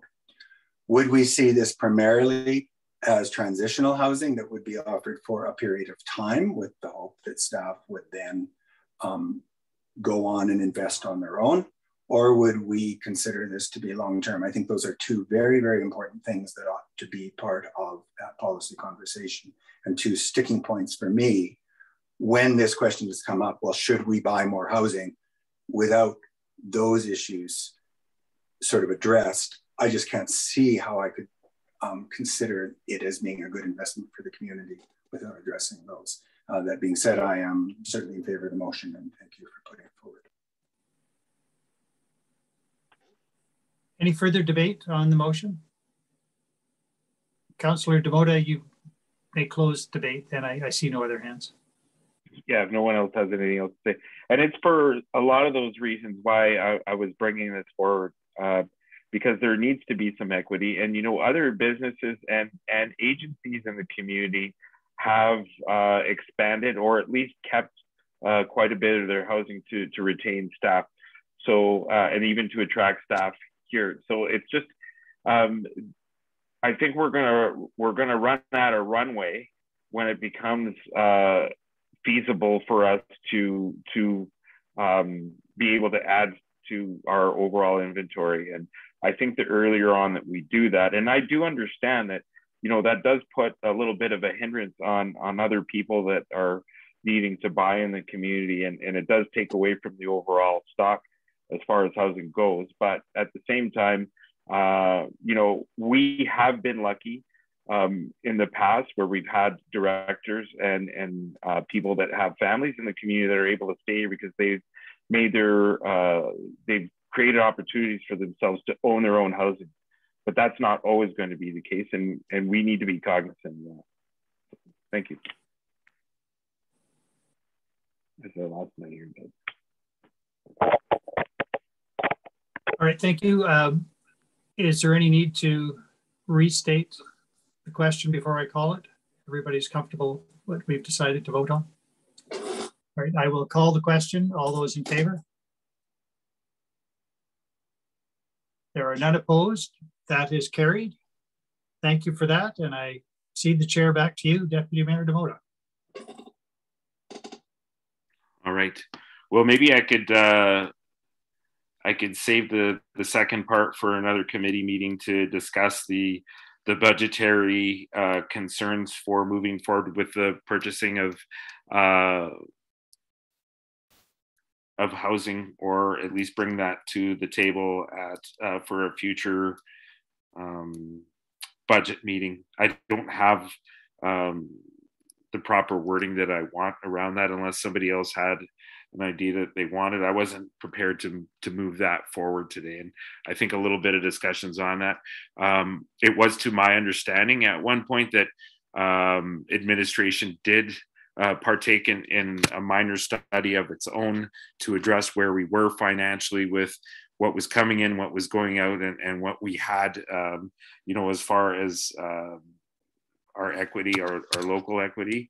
So I think that addressing that somehow with the next budget, I'll work with administration on seeing what they'd like to see and what could be feasible for the next time around, and maybe have something a little bit more concise at a future meeting. I don't want it to continue going on any longer today if we don't need to. Go ahead, Councillor Journeau. Sorry, Council, but I have to leave. So good luck with the rest of the meeting. I will scream on the audio as long as I can until my battery runs out. But thanks for the good. Thanks for your participation today. Thank you. All right. So I thank you for entertaining me on that one, and I appreciate the time that we've spent there. Let's move on to 7.8. Jasper Air Quality Monitoring. Councillor McGrath, thank you for bringing this forward. Thank you very much, Deputy Mayor Demota. This was brought to me from some parents in the community this summer who were unable to make informed decisions on when to have their children outside and when it's safe outside to recreate, given that Alberta has had to adjust to unhealthy levels of wildfire smoke in recent years. And it came about that we gathered some information that there is an air monitoring system. West Central Airshed Society is the Purple Air Monitoring Not-for-Profit Society. And being that Jasper is one of the few communities in Alberta that does not have active air quality monitoring, it was an interest of mine to bring up this conversation today at Committee of the Whole to see if there is interest either in asking for the West Central Airshed Society to come and present to council and let council know what their society is about and the benefit that it would serve our community. Or since that initial thought, there has also been an application made available for a free air quality monitoring station available to our community through an application process. So depending on council's awareness on the subject matter, if there was a desire to invite either for a presentation with the West Central Airshed Society, or for direction to ask administration to apply for the monitor that could be available for our community free of charge.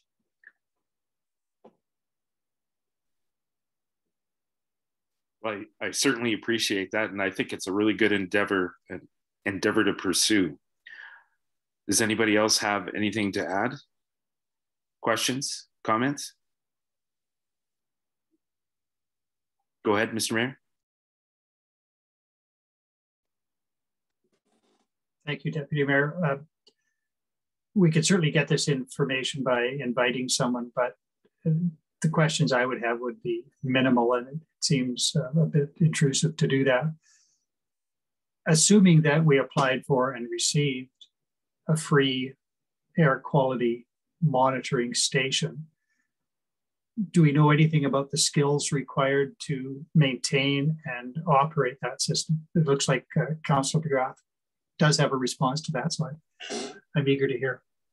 Yes, I can't say I've done a lot of research, but I have looked up the basic application, and the basic application involves a questionnaire that asks if there is a Wi-Fi source and a power source that is outdoors. So those would be the specified pieces that would be needed that I'm currently aware of, but there could be something else that I could be missing, but just not being a professional in that domain.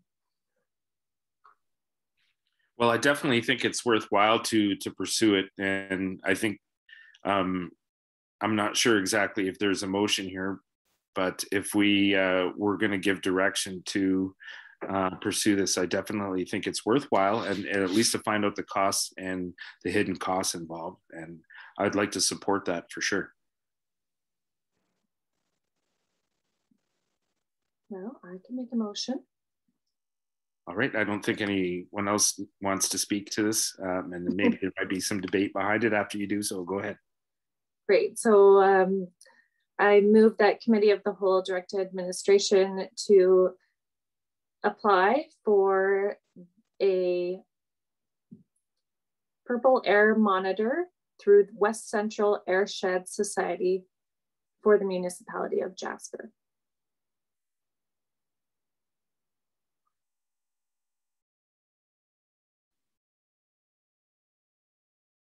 All right, does anybody have any comments or questions on the motion? I think I might have just one concern, and maybe this could be followed up. I'd be more inclined to direct administration to get information on purchasing it, and then what our commitment level would be to operating that, just for further clarification, because I do want this device. I think it's great. We need to have it here, but we also need to understand the cost, the total cost, in case, you know, it's not that I doubt you, but we are probably putting this in the hands of administration eventually. So someone's going to have to govern it, right?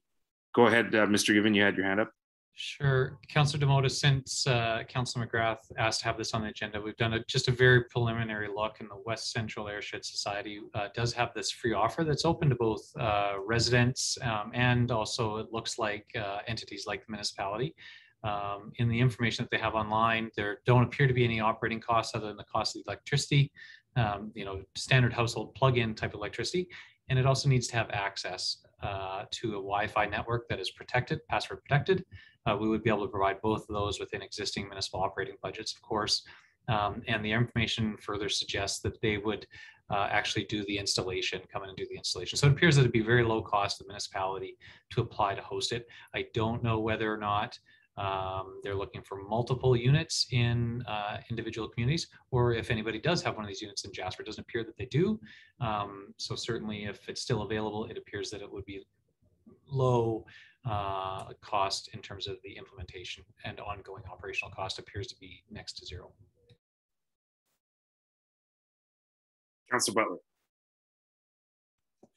Thanks very much. And then am I right that anyone can go on to that website, and I have been on it and I see little icons dotted all over the place. In fact, it seems like just about anywhere that isn't Jasper. And then I can click on it. It's kind of like getting a road report, and it'll tell me what the air quality is in something like real time in Jasper. And that's kind of it. I mean, we're not going to have a situation where people are, I don't know, phoning the front desk of the activity center all the time asking what the air is. We're really just creating a home for this device and connecting ourselves to an existing system. Nodding, that's right. Okay, that sounds great.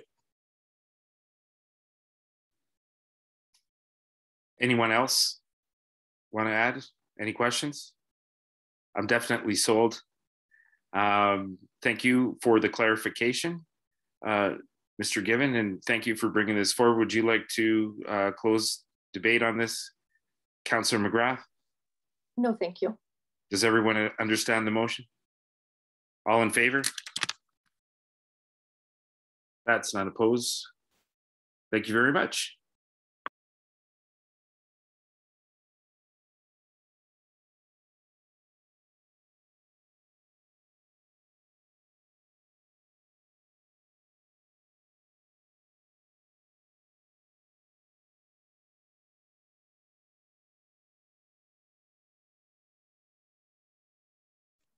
You're muted, Councillor Demota.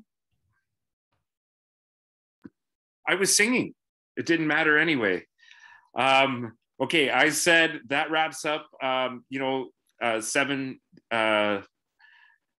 new business, item 7, and that brings us to correspondence. I don't see any. There's no attachments unless anybody else had anything to contribute. Mr. Mayor, go ahead.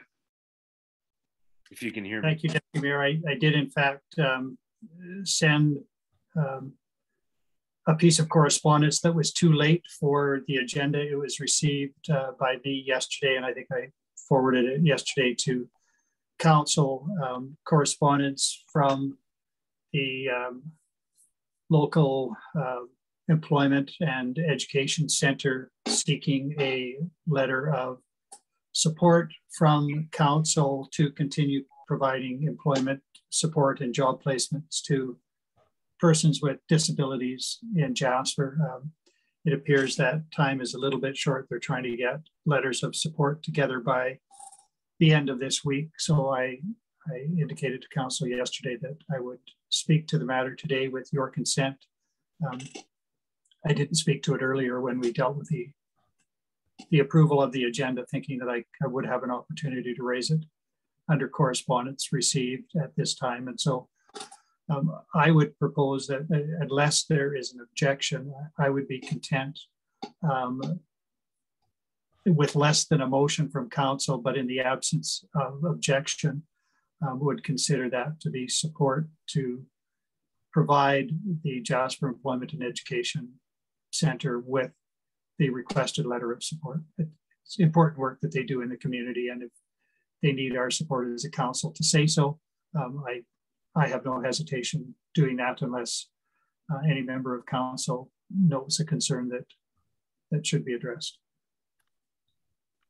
I don't have any concern. Go ahead, Councillor Butler. I have no concern at all, but I actually would be happy to see a motion. All that would do was see that it was recorded in the minutes that that support is there. And so I would, if you don't object, Councillor Demota or Mayor Ireland, I would move that committee direct the mayor to write a letter of support as requested for the is it the Jasper Employment Center, or is it the Jasper Adult Learning Council? But whichever it is. So I will move accordingly, if that's all right. Thank you.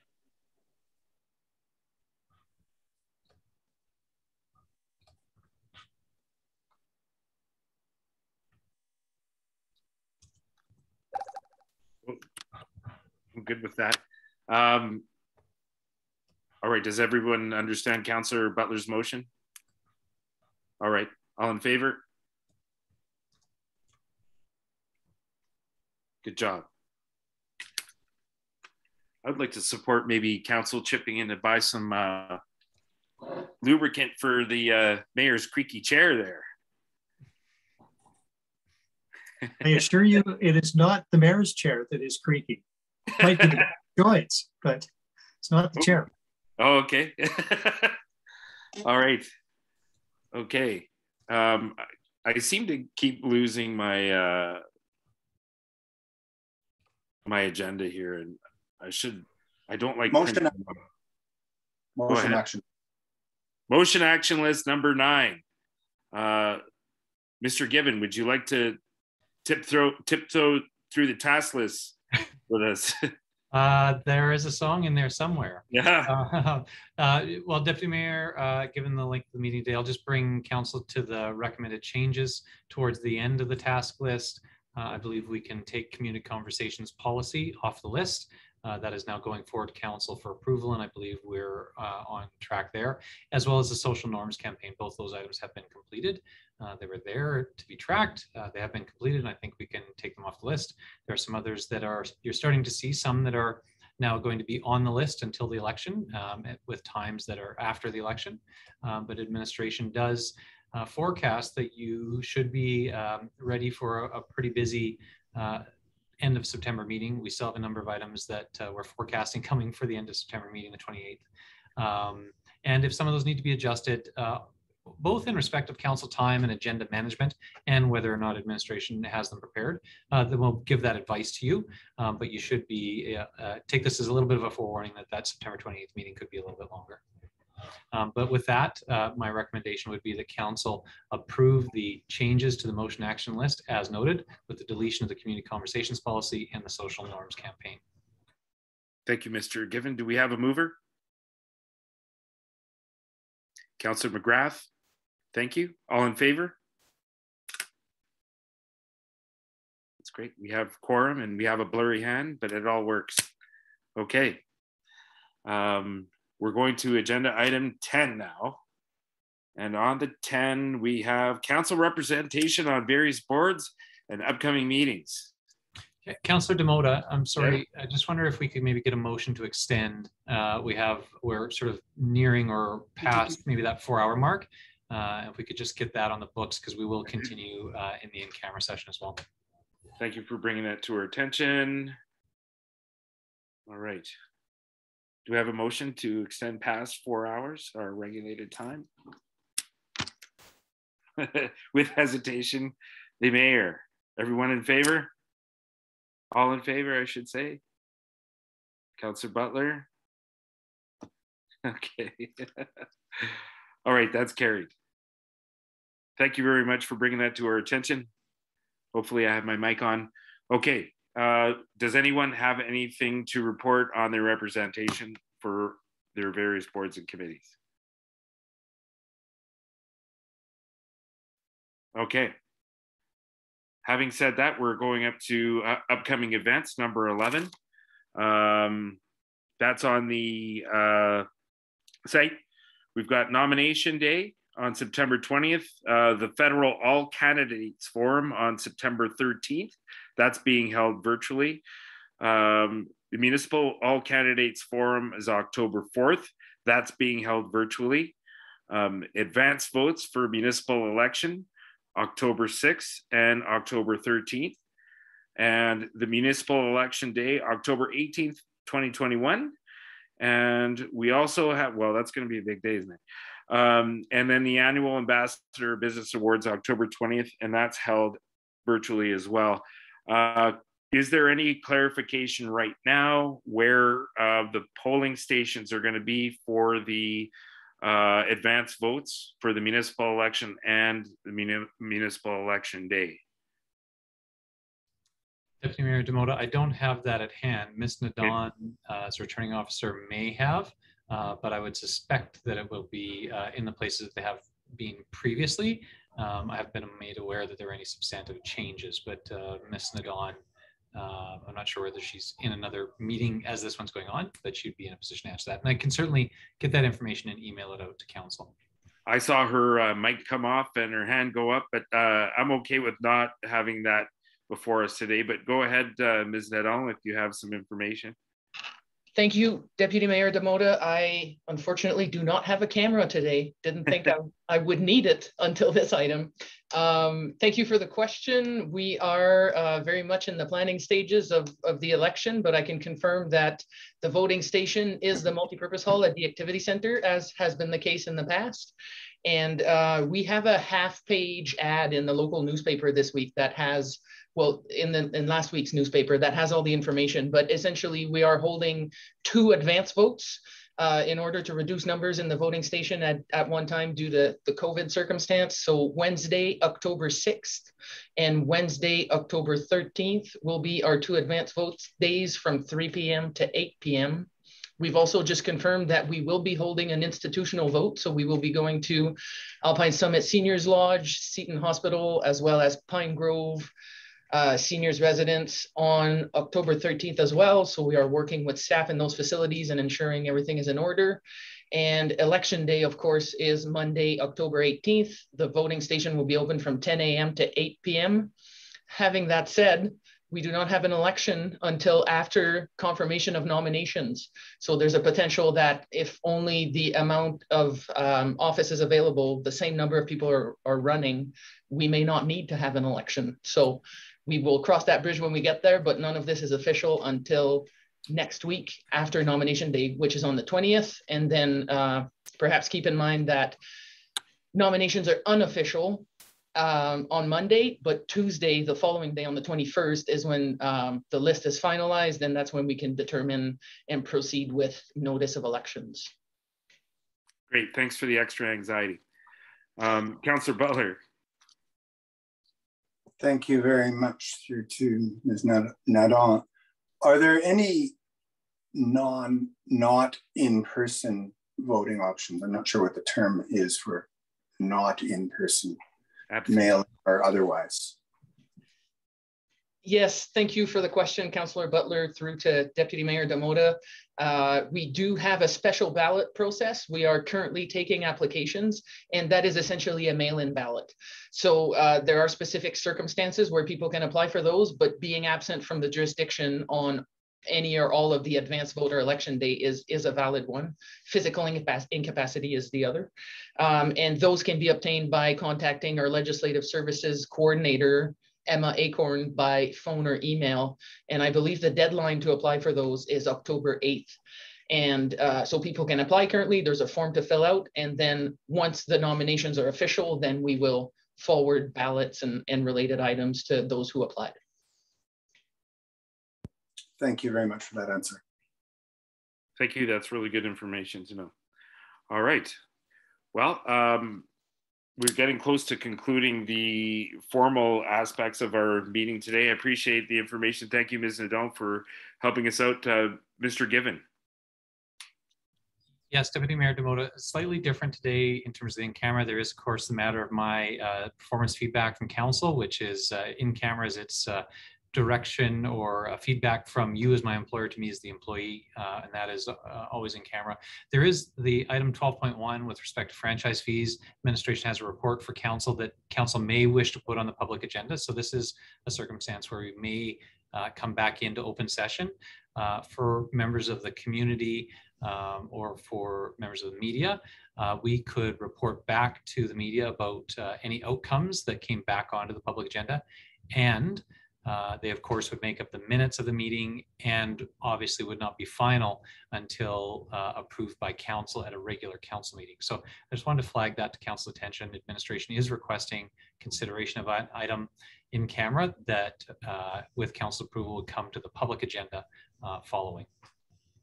Would it be helpful if we met back in this format so it could be recorded and added to the overall video presentation afterwards, in confirming if there was any matters to discuss publicly afterwards? Yeah, I think that would make sense, that when we, if there is any item coming back, then we would come back to this Zoom link so that it could be added to the YouTube recording that would be available to the public. I think that would be beneficial for clarity if we need to come back, or if the matter needs to come. It could just be presented at the next regular meeting as well, but we can discuss that. All right. So how do we keep the interested viewing public tuned in case, or for when we come out of camera in case we need to address that? Or do we just... Well, Councillor Demota, unfortunately, I think it's not possible. Okay. I'm certainly not going to go on record predicting how long council is going to remain in camera. And so I'm not sure that we want to have people waiting with Zoom in the background. But I think the commitment to the public is that if there is anything that comes out, we will inform the media directly so that they have the full information. And B, that any discussion in the public forum about that item would be added to the YouTube recording.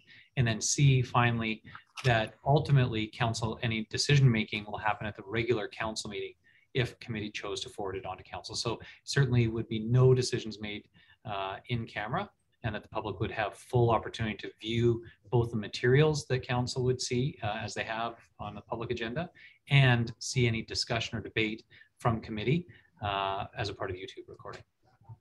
Well, I certainly appreciate that clarity. So having understood that, I'd like to thank everybody that participated today and future viewers. Hopefully it's not too torturous for you. For those viewing later, you always have like the advanced forward buttons on if you're on the advanced platform. So anyway, thank you very much. Healthy debates today. Definitely a big learning experience for me. I don't know for all of you, but I'm grateful for the conversations and the debate with a little bit of banter in between. Anything else to add? Okay, may I have a motion to move in camera at 2:34 p.m. More resistant. It's going to be 2:35. Okay, thank you, Councillor Butler. We are now in camera.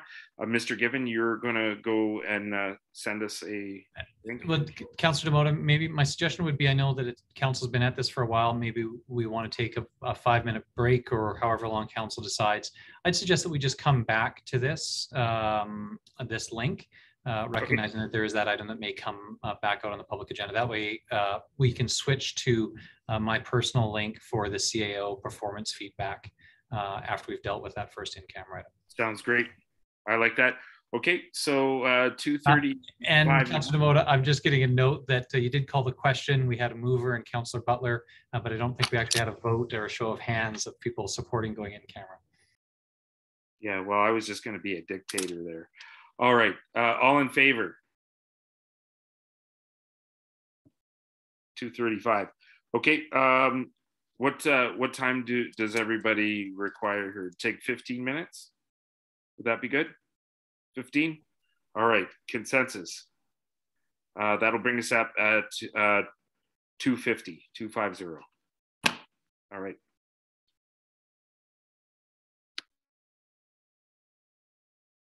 We're now in camera. Call the question. Call the question. All in favor? Let's move forward. Okay, we are now out of camera at 3:34 p.m. I love Zoom.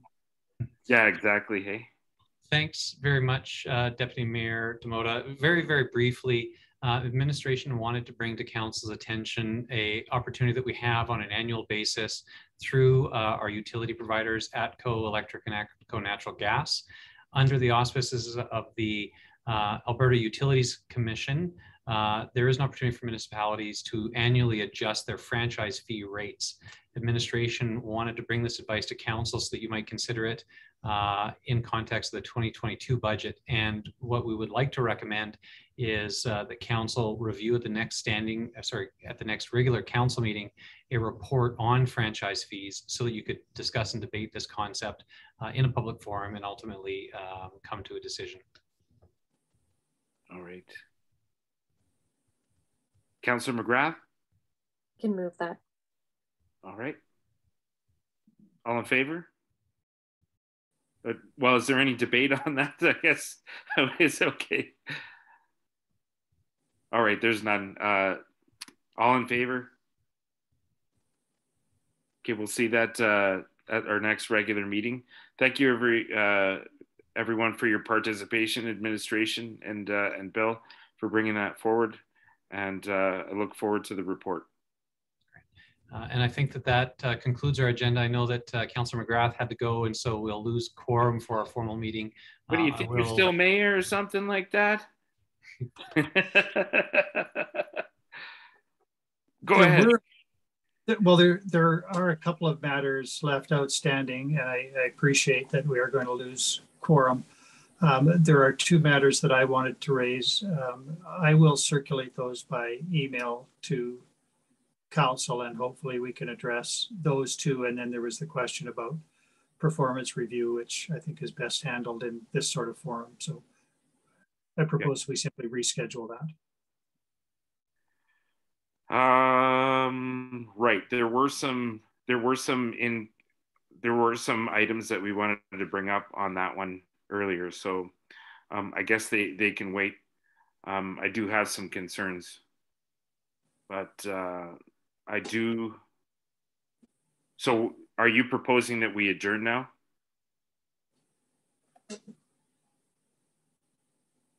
I think that there is no point going back into camera with less than quorum, and we are going to lose quorum. So yes, I will make a motion to adjourn. All right. We have a motion on the table. All in favor? Sorry, could I ask a question about motion? Do we have left item 12.2 hanging of necessity? Do we need a motion to refer it to the next meeting or something, Mr. Given? Will it just come back? We haven't completed this, so what do we do about that? I'm certainly good. We can do that at another time. I'm also good recognizing that there's no sort of direction from council. It really is just the matter of some updates that I would provide and council some feedback that they would give me. I'm happy to receive that from less than a quorum of council because it is an informal setting, but that's up to council. We can decide after the formal meeting is concluded in any case.